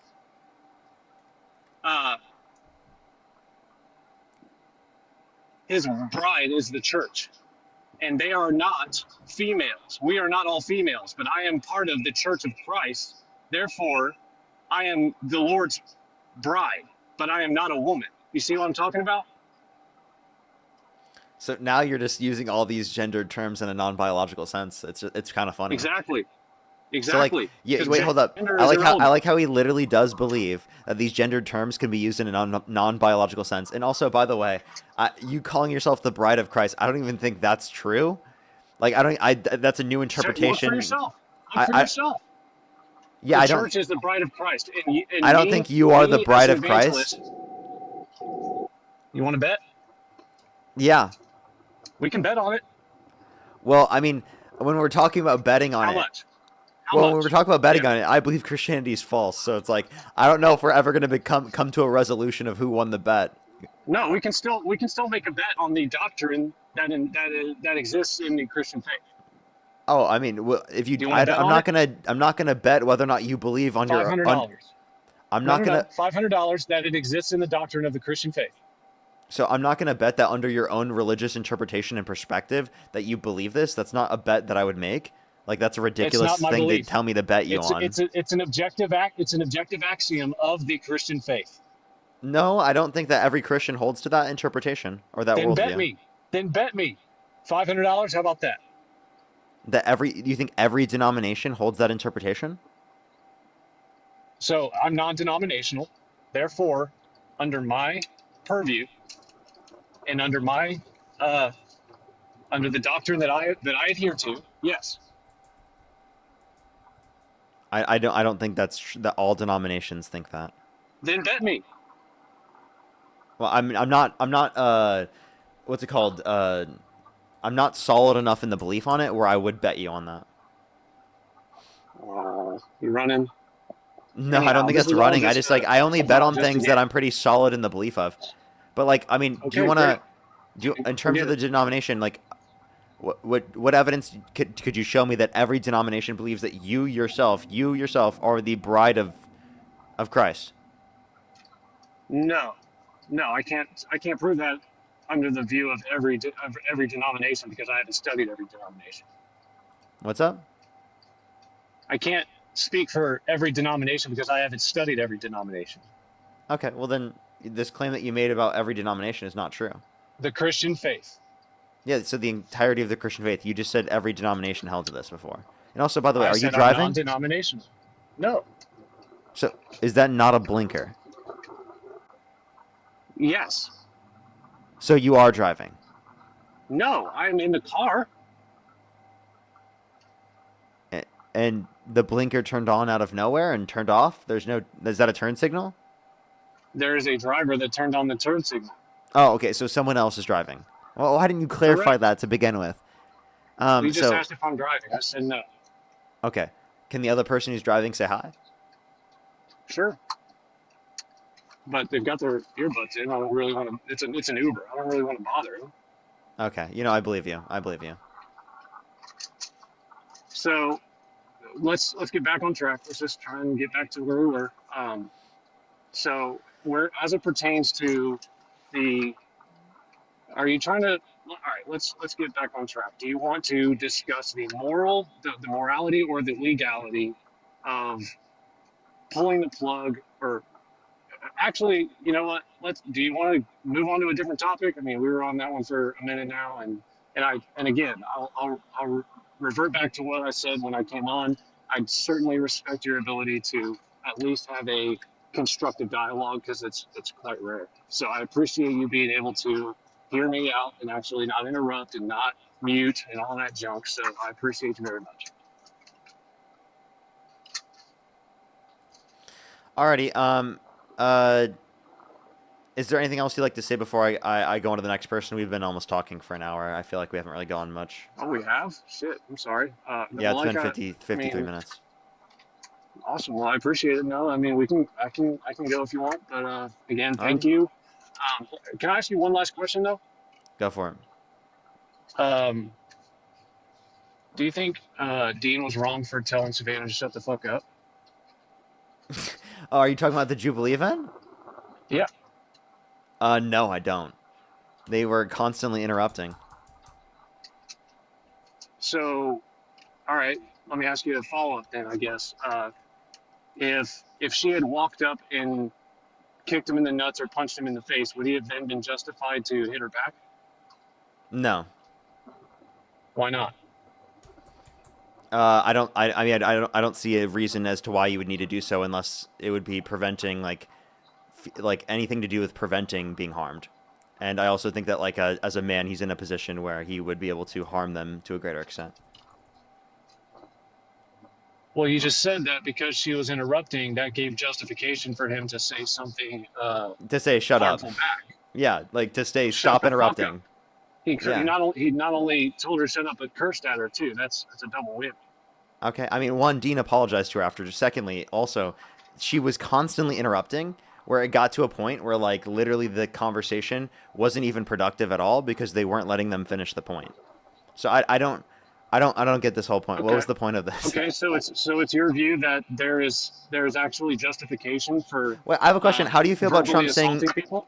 Wait, what do you mean No, verbally assault? remember how I said I don't think no that's red verbal red assault. herrings? You remember what we were talking about? No red herrings. that were Wait, by the way, Trump? I have no problem with telling. I don't think telling people to shut the fuck up is verbal assault. I think that's absurd. Even if it's a woman. Yeah, like if you're in a debate format and you tell someone to shut the fuck up who's constantly interrupting, I don't think that's verbal assault. Well, what are the parameters for what you said within the context of a debate? Outside the context of a debate, am I able to Like tell let me my clarify. wife to Let me shut the fuck clarify. up? Like outside of the context of the debate, like I would never ever say that to my girlfriend. I agree with that. Like I would never do that in like the context of my relationship. But in the context of a debate, I think that the parameters are viewed differently. There are plenty of things you would say in a debate that you wouldn't say in a personal relationship with like your partner. Do you think that it's ever wrong for him to say "shut the fuck up" to a woman? Yes, like if it was his partner, yes. Like or in the context of just like some personal relation or like if they're like talking generally. Like in the context of a debate, I think there's definitely different parameters and it's viewed differently. So it is especially when justified someone's within the interrupting like context- overly and over again. Like if someone told me to shut the fuck up after I interrupted them constantly, I wouldn't say that they verbally assaulted me. Like that's absurd. Okay? Okay, so it's your view that it is justified to curse at a woman, even if you're a feminist, within the context of a debate. Yes. It's justified? Yeah, I think it was not. I mean, he apologized, but I don't think it was like an He's a unjustified thing where like we should make a big deal of it. Like I think it's ridiculous. He's a like, dude, it's literally he's just saying to shut up when they're interrupting over and over and over again. I'm sorry, I don't think so it's being her a feminist means you can't tell people to like not shut up So like it's in her fault? circumstances where they're interrupting over and over and over again. So it's her fault? I think someone interrupting over and over and over again. Yes, it's your fault for interrupting over and over and over again. Yes. No. Say it's her fault. It was Savannah's fault for what It was she Savannah's fault for interrupting over and over and over again. Now, in terms of the particular perspective of like him saying "shut the fuck up," it could be viewed as rude.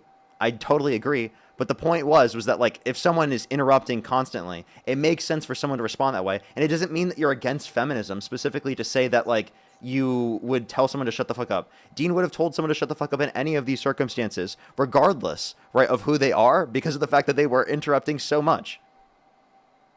I mean, how many times has Dean told people to shut the fuck up on live stream? Like genuinely, Dean probably says that like every day on live stream. Like to be totally honest. Let me respond. Yeah, go ahead.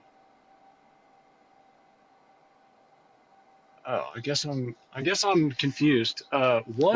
Wait, do you think that Donald Trump verbally assaulted a reporter? No, I thought. When he said "quiet piggy," that's not verbally assaulting her. her. It was hilarious. No, I thought it was hilarious. But I'm not. Oh, do you see the double? Oh, you see the double standards here? No, I'm not. You guys are such virtue signalers. It's unbelievable. No, I'm not a feminist. I'm curious. No, let's. You're not a feminist. Wait, you don't believe? Wait, so what is That's a red feminism? herring. Wait, what is feminism? Define feminism. A search for the egalitarianism of the sexes. Okay, so you don't More believe in the broadly egalitarianism of the sexes? No, I don't. Okay, what is egalitarianism? Equal outcomes for both genders, both sexes. Okay, so you don't think it's related to opportunity? You don't think it's related to rights? No, Equal not at all. rights and getting rid of like the patriarchy? That's Not that's at how all. we view it. So I'll tell you what feminism. It's about getting rid of the patriarchy, and it's about upholding equal rights for men and women. Okay? That's what's wrong with the what patriarchy? feminism is.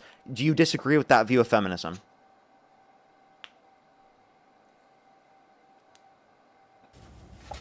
Do you disagree with that view of feminism? Hello? I'm sorry, you Hello? cut out. What did you say? Do you agree with that version of feminism? And by the way, you were totally driving. You just changed your microphone. This guy's such a liar. Now I know that that guy was lying because he literally just changed his microphone. He got it unplugged from the car.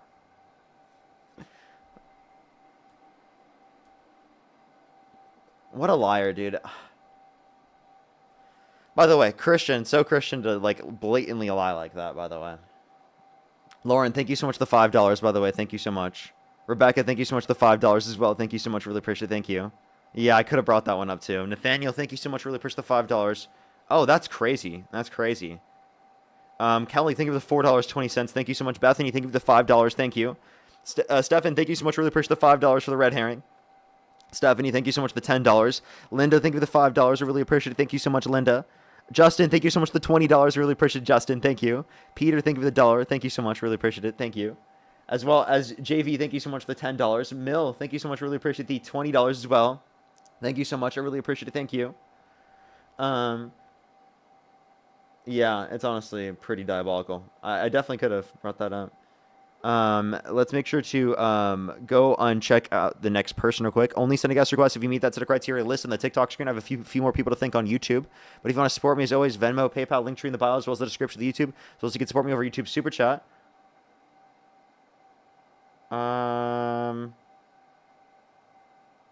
Someone said they sent $50. Where did it go? I haven't got $50 in a few hours, I think, so.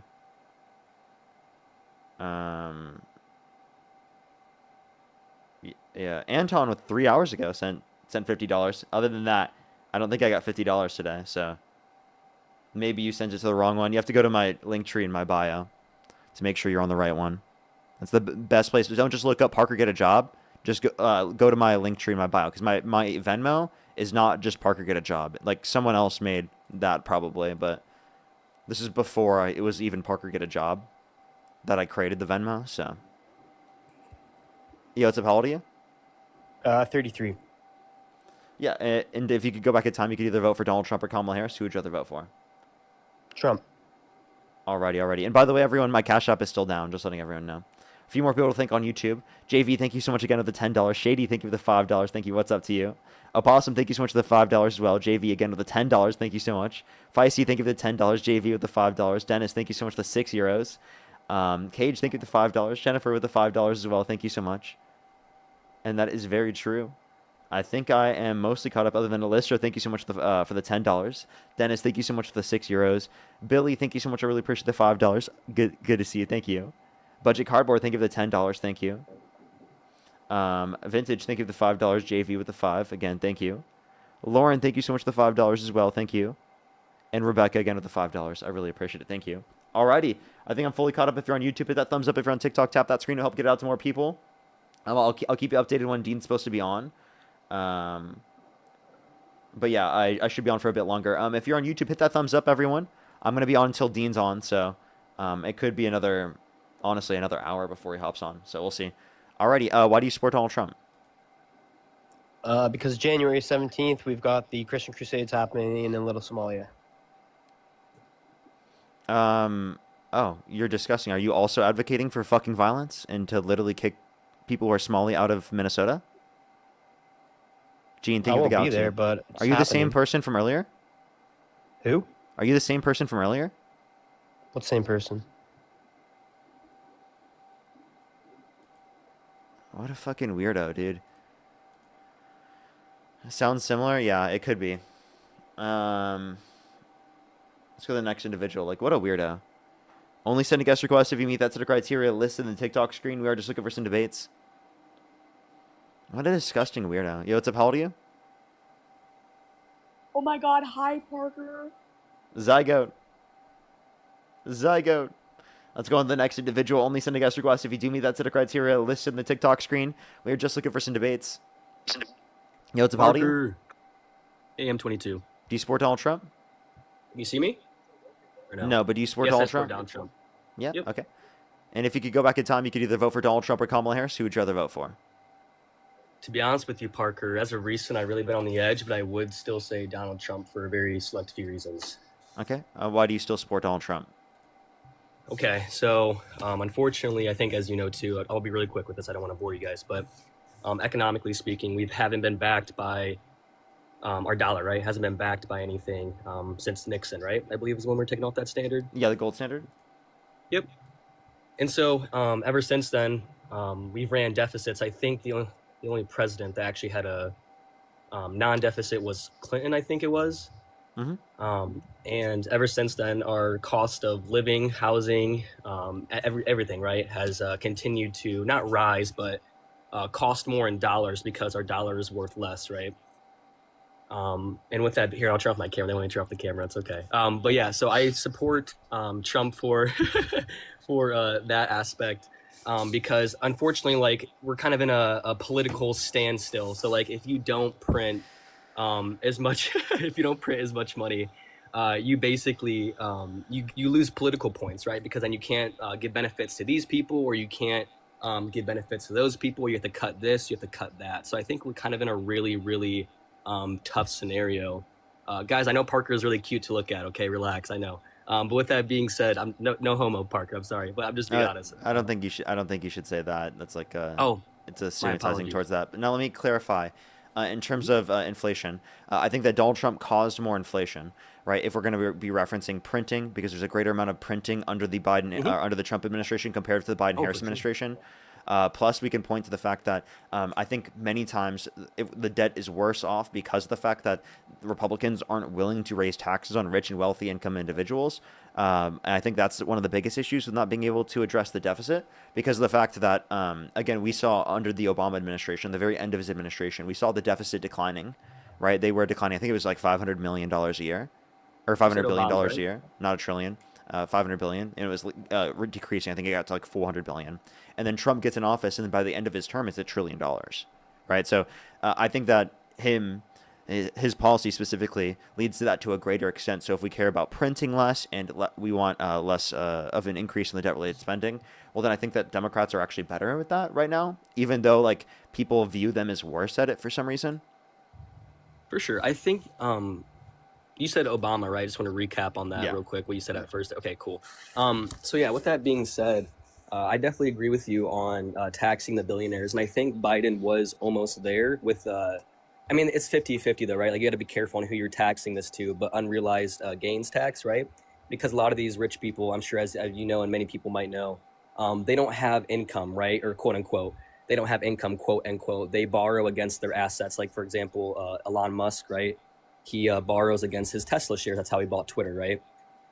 So they kind of do that, and that's like their little like loophole there. And I think Biden was close to it, or at least he talked about it. But like no matter what, these politicians, whether it's Trump or whether it's Biden, they sit here and they say they're going to do all these things, but like also the same people who are donating to them and like getting them into office, because obviously like when you run a campaign, you can't do it for free, right? So they have these donors who donate them money, and these donors are using the same tactics and the same kind of loopholes that, you know, we are trying, that these said presidents, right, like Trump and Biden are trying to get rid of, quote unquote, right?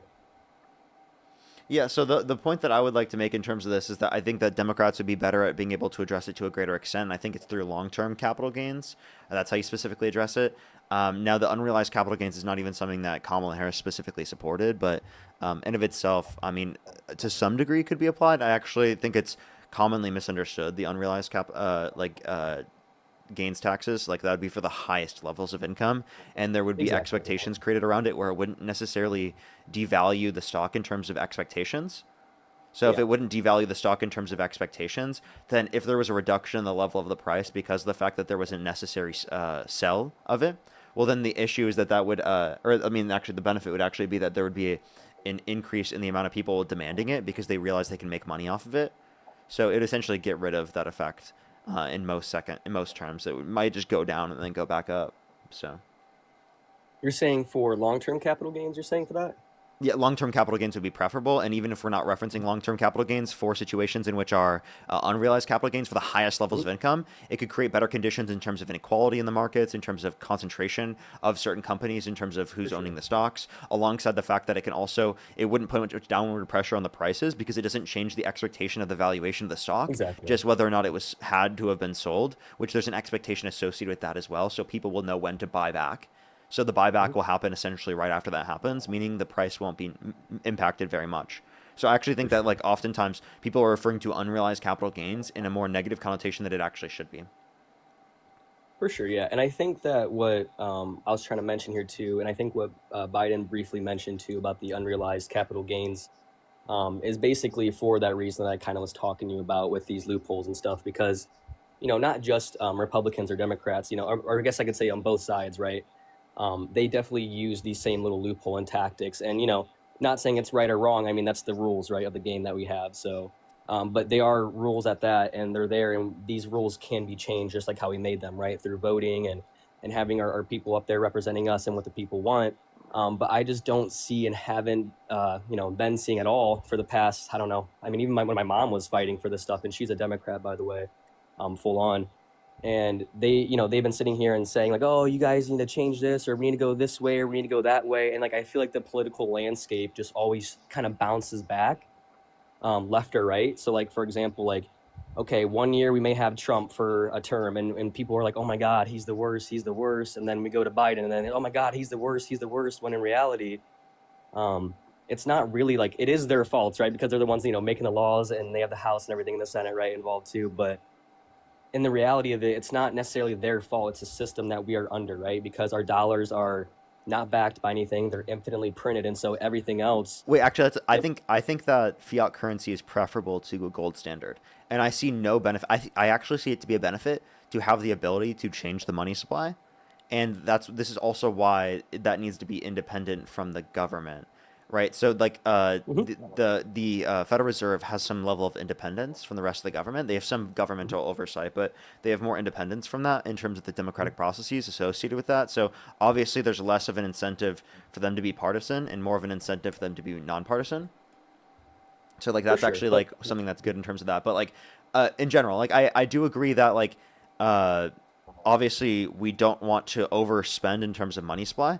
We can have some level of increase in money supply on a yearly basis if we have an increase in population, though, right? It's just whatever is relative to the level of productive increase in value or resources we have. If there's an increase in productive resources, technically, if we increase money supply, it won't cause inflation. Exactly, yeah. And so, I mean, I'm sure, as you know, right, births obviously aren't anywhere to where they close, after World War II, let's say, for example, right? Understandably, though, we won a war and we have a lot of power and big, I won't say that, so I was going to say a bad word there.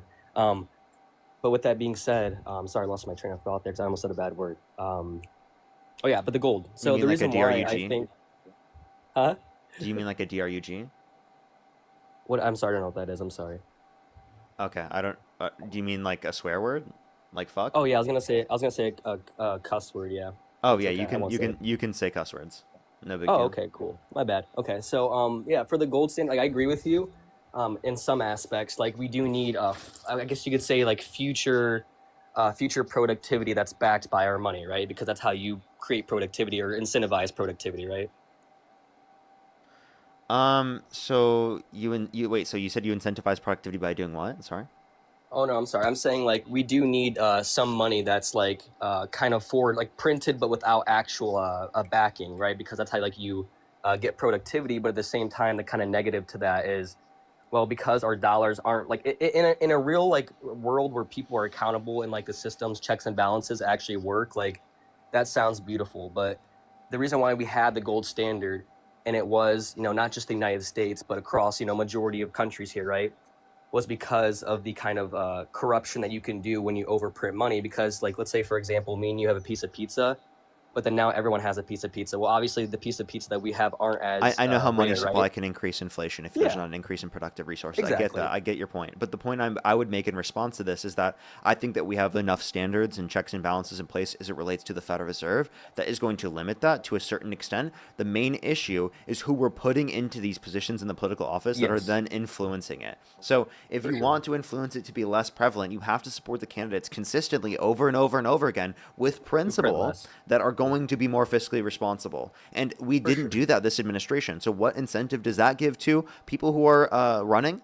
Well, you don't have to think about debt that much, and you can think more about actually providing stuff for people who need, rather than specifically, or providing whatever you want in terms of policy, rather than sure. specifically gaining the revenue to do that, because you don't really get a benefit in terms of the polls from gaining the revenue and doing that and being fiscally responsible. So you need to Exactly. principally vote on that if you want it to be something taken into consideration in terms of this particular perspective. You got to say, okay, well, because Kamala Harris was significantly more fiscally responsible, it makes more sense to vote for her in this context, and Donald sure. Trump should be held accountable for that, and we shouldn't support Republicans like Donald Trump that hold perspectives like that, because genuinely you would have easily been able to hold that standard, because the standard that the Republicans have been trying to hold themselves on and even prided themselves on for so long. Oh no, dude, they overprint like, oh my gosh, like Trump, I know he's his deficit, no, like not even printing, just deficit speaking, right? Like his deficits are extremely like worse than Biden. And Biden actually, for the most part, because when when the Federal Reserve did, I mean, I guess you can kind of, it's like a double-edged sword, because the Federal Reserve is independent, right? Quote unquote. But they were the ones who raised interest rates significantly, and so that kind of took out the deficits, or like it gave us less of a deficit, obviously, because it's more expensive to borrow money, right? But I understand what you're saying, and I 100% agree with you too. I think that also, like, what the Republicans did a good job, but also is a terrible thing for humanity, is that like they sat here and they paraded on these very political heavy topics, right? Like the Epstein files, which we know he's in. It doesn't take a rocket scientist to know that him and like every high political figure, CEO, is involved in this file debacle. But Biden they focused wasn't. on that. Harris Okay, wasn't. No, you're right. No, you said Bernie? I said Biden and Harris weren't. Oh, Biden and Harris. Okay, I thought you said Bernie. I was like, let's go. But Bernie wasn't there too, but no, dude, I love Bernie low key. I'm not gonna lie a little bit, but okay, so then with you should like Harris more than Trump. No, dude, I know. Listen, I know it's hard to like when these Republicans come out and they sit here and they're trying to give us like the hope in an economy that's like not trying to be a butt to my economy. I was born here, right, and raised, but like it's dying. Like we have a dying economy, and a lot of it, I think maybe I think that's not true. I don't think any economist would agree with you. But it's falling, like as in like our deficit, our interest rates, our interest deficit is literally like almost to our military budget, which is crazy. Yeah, I mean, I agree. Like that's something that we need to address. That's because our interest rates are higher right now because Donald Trump for sure. imposed tariffs and that puts upward pressure on prices. So For sure, we're but at we also uniquely a were different in- standard for the level of interest as well. But you can't necessarily say that was all Trump or it was all Biden, because the Federal Reserve does operate independently. And yes, they are reactionary towards policies from politicians, right? But I wouldn't put the blame on one side or the other. Because I'm not our putting the blame on economy either is so- side there. I literally said the inflation was global inflation. And the Federal Reserve is responding to that increasing interest rates because of the fact that they want to address inflation. So I think it's meaningful and it's good actually to increase interest rates in that situation, but it's going to have a lagging indicator in terms of the debt that we already have. Yes. I agree. We need to address the debt. That's a problem. I actually totally agree. I think it's important to be fiscally responsible. And I think that you can hold that position while simultaneously also like wanting people to have access to the basic needs that they require, because we need to just be willing to increase taxes on rich and wealthy Americans to be able to afford Yes. these particular programs. And that's from a Yes, federal agreed. basis. I think similar to like what we've had in California needs to be adopted in terms of a particular tax structure across the entire US, because I think it's harder to adopt that tax structure specifically just in California alone, right? Rather than doing it from a federal standpoint. Because when you do it just in California alone, well, then that does create incentives for some people to leave California and go to lower true. tax states. Whereas if it's a federal thing, there is essentially no incentive to leave the United States. Who the fuck's going to leave the U.S.? Like, seriously. That's true. Right? Like, that's very unlikely that someone's going to do that. And if they do, fuck it. Right? Good luck, yep. It's not a big deal. But, like, again, people are willing to move states. Right? That does happen. That's true. Now, for California, people aren't as willing to move states because California is fucking amazing, to be totally honest, in terms of weather, in terms of what you can do. Like literally, you can drive to ski and snowboard in the same day as you go to the beach, right? Like on yeah, that's certain days, beautiful. like it's absurd, like there are amazing things about California you simply just can't get in plenty of other states around the United States. So there are reasons why people stay in California. A lot of nature in California, biggest Oh economy yeah, in the U.S., Yosemite. fourth largest in the world. So there's lots of reasons why people stay in California. But the point I'm making is that it would be more effective if we applied it on a broader standpoint. And I agree with a very progressive model of taxation. I live in California myself. I pay into that system. Nice, yeah, that's awesome, man, and that's cool. They live in Cali. That's dope. I've visited many times. My uncle also works at Cisco. They're a really cool place, and I agree with you on taxing the rich. And I think that's kind of where I think a lot of people lean towards. And by the way, like I've always kind of been like in the middle. By the way, I never really been on like one side or the other.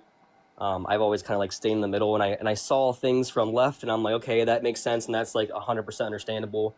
And I see things on the right, and I'm like, okay, that makes sense, and that's understandable. But then I see things on both sides where I'm like, okay, that's just like, what are you guys doing? You know what I mean?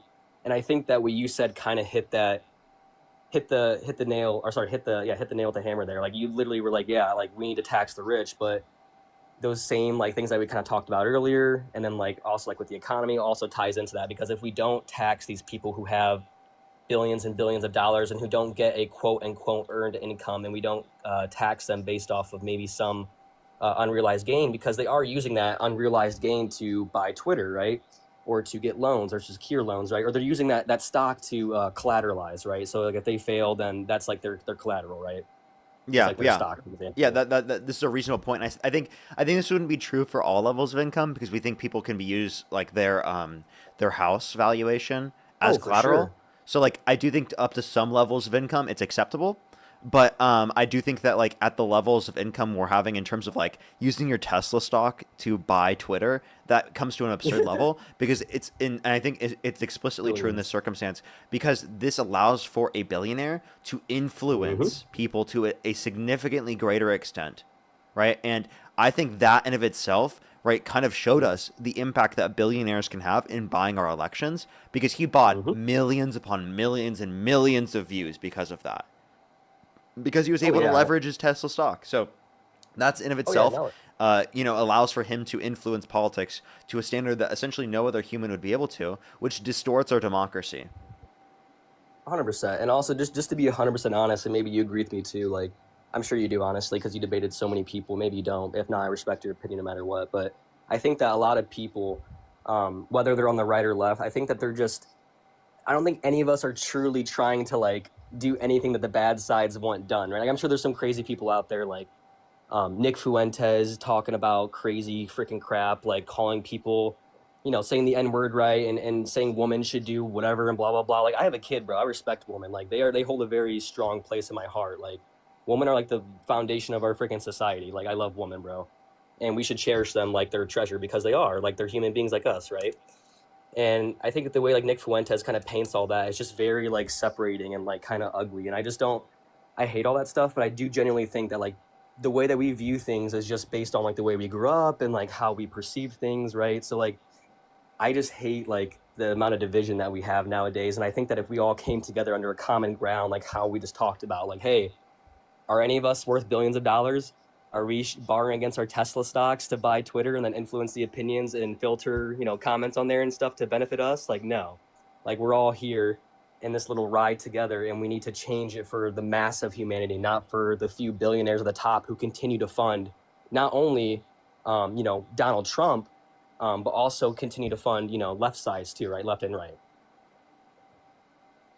Yeah, so I would say the best way for us to bring our culture together and unify and be able to address these conditions and make things better for both sides is by supporting progressive candidates. Like I could ask you about the next election cycle. Say, for example, it was J.D. Vance versus Ro Khanna. Who would you rather vote for? Lord. I don't like J.D. Vance, bro, at all. He's been backed by and playing with Teal and all that stuff, and I just don't. I don't want to get into the whole Israel stuff. That stuff makes me sick as it is, with Epstein and blackmail and all that stuff. I just don't want to get into it. So you would definitely support Ro Khanna in that circumstance, because he takes an anti-Israel approach. He acknowledges the genocide. Yes, exactly. No, 100% I would. He even said that if he came to NY, that he would arrest him, right? Oh, that's Mamdani. You're thinking of Mamdani. Oh, Mamdani can't run for president because He's mayor, yeah. At least to my No, I would understanding. I would definitely say I don't want to vote. I don't at this point. Like I think everyone kind of knows. Like, and that's just the sucky part. Is like, let's say a Democratic or a more progressive candidate comes into play, and then because we have media and news outlets, and they're also pointed against each other, they're just gonna paint and smear and Twitter on X now, right? All these negative things about these candidates, and then we're just gonna be sitting here yelling at each other like more and more instead of coming to the resolution that hey, like these guys are all just rich and they're just playing with us and they're watching us fight and they're laughing at us from like their mansions and their high rises. You know what I mean? As we struggle to pay for housing and food, like, you know what I mean? Yeah. So like the point that I'm making then is that like the only way that we can hold people accountable to that degree is by voting for candidates that want to provide access to healthcare and things that people need, which tends to be Democrats more. I'm not saying Democrats are perfect on these things or 100% always the most genuine, but I think that they definitely uphold these characteristics more. And if we did vote on that standard to a greater extent, well, then it would force politicians to represent those values to a greater extent. 100%. And I agree. At the end of the day, I really do think that like it's up to us. Like no matter what disinformation's out there, no matter what even is out there in general, like we have to do our own due diligence and our own, research and come to our own conclusions on like what is actually best for humanity. And I think that right now, I think a lot of people are having a hard time with that because there is so much information out there. And that's why I think it's important. And I love coming. I don't really come on to these too often, but I love like coming on here and like seeing what people are talking about, and then even like debating with you is really nice because not only are you really respectful and it's nice to talk to you, but it's just nice to, I don't know how to explain it. Like it's just we need to have these conversations because it's how we're going to get to a resolution. It's how we're going to grow and evolve and hopefully. I don't care if it's a Republican or Democrat. I just want a politician that's not going to send money to a bunch of wars, whether it's Biden in Ukraine or and then Biden to Israel or Trump to Ukraine and Trump to Israel, right? I just want like we don't need wars. We can barely afford what we have going on over here. We have multiple deficits. Our water systems are outdated. Our roads are not all of them, right? But our roads are crappy. I mean, our air quality is becoming worse. Everything is becoming a little bit worse because of corporate greed, honestly. And it's very sad to see, the place that I grew up in, and I'm sure you too, right? Not really fall, right? But like it's kind of feeling like Rome. So like the point that I would make is that I think that Democrats were trying to address that, like for example with the infrastructure bill and like specifically environmental regulation. But Donald Trump has cut that in terms of environmental regulation. That's why our air quality is getting worse. Like so actively, like if we need to make these investments, if we need to ensure that these regulations are true to be able to uphold the quality of life and standard that we had, well then we need to believe in science. We need to uphold those values within the context of our politics. And many people, they take the situation of the system being bad and both sides not giving us everything that we want to I'm going to not involve myself in politics. And I think that thought process limits our ability to hold politicians accountable to the degree that we need to because they disinvolve themselves with the political process. And there's so many people like that disinvolve themselves with the political process. And if they stayed in the political process, they'd be able to shift the Overton window. Whereas they're not able to, and they have no power to do so from outside, right? Unless it's with just in like local communities. But that doesn't have anywhere near the same meaningful effect in terms of like nationwide politics and even localized politics to a greater extent, or even like other situations. So like I think that there needs to be a multifaceted approach, and Democrats need to engage with that. I guess my last question would be: is that given all this information we've talked about, do you still support Donald Trump? Man, I don't think so. And to be honest with you, I don't even think that like, I hate to say it, but like, I want Bernie Sanders back, bro.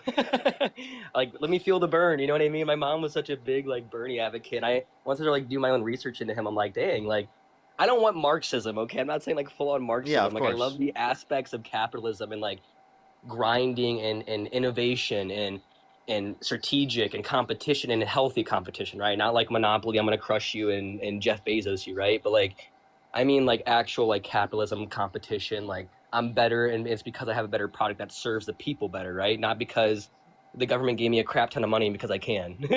Yeah, You know what I mean? you sound like a social democrat, a liberal.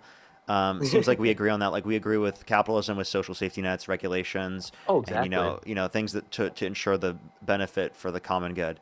So I appreciate you very much. Thank you for coming Oh up. yeah, I appreciate you, Parker. Thank you so much. Alrighty. Let's go on to the next person here. Let's go on to the next person. I have a few people to thank in the meantime. Kelly, thank you so much for the $20 on Venmo. Thank you so much, Kelly. I really appreciate it. Thank you so much. Of course. Thanks for trying to get through to people. Absolutely. Jackie, thank you so much for the $5. And Lucille, thank you so much for the $50 on Venmo. Can we get some W's for Lucille in the comment section right now? Thank you so much, Lucille. I really appreciate it. Thank you. That's very kind of you. Thank you so much. Yeah, seriously, though. Thank you so much. I really appreciate it. Thank you. Thank you so much, Lucille. I appreciate it. Thank you. Lauren, thank you so much for the $5 as well. Thank you. And by the way, JV with the $200 on YouTube Super Chat. Thank you so much. I really appreciate it. Thank you so much. Can we get some W's for JV in the comment section right now? They said I just find it hilarious that Trump supporters want to quote-unquote make America great again, whereas pre-1980s, America was taxing the top 1 to 5% at greater percentages, right, in this country, and had the largest economic boom of roadway infrastructure in American history.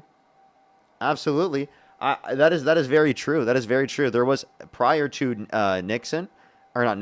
Reagan, and trickle-down economic policy, there was very high marginal tax rates that even exceeded up to 91% for the top 1%. Now, that doesn't mean the effective tax rate was 91%, but it does mean that they had a higher marginal tax rate, which marginal tax rates can be used to actually like increase wages. There's actually decent literature indicating that an increase in marginal tax rates can lead to an increase in wages, because it incentivizes them to pass it down to their employees and reinvest in the firm rather than specifically pay taxes on it, because they would rather do that because it can provide some benefit to them in the long run. So that's actually one thing that can be true there.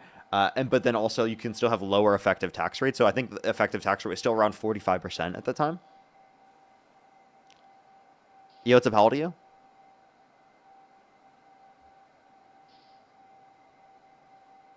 Yo, what's up? How old are you? Someone's saying in the chat, this is not Parker? Is this... What do you mean it's not Parker? Actually, yeah, you know what? I'm AI. I'm AI. You're right. I'm not real. It's not actually me. It's not actually me, you know? AI Parker. You know, I've taken over. Parker has completely automated the processes of the live. So he actually does nothing. He just sits on the couch all day. Like, he doesn't do anything. I do all the work. You know, it's ridiculous. Yeah, what's up? How old are you? So you don't have to worry about that.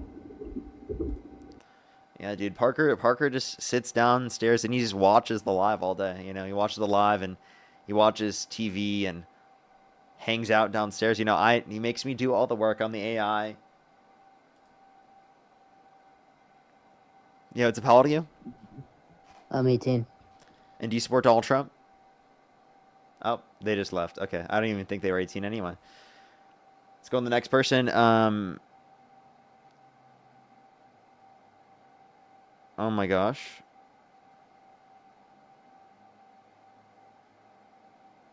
Wow. I'll have to see that later. Dean will be on probably here pretty soon, everyone. He's going to have some updates, I'm assuming.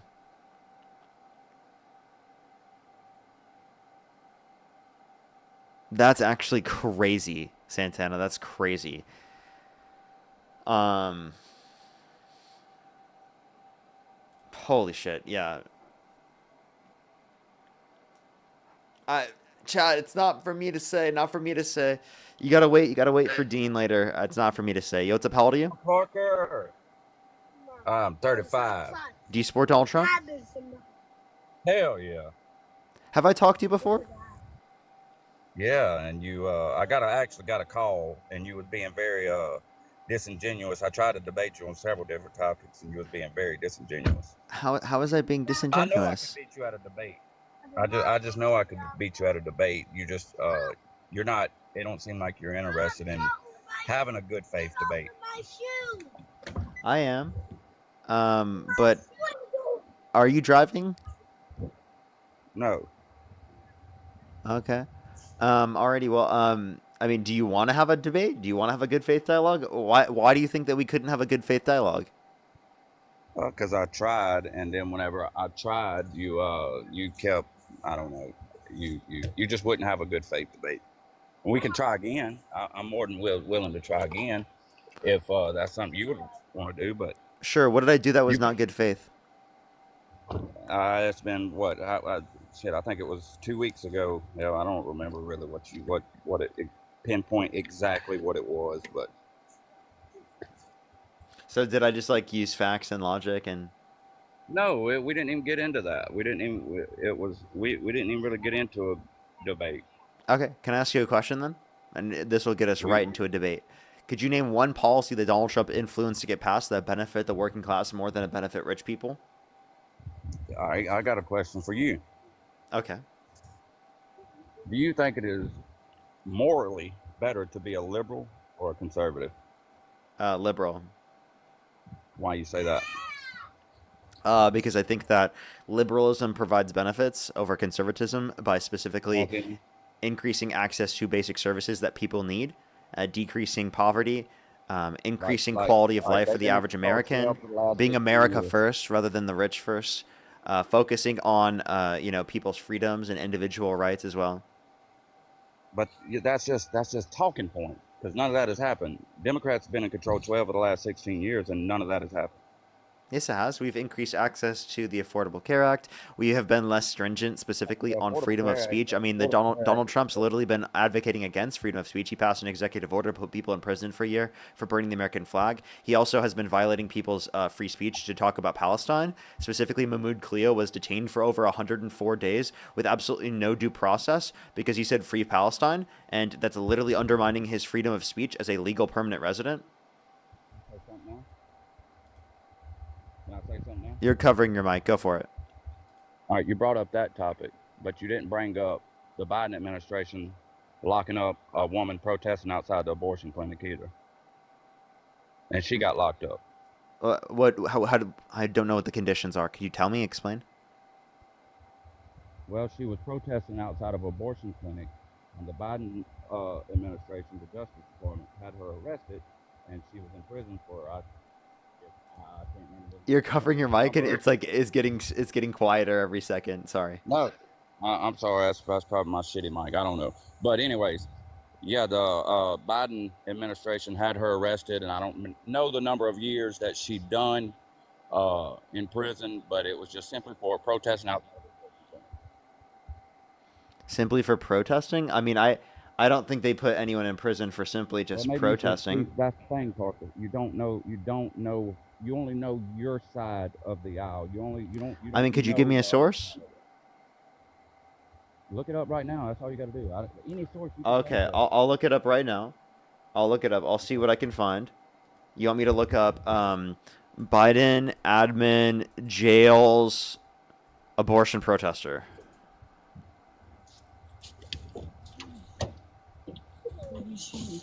Okay, let's look. Biden admin jails abortion protester.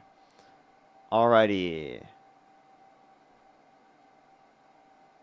Biden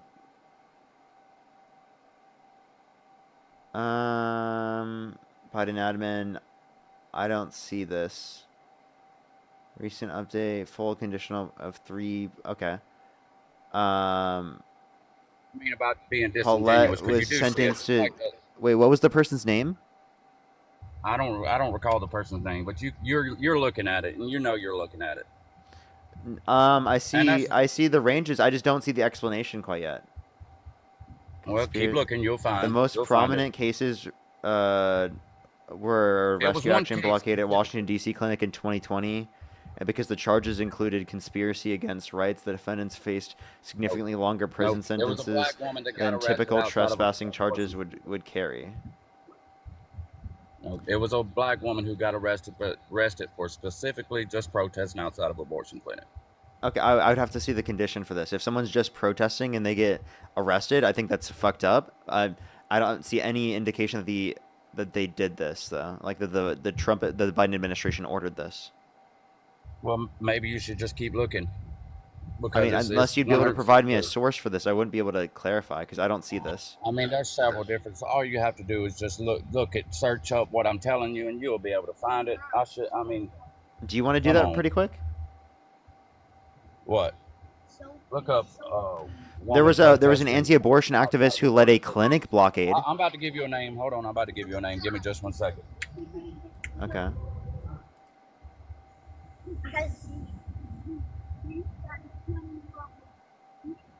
Apparently, that person had stored fetal remains in her home. No, no. No. I'm referencing one of the people that I found when looking it up. I'm not referencing the person that you were referencing. Paulette Harlow. No, this was during the Biden administration.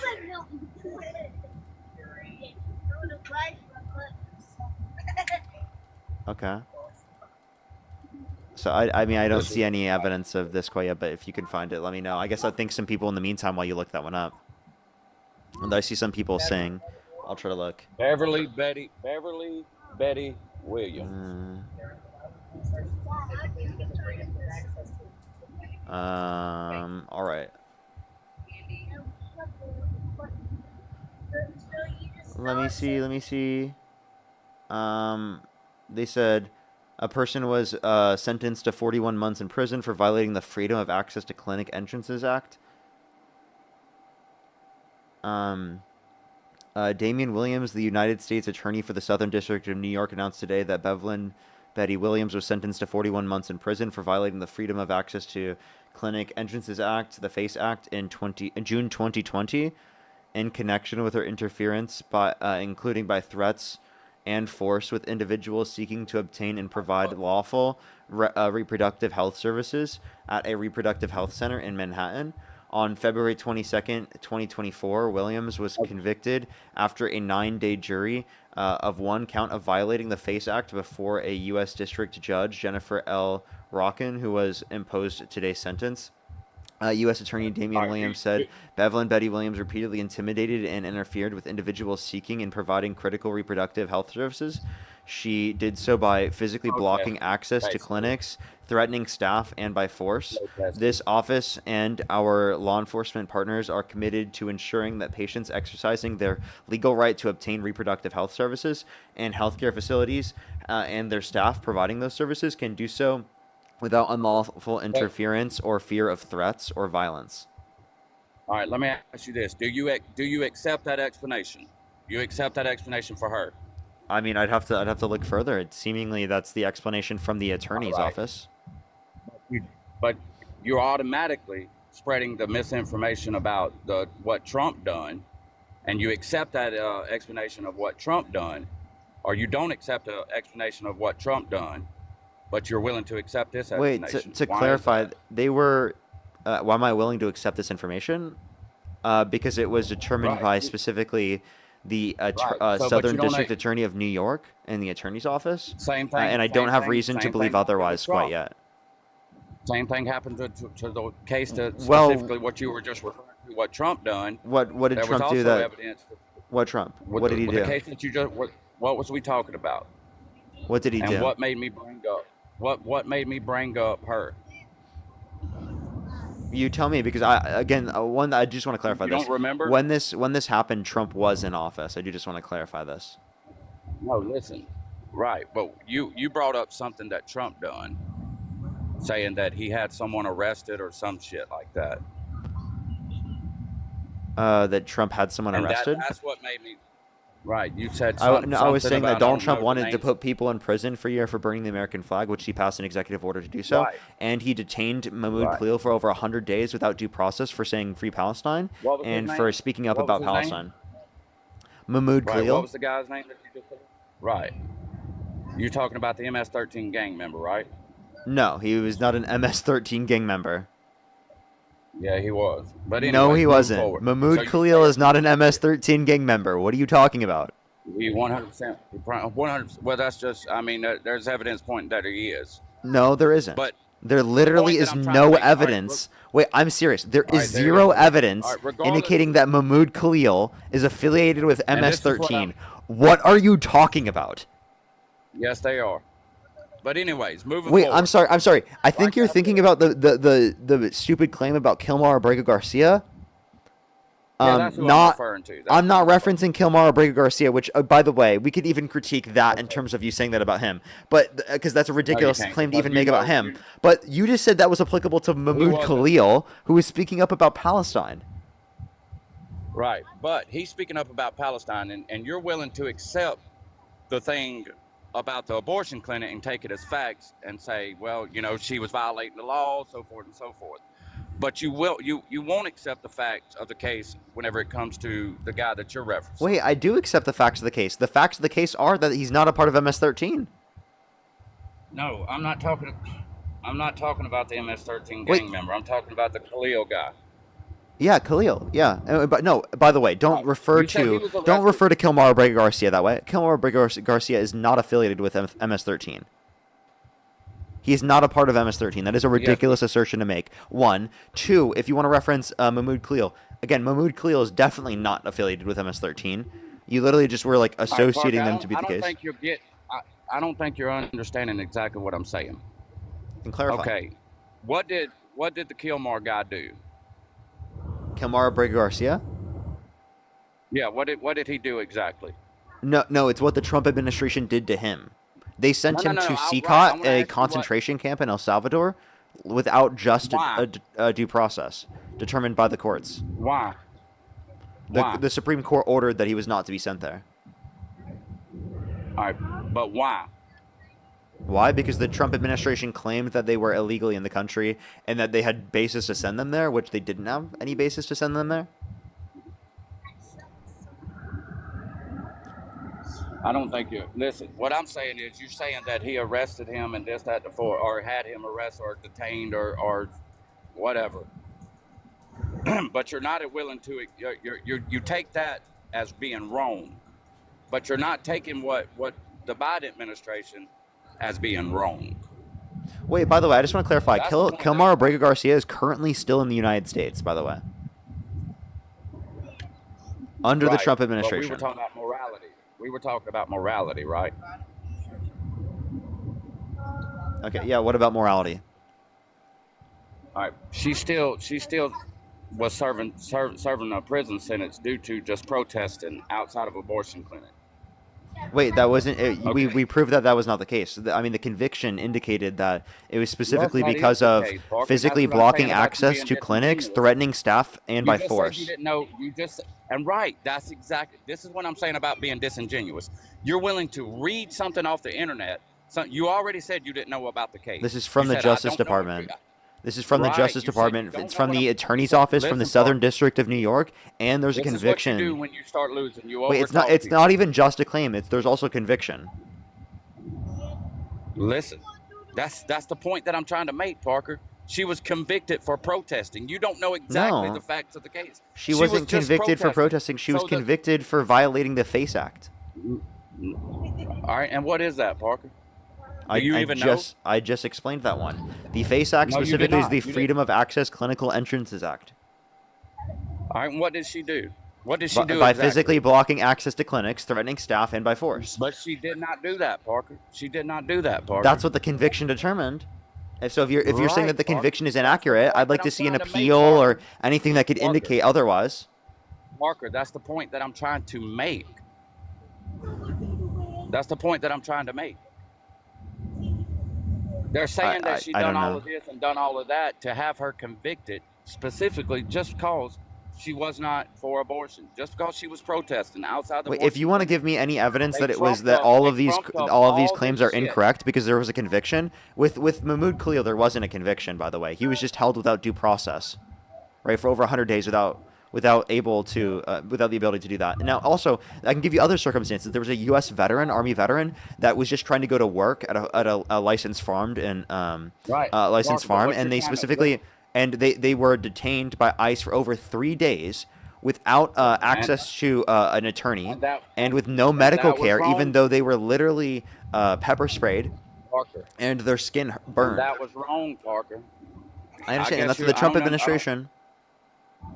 And that, all right, the Trump administration has nothing to do with ICE and who they specifically target. Let's just say, yes, they do. They don't. Yes, they do. All right, so you mean to tell? All right, let me break. So you saying yes, they do, and I'm gonna prove to you they don't. All right, I'm the head of ICE. You think I'm gonna call Trump, the president of the United States, before I get ready to detain somebody? Each individual person? No, I'm not saying each individual person, but the orders come from the president. Trump does not know. Trump wants sends an order. wants ICE to operate a certain way. He appoints If someone I to put you- make it listen. operate that way, and then he literally Right, if I they buy enact what he business- wanted them to do. Right, Parker. If I buy a business selling cars or selling whatever or operating this, and I put you in charge, and you start doing things that I don't approve of, the people cannot fault me for that. You get what I'm saying?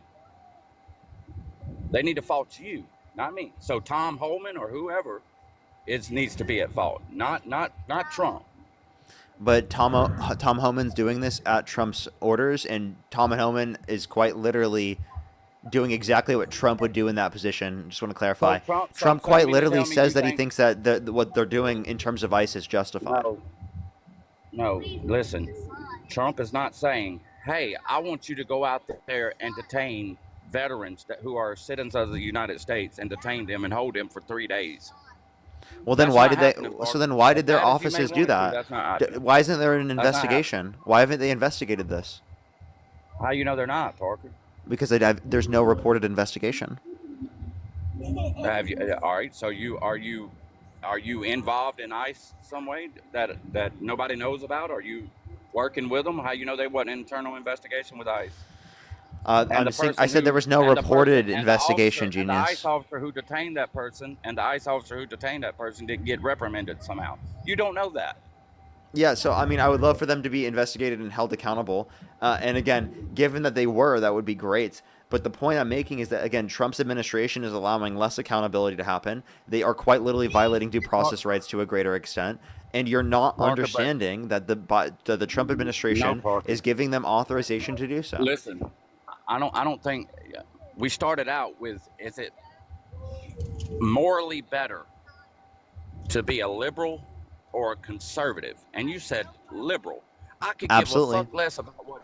I don't give a shit what Trump's doing. I don't care. I'm talking about morality here. Liberal, conservative. That's Okay, what we're talking about. what about it? We're not talking about, well, Trump passed a policy. We are actually. I mean, the topic is, why do you No, support we're Trump? talking about morality. We're talking about morality. I mean, asked you a question we're talking about morality, both. And you know you can't defend liberals whenever it comes to morality. You know you I can't did do in that. every way. You didn't ask me any question about morality that I wasn't able to defend. All right, so why? And by the way, okay, associating so Trump with morality, that would be a contradiction. I'm gonna ask you two questions whenever it comes to morality. How come liberals love to scream women's rights, yet they're trying to let men, I guess, cosplay as women and take it as they let men go in women's restrooms, prisons, play in their sports, etc., and then they're for the slaughter of innocent children, and they Okay. advocate for it daily. Like they advocate for this daily. Maybe you haven't seen some of the things that your side of the aisle has advocated for, but Okay, can I respond? maybe you need to educate yourself on some of your things your side of the aisle, and even you can roll your eyes all you want to, but you even laughed at the Charlie Kirk thing. No, And that's I wrong. didn't laugh at Charlie Kirk dying. Yeah, I you laugh did. at. Yeah, you did. Yeah, you did. No, I didn't. So did Dean. He started off as None of us crying, did. and then he got around the little soy boys, and then he started laughing and shit. When did we laugh at Charlie Kirk dying? Well, I can pull up the video. I can DM it to you because I Yeah, have it. yeah. Is it us playing the audio of the "We Are Charlie Kirk" song? Because You don't think that's not that's- us laughing that- at no, Charlie it's not only dying. That's that, us but laughing at it's people. that- Listen, that's us it's laughing that at people. too. Listen, it's us laughing at people calling themselves Charlie Kirk. It's absurd to do that. Okay? Do you understand the Your distinction? opinion. That's your opinion. Yeah, but I'm obviously You not don't- laughing at the you death say of it's Charlie absurd Kirk. to do that. You say it's absurd to do that, but it's not absurd for a man to go into a woman's prison. It's not absurd. Wait, can I address these for points? little- Now you're pivoting. Again, I addressed the point you made, No, and not now I really. want to address those other points. You never even gave me the space to be able to address those. So I believe that trans people being allowed into the spaces that they specifically identify with is not putting anyone at a greater risk. I think it's actually putting trans people at a greater risk and people in general at a greater risk. Specifically, if you are not to allow that, because it is the case that trans people, again, are not only are going to be at a greater risk, specifically going into bathrooms in which they do not associate with, but also the fact that, again, if you're forcing trans men, Say that for again. example, Say that again. What now? Say that again. What'd you just say? yeah, trans people going into the bathrooms that they identify with doesn't actually lead to worse off conditions. It leads to better off conditions, not only for trans people, but for everyone in general, because of the fact that if we were to force conditions that people specifically are supposed to go into bathrooms based upon their biological sex, well, then what you're saying is that trans men who are biologically female should have to go into the women's restroom, right? And because of that, you're saying that masculine presenting individuals, cis men, could literally just portray themselves as trans men without having to change their presentation at all, and they could go into these bathrooms and assault people in that context. So if your argument is that people are going to portray themselves a certain way, can I please finish without you cutting me off? Can I please finish without you cutting me off? Thank you. Let me please, thank you. I would love to finish without you cutting me off. I love to finish without you cutting me off. I let you finish. Please let me finish. No, you didn't. You ain't let me finish the point. I did let you finish. I did let you finish. That's just not true. I wrote it down for you.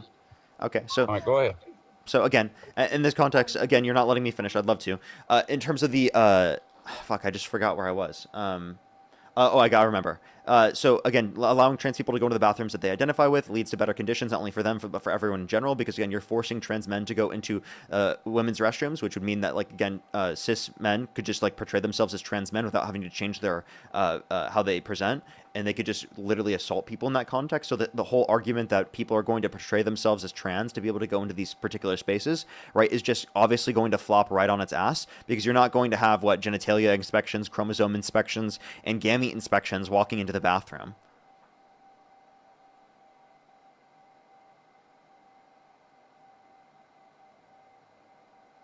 Also, you support Donald Trump, who bragged about walking to the changing rooms of naked women while they're changing without their consent, right? And an 18-year-old came out and said there were 4 girls as young as 15 years old in these changing rooms when Donald Trump would barge in.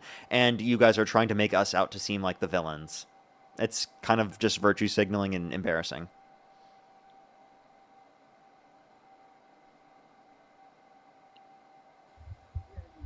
You bring it up.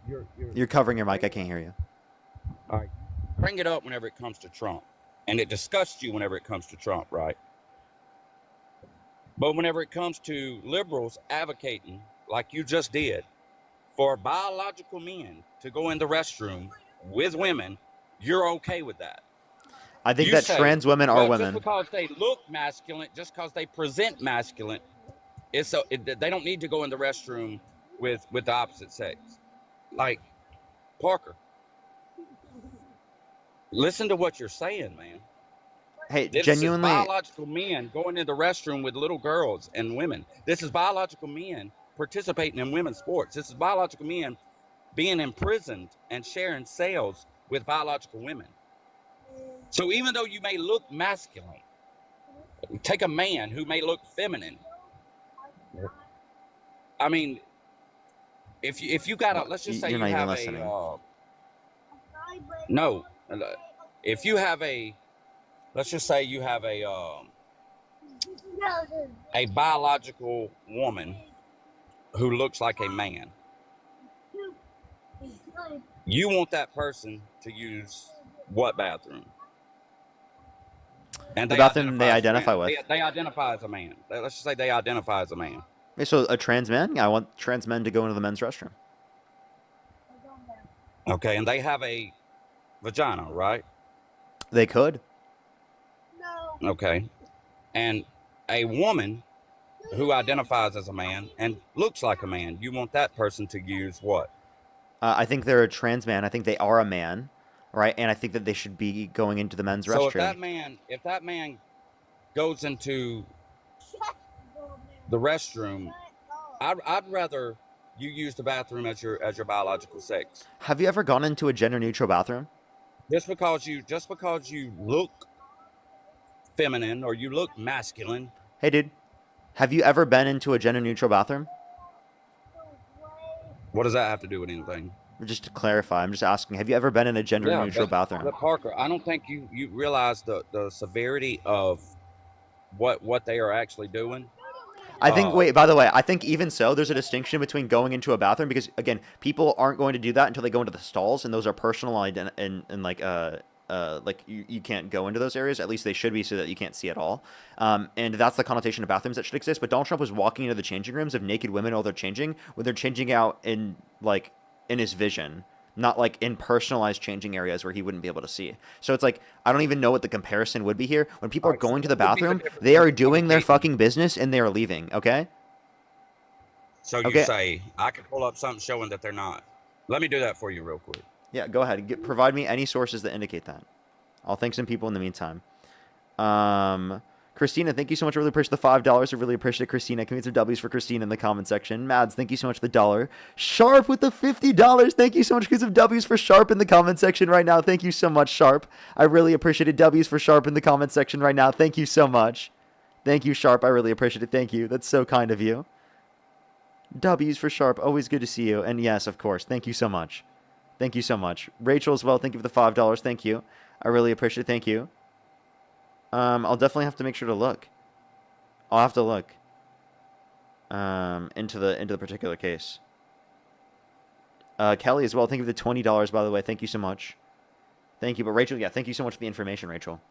I also have some people to thank on YouTube as well. Give me a second, everyone. Let me go to YouTube real quick and then thank some people. If you're on YouTube, hit that thumbs up for the 3,700 people here. Make sure to hit that thumbs up. It helps get it out to more people. I would really appreciate it. Let me make sure to check YouTube real quick. Rob, thank you so much. I really appreciate the $10. Thank you so much, Rob. Gian, thank you so much. I really appreciate the $5. Thank you so much. I really appreciate it. Karen, thank you so much for the $2. I really appreciate it. Thank you. Thank you. Kim, thank you for the $10. I really appreciate it. Thank you so much. River, thank you for the $2. Thank you so much. I really appreciate it. Thank you. Seems legit. Thank you so much for the $5. Democracy Dies in Darkness, thank you for the $5 as well. Toddy, thank you so much. I really appreciate the $10. Thank you so much, Toddy. I really appreciate it. Thank you.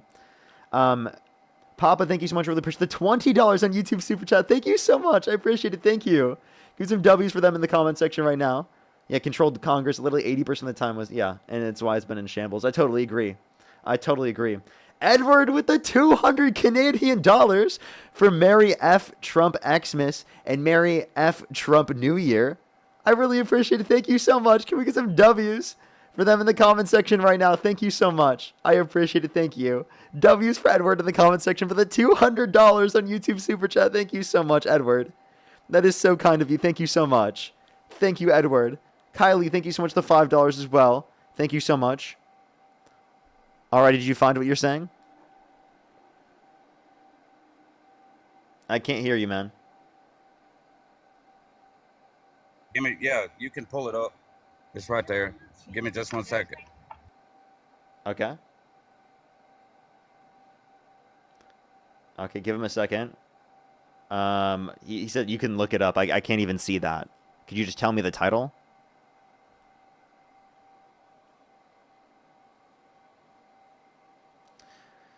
And also, by the way, are you driving? Because you are in a car. Yeah, I'm in the passenger seat. My wife's driving. Okay, for sure. But you can't. You can pull that up and make that bigger. You know you can. Oh, okay. Let's see what this is. Let's see what this is. What do you tell all those people? Get off the screen. I don't want to see that.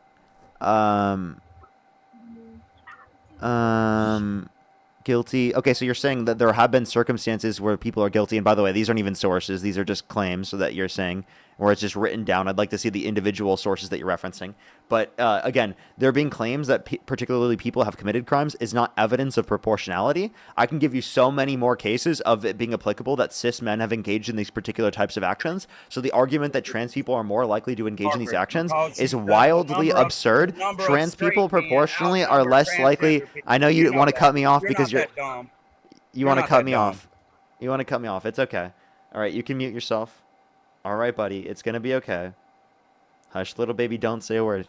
You're going to be able to speak in a second. Okay, buddy? So this is not evidence of proportionality. Trans people, actually, there's no argument that they have a greater proportionality of committing this particular type of violence. And again, if you care about a greater proportionality of committing this particular type of violence, well, then that's going to be true about men in general comparative to women. Oh, Parker, you the way you try to portray to your little audience, you know that there is way more straight men in society than they are trans people. You know. That's why I say proportional. The That's why I number take of into people account would be proportions, higher. buddy. That's why the number of people would be higher. So when you provide individual like experiences, that's not an argument that makes your side look better. It makes your side look worse, actually, because there's going to be significantly less individual circumstances of specifically trans people doing this. Right, So if you look at per Parker, but capita there's still- rates, listen, actually, there's when no you- argument that you when have you- that trans people per capita Parker, are greater or more likely to do this specifically, and Parker. also men in general are more likely to do this comparative to women. We know that on a per capita basis. Here you go again, just fast talking. The point that I'm trying to Oh, make. I'm sorry. Maybe you're just listening slow. All right, yeah, I'm listening slow. I guess everybody listens slow whenever it comes to. Oh no, not everyone, just you apparently. Several people has told you this. Several people has told you this. Yeah, like, several slow down, people that calm also down. were in the same position as you. No, I think you're in a position to actually slow down and actually you might learn something. Okay, with that being said, It sounds like you're the point one that I'm needs to speed up. The point that I'm trying to make, Parker, is whenever you say, yeah, if you say that you're a man or if you say that you're a woman, we're okay with that. Go on to the women's prisons. Go on to the women's bathrooms. That's fine. Since you say you are, I guess you are. So that makes easy access for predators who actually want to commit those types of crimes. Oh, so you see what I mean? You're saying predators that want to commit this, so not trans people? That's exactly who's committing the No, crime, it's not. Parker. Trans That's people are not. There's no argument that they're more likely to commit these acts of violence. Now, if you're saying predators will be able to get into these particular positions, well, did you know? Again, in these situations, they would be more likely to be able to do that if you force people to go into these particular spaces based upon their biological sex. Because again, then you're going to be forcing.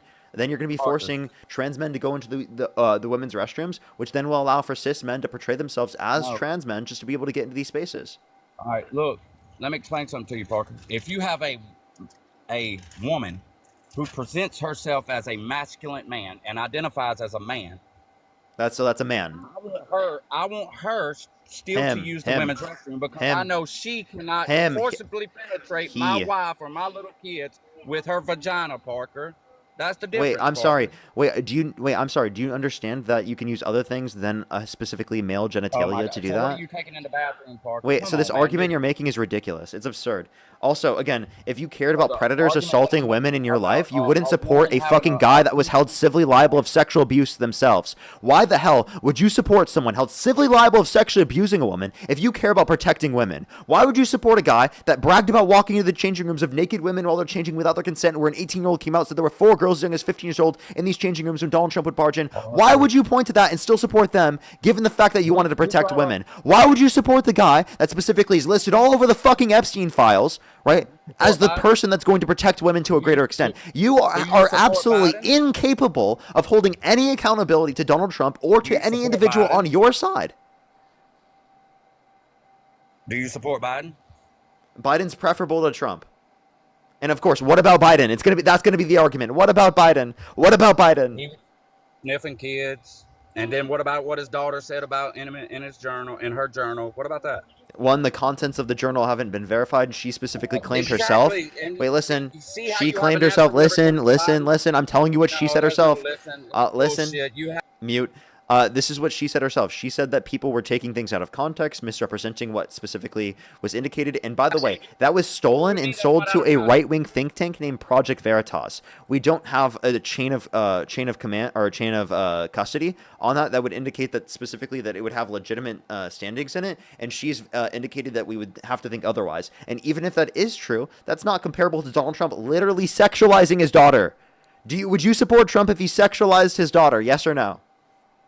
On countless occasions. Definitely not. Wait, you said definitely not? No, I wouldn't. You wouldn't? Okay, take a listen to this. I'm going to mute you again. Take a listen. This is a video of Donald Trump literally sexualizing his daughter on countless occasions. Take a listen in. Thank you, everyone. Daughter. Ivanka is a successful Republican convention. Yet at times, his fatherly praise is downright cringeworthy, like on The View in 2006. I said that if Ivanka weren't my daughter, perhaps I'd be dating her. You know. Times on Howard Stern's radio show in 2004 and then again in 2006. By the way, your daughter, she's beautiful. Can I say this? A piece of ass. Yeah. She looks more voluptuous than ever. She's actually always been very voluptuous. It's unbelievable. She's almost 6 feet tall. Still, even Ivanka seemed confused when talk show host Wendy Williams asked about things the two have in common. What's the favorite thing you have in common with your father? Either real estate or golf. Donald, with your daughter? Well, I was going to say sex, but I can't relate that.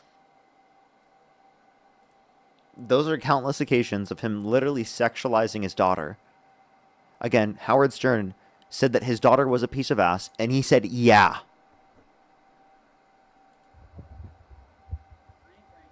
You're covering your mic. I can't hear you, man. Thing whenever it comes to Joe Biden, basically the same exact shit.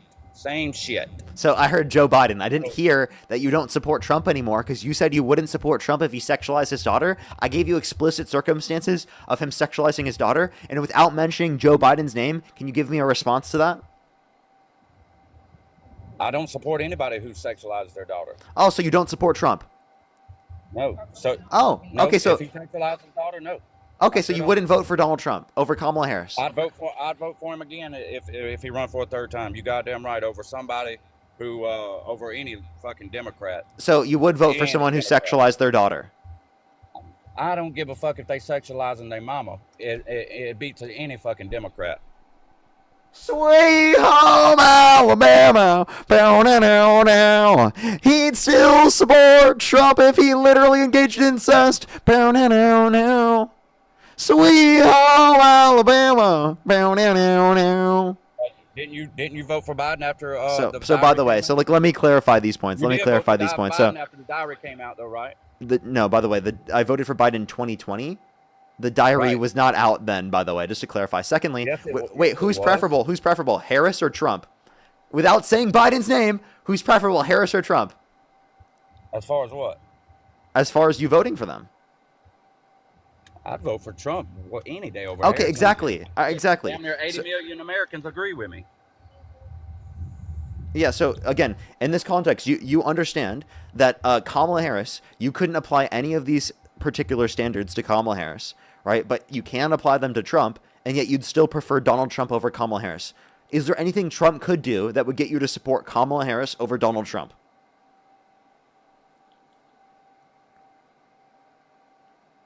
What now? Is there anything that Donald Trump could do that to get you to support Kamala Harris over Donald Trump?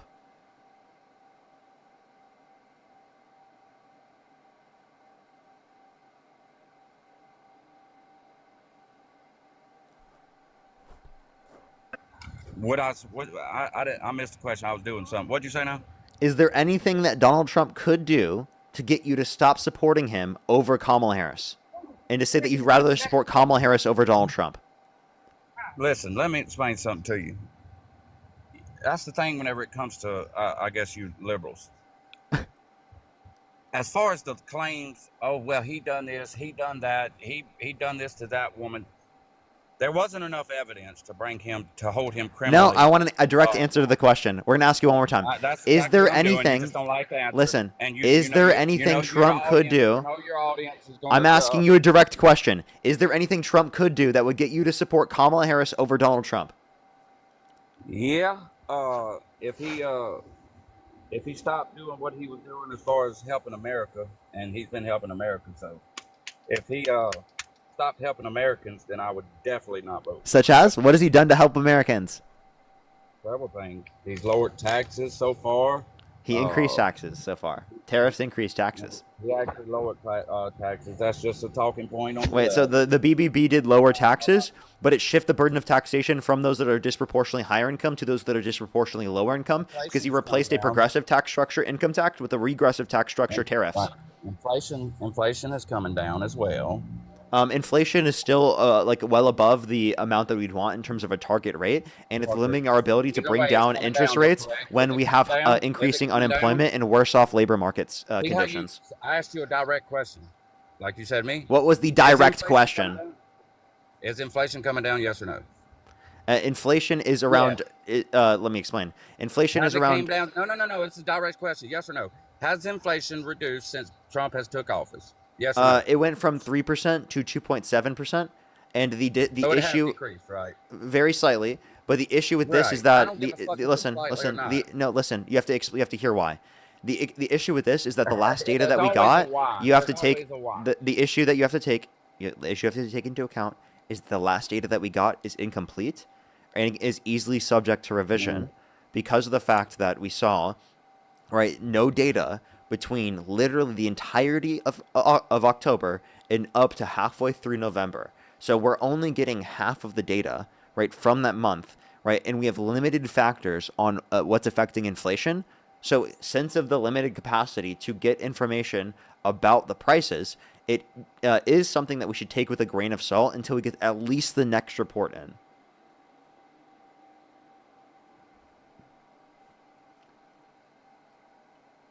But you see how you always have a excuse or an answer whenever it comes to Trump. Like, y'all refuse to give the man any credit on anything that he does.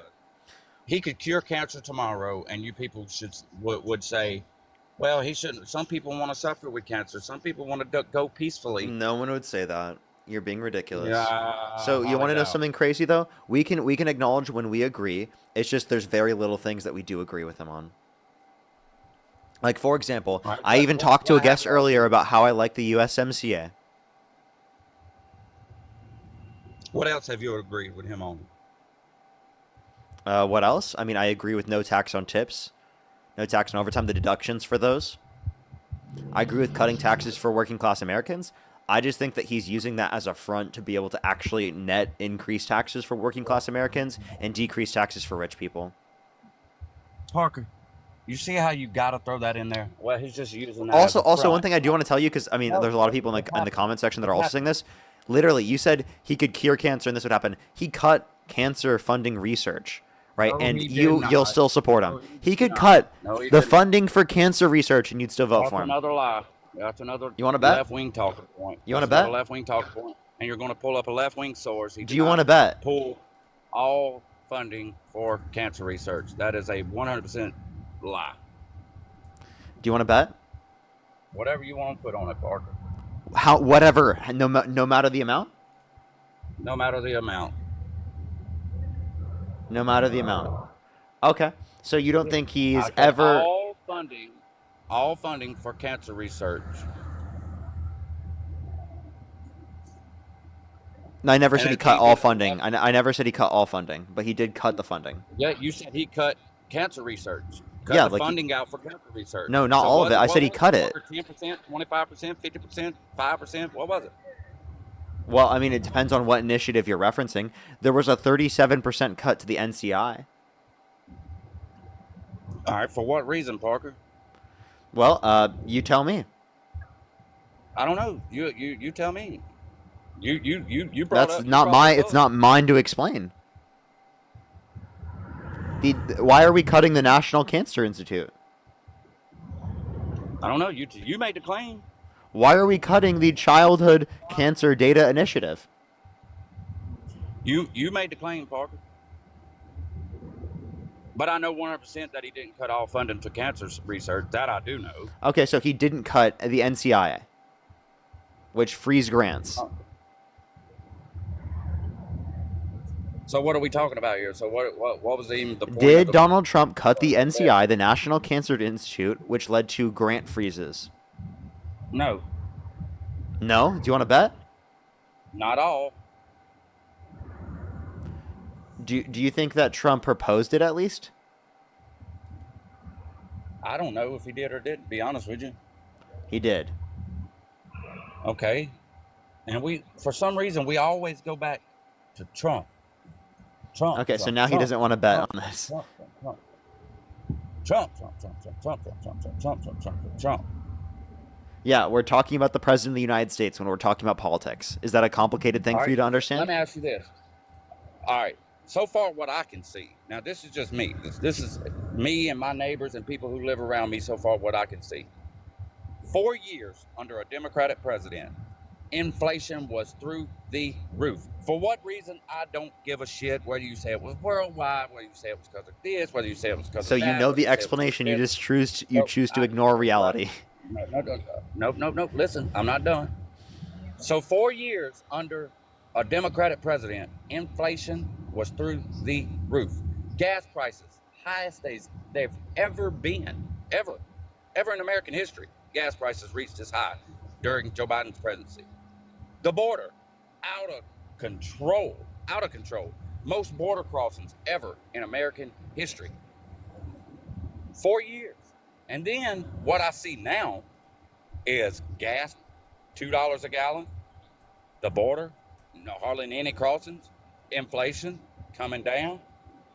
That's all I can say. Now, you can talk about the whys and the whos and the whats if you want to. Just like Joe Biden said he needed a bill to stop to close the border. No, you didn't. You just needed an executive order. You needed a president in there, not some bimbo who couldn't even finish a sentence. So I would take Joe Biden on his deathbed over Donald. I heard you argue Hold the on, fact. hold on. I would take. I've even heard Can I you argue respond? the fact. I wasn't done. Okay. After this last point, you can. I even heard you argue the fact, talking about Trump called members of Congress saying, don't vote on the bill, say no, la da da da da. You didn't need a bill for that to close the border. You didn't. And the bill was shitty. And you know the bill was shitty. You didn't need a bill to close the border. You just needed an executive order and a president in there that would do it. So Joe we Biden. didn't have that under Biden. Let me know when you're done. Go ahead, roll your eyes. Go ahead. I'm done. Go ahead. Okay. So, the border bill was meant to create long-term conditions for the border to address it. The executive order is temporary and can be shot down by the Supreme Court, so he wanted legislation to address it to a greater extent in longer periods of time. Secondly, I would vote for Joe Biden on his deathbed over Donald Trump because Donald Trump is quite literally incoherent. Not only did he literally look at the eclipse with his bare naked eyes, right, without fucking protective glasses on. He also said we should look into disinfectant by injection to fight COVID-19. We should look into nuking hurricanes to fight them, which is absurd. He also said that windmills are causing whales to die in numbers never seen before, and that if Jesus were the vote counter in California, that he would have won the vote. This guy's delusional. He's fucking insane. He has no clue what's going on around him, right? Those are just a few of the insane things that he said, right, all the fucking time, right? We can also, wait, let me finish. I'm not done yet.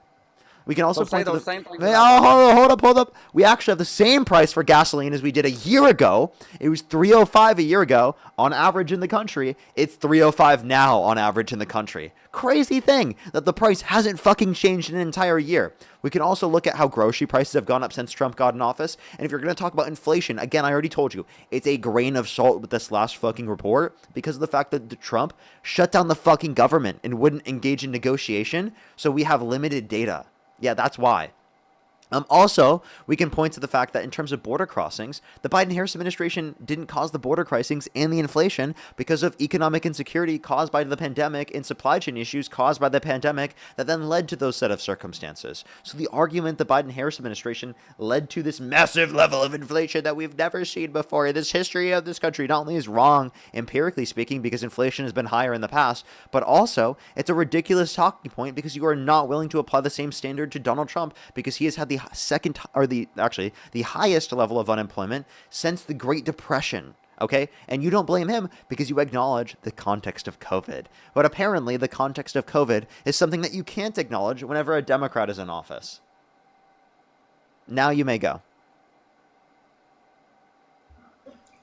You done? All right. I didn't hear you not one time. You said Trump was delusional. Yet Biden couldn't even finish a complete sentence. Then you said the national average of gas is 303. You're wrong there. And it was 305. You're wrong. And you're wrong there, Parker. The national average has dipped below $3 a gallon, and that's been over a month ago. And even Democrats have come out and acknowledged that. So I didn't interrupt you, so please don't interrupt me. That is true, Parker. That is true. No matter how you want to twist it, that is true. I don't agree with Trump on everything. I don't give a shit about what he says, what he does, Apparently, you don't care about what Biden says or what he does because he couldn't even get up and finish a complete sentence, and you said you would vote for him over anybody. No, I didn't say I would vote for him over anyone. This is the gas prices in the country on average. So you see this right here? Pull up the source. Energy Information Administration. So you see it's 305 right here? That's premium gas. That's premium gas, Parker. No, it's not. This is what? All formulations. This is all formulations. Right, Parker. You're going by the highest. You got 87 and 93 and you're going by the highest. Wait, this is highest all gas. formulations. I don't see it. I look at your fucking screen. All it says is U.S. regulations, all formulation retail gasoline prices. So go down. Right. It says that, Parker, but it don't show premium, unleaded. No, Yeah, because it shows all formulations, genius. Go back up. Look. Go back up. No, go back up. Look, 305. This is November 2025. This right here is February 2025, or not February, November 2024, and it's 305. Parker, I can pull something up to debunk every bit of that, and you're not going to go for it. What is I it? already know. Because, dude, seriously, look, 305, 305. Look, December a year ago was 301. So actually, it was cheaper in December than it was in November of this year. If you say so, Parker. I know that ain't right accurate, but anyways, it is. What the other claim? The other claim that you made. What was it? I mean, you can't remember? I can make the point again if you'd like. Also, you're covering your mic again. What other wild claim was it that you made? I can't remember. What was it? I said that Donald Trump was delusional. I know the gas isn't true. I know that isn't true. I disproved you. I showed you the Energy Information Administration source on the screen. CNN has acknowledged that gas has dipped below $3 a gallon for the first time in 4 years. Okay. Well, one thing you're not taking into account is that if you look at the Energy Information Administration, where they probably got the data from, if you look at all formulations, it's 305, right? November 2024. It's 305 November 2025. State of well, I'm not going to tell you what state I live in, but the highest. No, tell me gas, so that I can never go to that state. The highest gas that my state has ever seen was in 2021, and that was under Joe Biden. Ever in American since. Yeah, I agree. Gas prices went up, and by the way, I mean, I'm pretty sure there were higher gas prices in the past, but the gas prices went up. I totally agree. But what you're not understanding is that was a global thing. That didn't just happen in the United States. It wasn't because of the Biden-Harris administration. If Trump were in office, the same fucking thing would have happened. So you say? Yeah. Dude, this guy is a king at covering his mic. Just like you say about the border. Well, can't nothing be done about the border. You got to have a bill to get the border done. You got to have a bill. I never said nothing could be done at the border, dude. I said that there's nothing long term that can be done without the border bill. The short term, yes, they could pass an executive order. They did do that. On videos defending the border bill, saying that's the reason the border isn't closed, because Trump called his constituents and said that don't vote for this bill because it will make me look good during the election. You are on record saying, defending, which is true, that the reason why the border is wide open because they were trying to create long-term conditions for the border, and if they created short-term with the executive order, that could remove the incentive for them to do so in the long term. So Trump's been in office for a year, right? And he done it on day one, and he's had the lowest border crossing. So it's been a year. And had the lowest border crossings. Well, actually, we had lower border crossings at the end of the Biden-Harris administration comparative to Trump's first administration at the end. I got to go on that one. You have a good day. Oh, run away, buddy. I know facts don't care about your feelings. Run away. Run away, you snowflake. Facts scare him. He's going to run away from the facts. He's running away from the facts. Look at this beta male running away from the facts. Don't you date men? No, I don't. But what's wrong with that? Aren't you? Ain't your significant other a man who thinks he's a woman? No, my significant other is biologically female and is also a woman. And also the fact that you would try to use that as an argument against me, not only is that sick and fucking weird, but it's also embarrassing. It's embarrassing that you felt the need to say that. Because you got dunked on in the debate, and you got dog-walked, and you had nothing else to say. That you had to be such a lowlife to try and make fun of trans people on your way out, you little snowflake. I know, you're clearly angry, you're clearly pissed off that specifically everyone doesn't like your arguments and thinks you're dumb, but you don't have to take it out on trans people. Trans people did nothing to you. All right, let me ask you this last question. Like, why because I make you angry, do you take it out on trans people? Like, what a weirdo. I was asking, how's this taking that on trans people? Yeah, you were trying to make fun. You were trying to make fun of me by trying to say that I was in a relationship with someone who's trans. Who thought he was a woman. No, again, that whole argument that you're saying that is not the case. Trans women are women, and trans men are men. All right. I'd love to hear you defend that. So I'll stay here I for have that. been. Defend that. Oh, now you want to stay? Well, actually, defend before you that. do, let me thank a few people real quick. Jamie, thank you so much for the $20. I really appreciate it. Thank you so much, Jamie. Jessica with the $30 on Venmo. Thank you so much. I really appreciate it for destroying this inbred cuck. Thank you so much. I really appreciate it. Thank you. Brandon, thank you for the $1. I really appreciate it. Lane, thank you for the $3. I really appreciate it. Thank you so much. Based, thank you so much. Kylie, thank you for the $5. Christina, thank you for the $5 as well. Thank you so much. I really appreciate it. Thank you. Good some W's for them in the comment section. I really appreciate it. Thank you. I have some people to thank on YouTube as well. Give me a second. Hold up. Hold up. Give me a second. Give me a second. What'd you say? I'm gonna look up the source for the gas while you're doing that, okay? Go for it. I don't think you're gonna find anything. Alrighty. Eli, thank you so much. I really appreciate the $20. Thank you so much. I really appreciate it. Thank you. Thank you so much. I looked up this transphobe source. It's a false claim. Only info on it shows that gender identity had nothing to do with the assault, even though the parents are claiming it. Oh, thank you very much. I really appreciate it. W's for Eli in the comment section. Angelina, thank you so much for the $7 as well. Thank you so much, by the way. Eli, I should be hopping off here in a second, just letting you know. I was going to let him make his claim here about gas prices and then get off here. Angelina, again, with the $7. Thank you. Lindsay, thank you so much for the $5. Samuel, thank you so much for the $2. The Brainless, thank you for the €6. Thank you. Dennis, thank you for the €6 as well. Rob with the $10. Thank you. GN, thank you so much for the $5. Thank you. I really appreciate it. For we have gender neutral bathrooms at home. Why does it effing matter? Drew, Karen L, thank you so much. Really appreciate the $2. Thank you. Kim with the $10. River, thank you for the $2. Seems legit. Thank you for the $5. And Democracy Dies in Darkness, thank you for the $5 as well. Thank you. I think I am fully caught up. If you want to support me as always, Venmo, PayPal link tree in the bio, as well as the description of the YouTube, as well as you can support me over YouTube Super Chat, as well as make sure to follow me and subscribe if you have not already, everyone. Make sure to follow and subscribe if you have not already, everyone. If you're on YouTube, hit that thumbs up, everyone. I think we're at like 2,000 likes. Let's try to get to 3,000 likes, everyone. I'd really appreciate it. I'd really appreciate it. Oh, he just left. He just left, everyone. Look at that. Look at that. He left. He ran away. He ran away, everyone. Look at that. Look at that. He ran away. Let me check one thing, actually, chat. Actually, wait. My girlfriend is not home yet.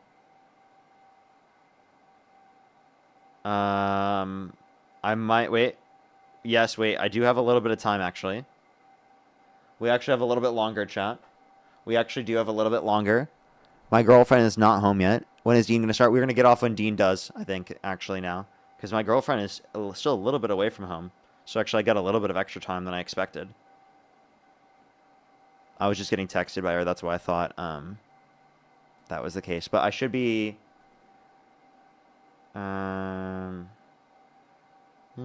within an hour or so. Alrighty. Wait, he hopped back in the box. I think I can finish this one question. I probably just will get off anyway, actually. Maybe, we'll see. I don't know how I feel. Kind of in between right now. You dropped me. Stop telling people that I left. I didn't drop you. You left out yourself. Well, I don't know. Something happened. Okay, well, it looks like you were running away. Did you find your gas prices source? There's one. I got several. Let's see. I'm gonna pull up another one after this. I'm gonna pull up another one right after this. Okay. Yes, this is the AI overview. Yes, gas prices dipped below $3 a gallon in early December 2025. A milestone not seen by... Oh, by the way, I didn't get data on that. I only had November. And also, where was the source from? Can you click on the source? What was the source from? Yeah, hold on.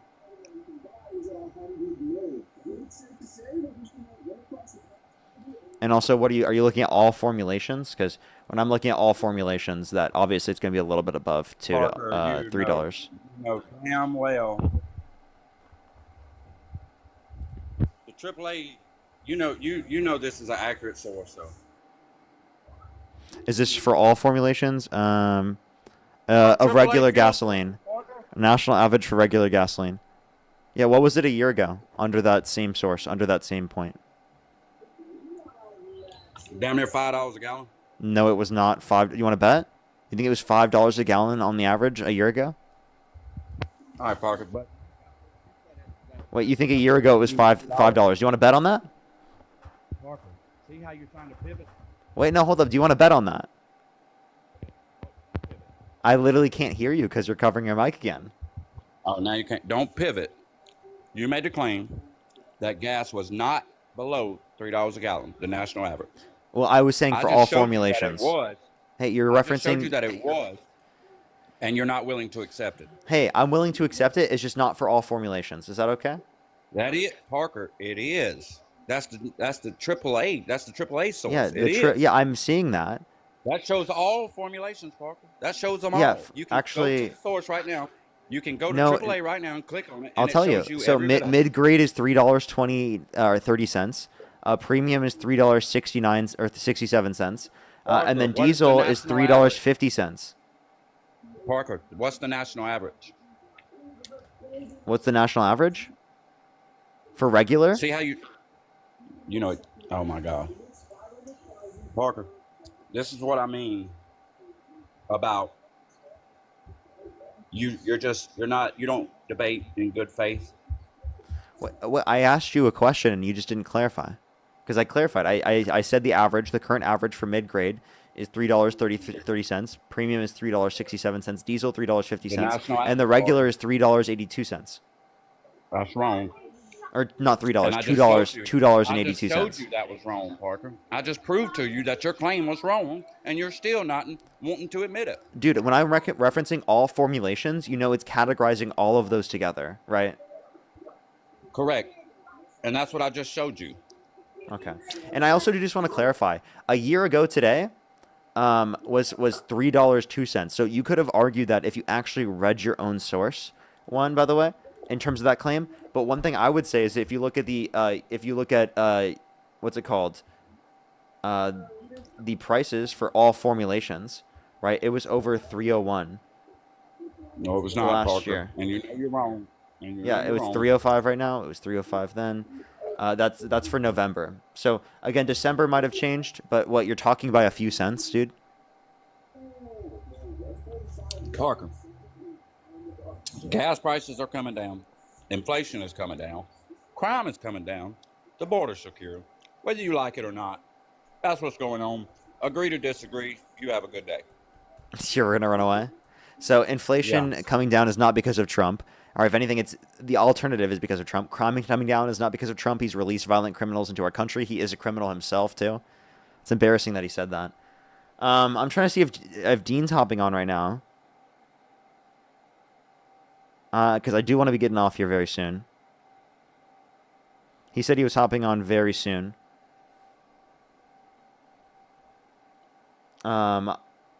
Do give it a second. If you want to support me as always, Venmo, PayPal, link tree in the bio, as well as the description of the YouTube, as well as you can support me over YouTube Super Chat. I love you. Appreciate you. If you're on YouTube, hit that thumbs up, everybody. It seriously helps get it out to more people. I would really appreciate it. I'd really appreciate it.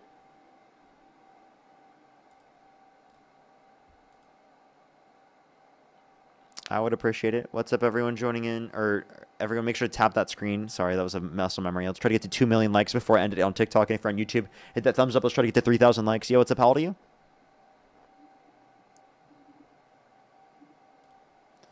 Okay, let's go to the next individual.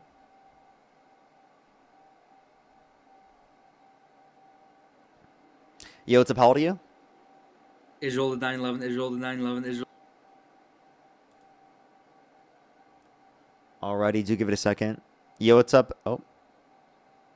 For the 7,000 people here on YouTube, hit that. Make sure to follow if you haven't already. If you're on YouTube, hit that thumbs up. Yo, what's up? How old are you?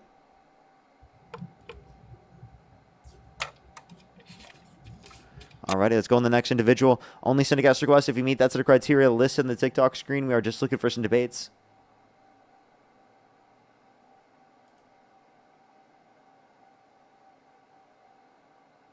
Alrighty, let's go on the next individual. Only send a guest request if you meet that set of criteria listed in the TikTok screen. We are just looking for some debates.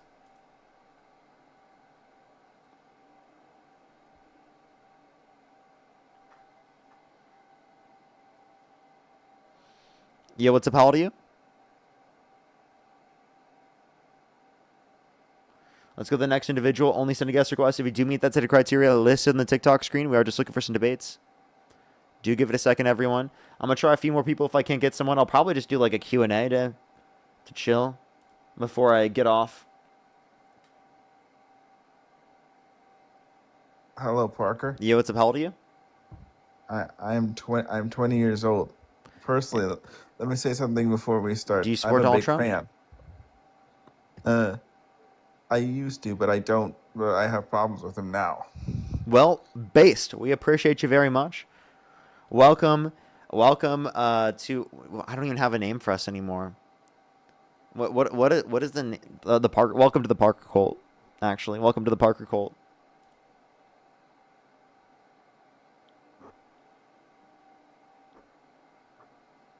Antifa. Welcome to Antifa. And yeah, I should just say that. Yo, what's up? How old are you?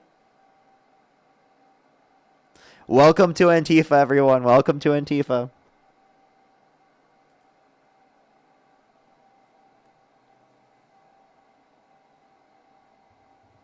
Yo, what's up? How old are you? I'm 18. Do you support Donald Trump? Yes. I don't believe you're 18. I'm sorry. Emerald, thank you for the $2. Thank you. Let's get the next person up here. If we can't get someone, I might just call it for tonight, everyone.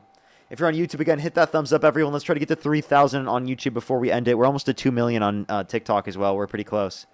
And make sure you're followed if you haven't already. It's the best way to see my content. Yo, what's up? How old are you? How old are you?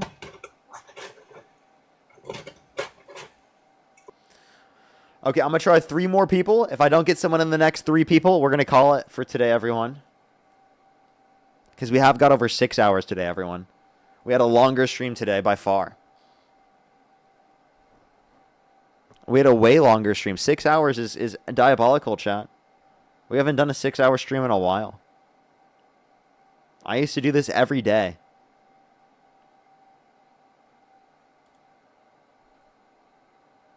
Okay, that's the second person. We're gonna try one more person. If we don't get this person up, you know what's up? How old are you? Hi, Parker. Appreciate you. Assuming they don't actually disagree. Alrighty, last person, everyone.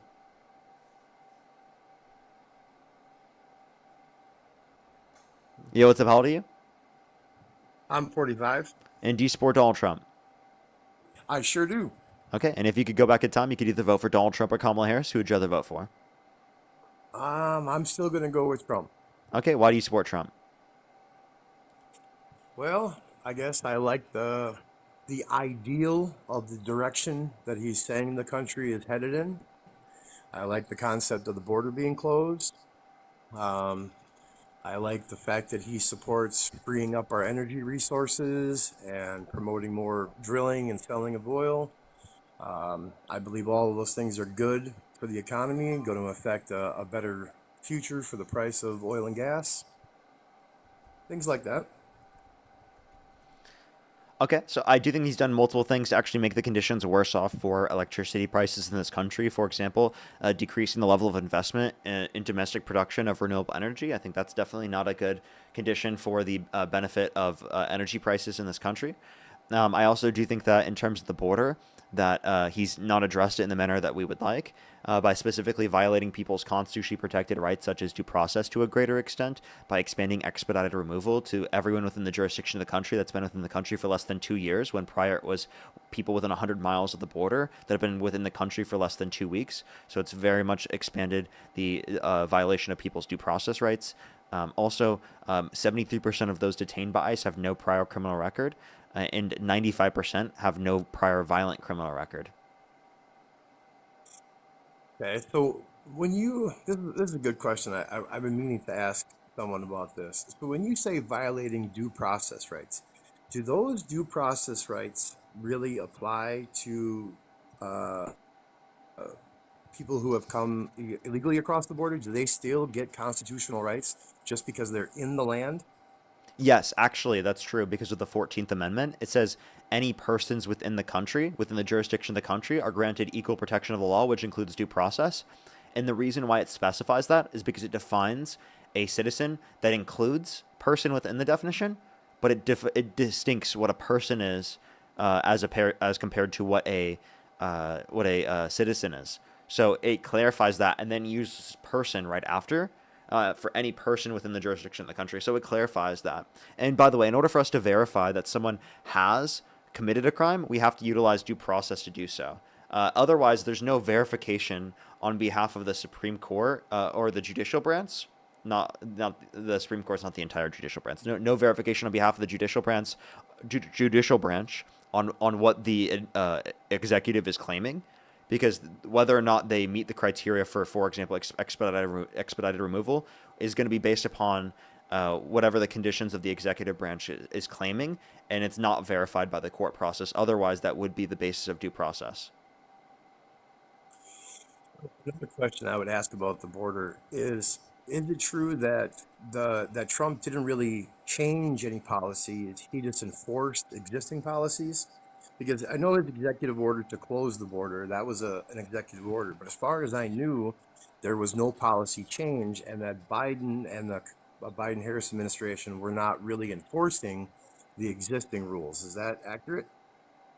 So they were enforcing the rules. It's just that the Trump administration did change some. Like, for example, remain in Mexico is something that he did change. But it is based on what they decide to enforce that's relevant. Like, for example, Trump is literally violating the law right now and not releasing all of the Epstein files.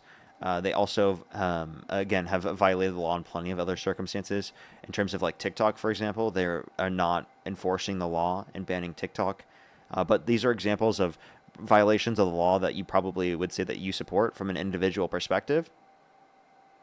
Well, I mean, when it comes to the Epstein files, now I'm not very versed on the whole thing that's going on, but I did peek into it a little bit because I do bounce in from time to time and watch you and Dean, and I've been hearing a lot about this. And there was comments in there made that anything having to do with an active, open investigation wouldn't be released. And if they were holding information back, okay, so if Trump's administration is holding information back, and that information was still in an active, ongoing investigation by the Justice Department to further indict other criminals who have done these terrible acts, wouldn't that be a justified reason to hold information back? So I don't think it's a justified reason to say that because there's an active investigation that you're going to hold back that information from the court process. And I think that's for the court process to determine, not for the executive. But if they release it to the court, doesn't it automatically? Oh wait, no, hold up. Are you talking about the Epstein files? Sorry, I misunderstood what you're saying. So for the Epstein files, it is not currently under active investigation, and the law mandated that they release all of them. Right, but only any information in the Epstein files that would be still part of an ongoing investigation. So if there were, so there were obviously bad. Well, they haven't things released happening. everything that has nothing to do with an ongoing investigation, and plus, that would just mean that they could probably try to claim that they're ongoing investigation about anything that they want to, and so that they don't have to release it. And I think that would be a bit dishonest, right? Because I do think that we're at a point where that's like it's already like investigated, and I don't understand why they would be claiming that like they need to continue investigating. Well, see that would be the thing. How do we find that information out? Because if there's, just a hypothetical here, if there's a person who was directly connected to Epstein, who was absolutely involved in the terrible things that was happening there, but there is a person connected to him that other person may have brought into that situation, and they're trying to get that other person, that other remote chain of criminal activity, that exterior group, if they release the information that this person is under investigation and connected to Epstein, wouldn't that automatically by proxy take that third party completely out of the picture? They would just delete all records of ever having contact with them, and et cetera, and so on and so forth, and ruin the chance of getting everybody who was involved in that. I don't think that releasing the files allows for us to have a limited respect of being able to get access to this. So if there is some investigation that would lead to like prosecution, I guess there could be some relevance to that, and it might limit them from being able to, I guess. So any information that they could release would be important too, but there would have to be some verifying body of that. Like I would say that there needs to be an independent verified body determining that rather than it being up to the Trump administration. But also Trump And who signed would the you want release to to see all do that? files, right? Well, yeah, he did, but he signed the release to all files having to do with the Epstein case, except for things that were under ongoing investigations. So if it was to Have they damage claimed an something that the ongoing criminal, investigation for any of those other situations? see that I have not, I don't know. I don't know the facts on that. I just know that those were exceptions to what would be released. If it would impact a further investigation going on, they would not release that information. But I don't know that that has been claimed. I don't know how you would verify that information. Like if there's a third party that would independently look at it and say, okay, yeah, this is part of an ongoing investigation. I don't know that process. But I just know that there was that clause in releasing the information saying, hey, if there's still ongoing investigations and this is pertinent to that, it's not going to be released. Okay. If there's yeah. So I mean, what's your point with this? I guess. Is there anything else you're trying to get from that? Well, it's just that. The Epstein files and all that. It might not make Trump as culpable as some might lead it to be. If, like I said, he might have an authentic reason for not releasing that information, or his administration might. If it impacts things negatively and is causing other criminals to go free by making that information public, which it would be public once it went to the court, because all court documents are public, then that's a good reason to hold that information back. Is it not? You are cutting out a little bit. I couldn't quite hear you there. What'd you just say at the very end? I said if that would be an authentic reason to hold that information back. And if it was going to, in a certain extent, to a certain extent, there are legitimate reasons to like redact certain things. Like no one's disputing that. But the point we're saying is that these redactions are being overused. They're being targeted towards things that just apply to Trump. Like there was a specific photo they tried to remove that just like literally had a picture of Trump, right? And that was important for us to see, to be able to have information of. And they're specifically redacting things that they are not allowed to redact. Well, I guess at some point in the future, all of the files are going to be released. I mean, even if we end up having to wait till another administration is in office, the files are going to come out. And then I guess at that point we'll know. For me personally, I don't look at it as something to stop supporting him over until we know more about it. It's just like I was watching Dean last night, and he was going on about the thing with the Howard Stern show. Can I ask you before you go into that? Do you think that there's enough evidence specifically with, like, for example, all of the different people that have accused him of sexual misconduct, including being able to hold him accountable for civil liability for sexually abusing E. Jean Carroll? I honestly don't have enough information to speak on that. I think personally, if he was found civilly liable, they probably presented a pretty good case. Yeah, he was held civilly liable. So given that you do know that, would you say that that's a good enough reason to not support him? No, I would have to say not. Supporting him as a person, as a general character and all that, no, I don't support that. But as far as his ability to do the job as president, I don't think that takes it away.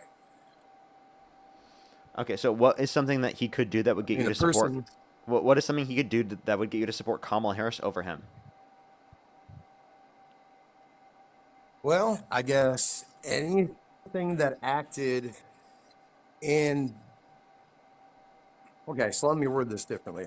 Anything that he believed was acting in not the best interest of the country.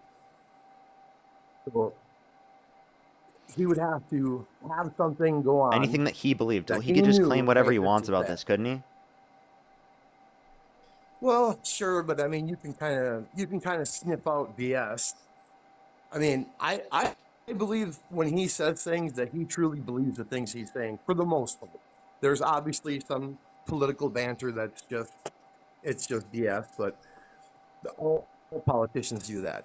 But I think when he says, he's doing the things at the border for the good of the country, when he's doing the tariffs for the good of the country, when he's doing whatever, so on, that it actually is, in his opinion, and the information that he has, for the best of the country. Okay. Well, I mean, I guess that's just an unverifiable claim. So, it seems like you have some research to do on these particular types of claims, relating to why you still support Trump.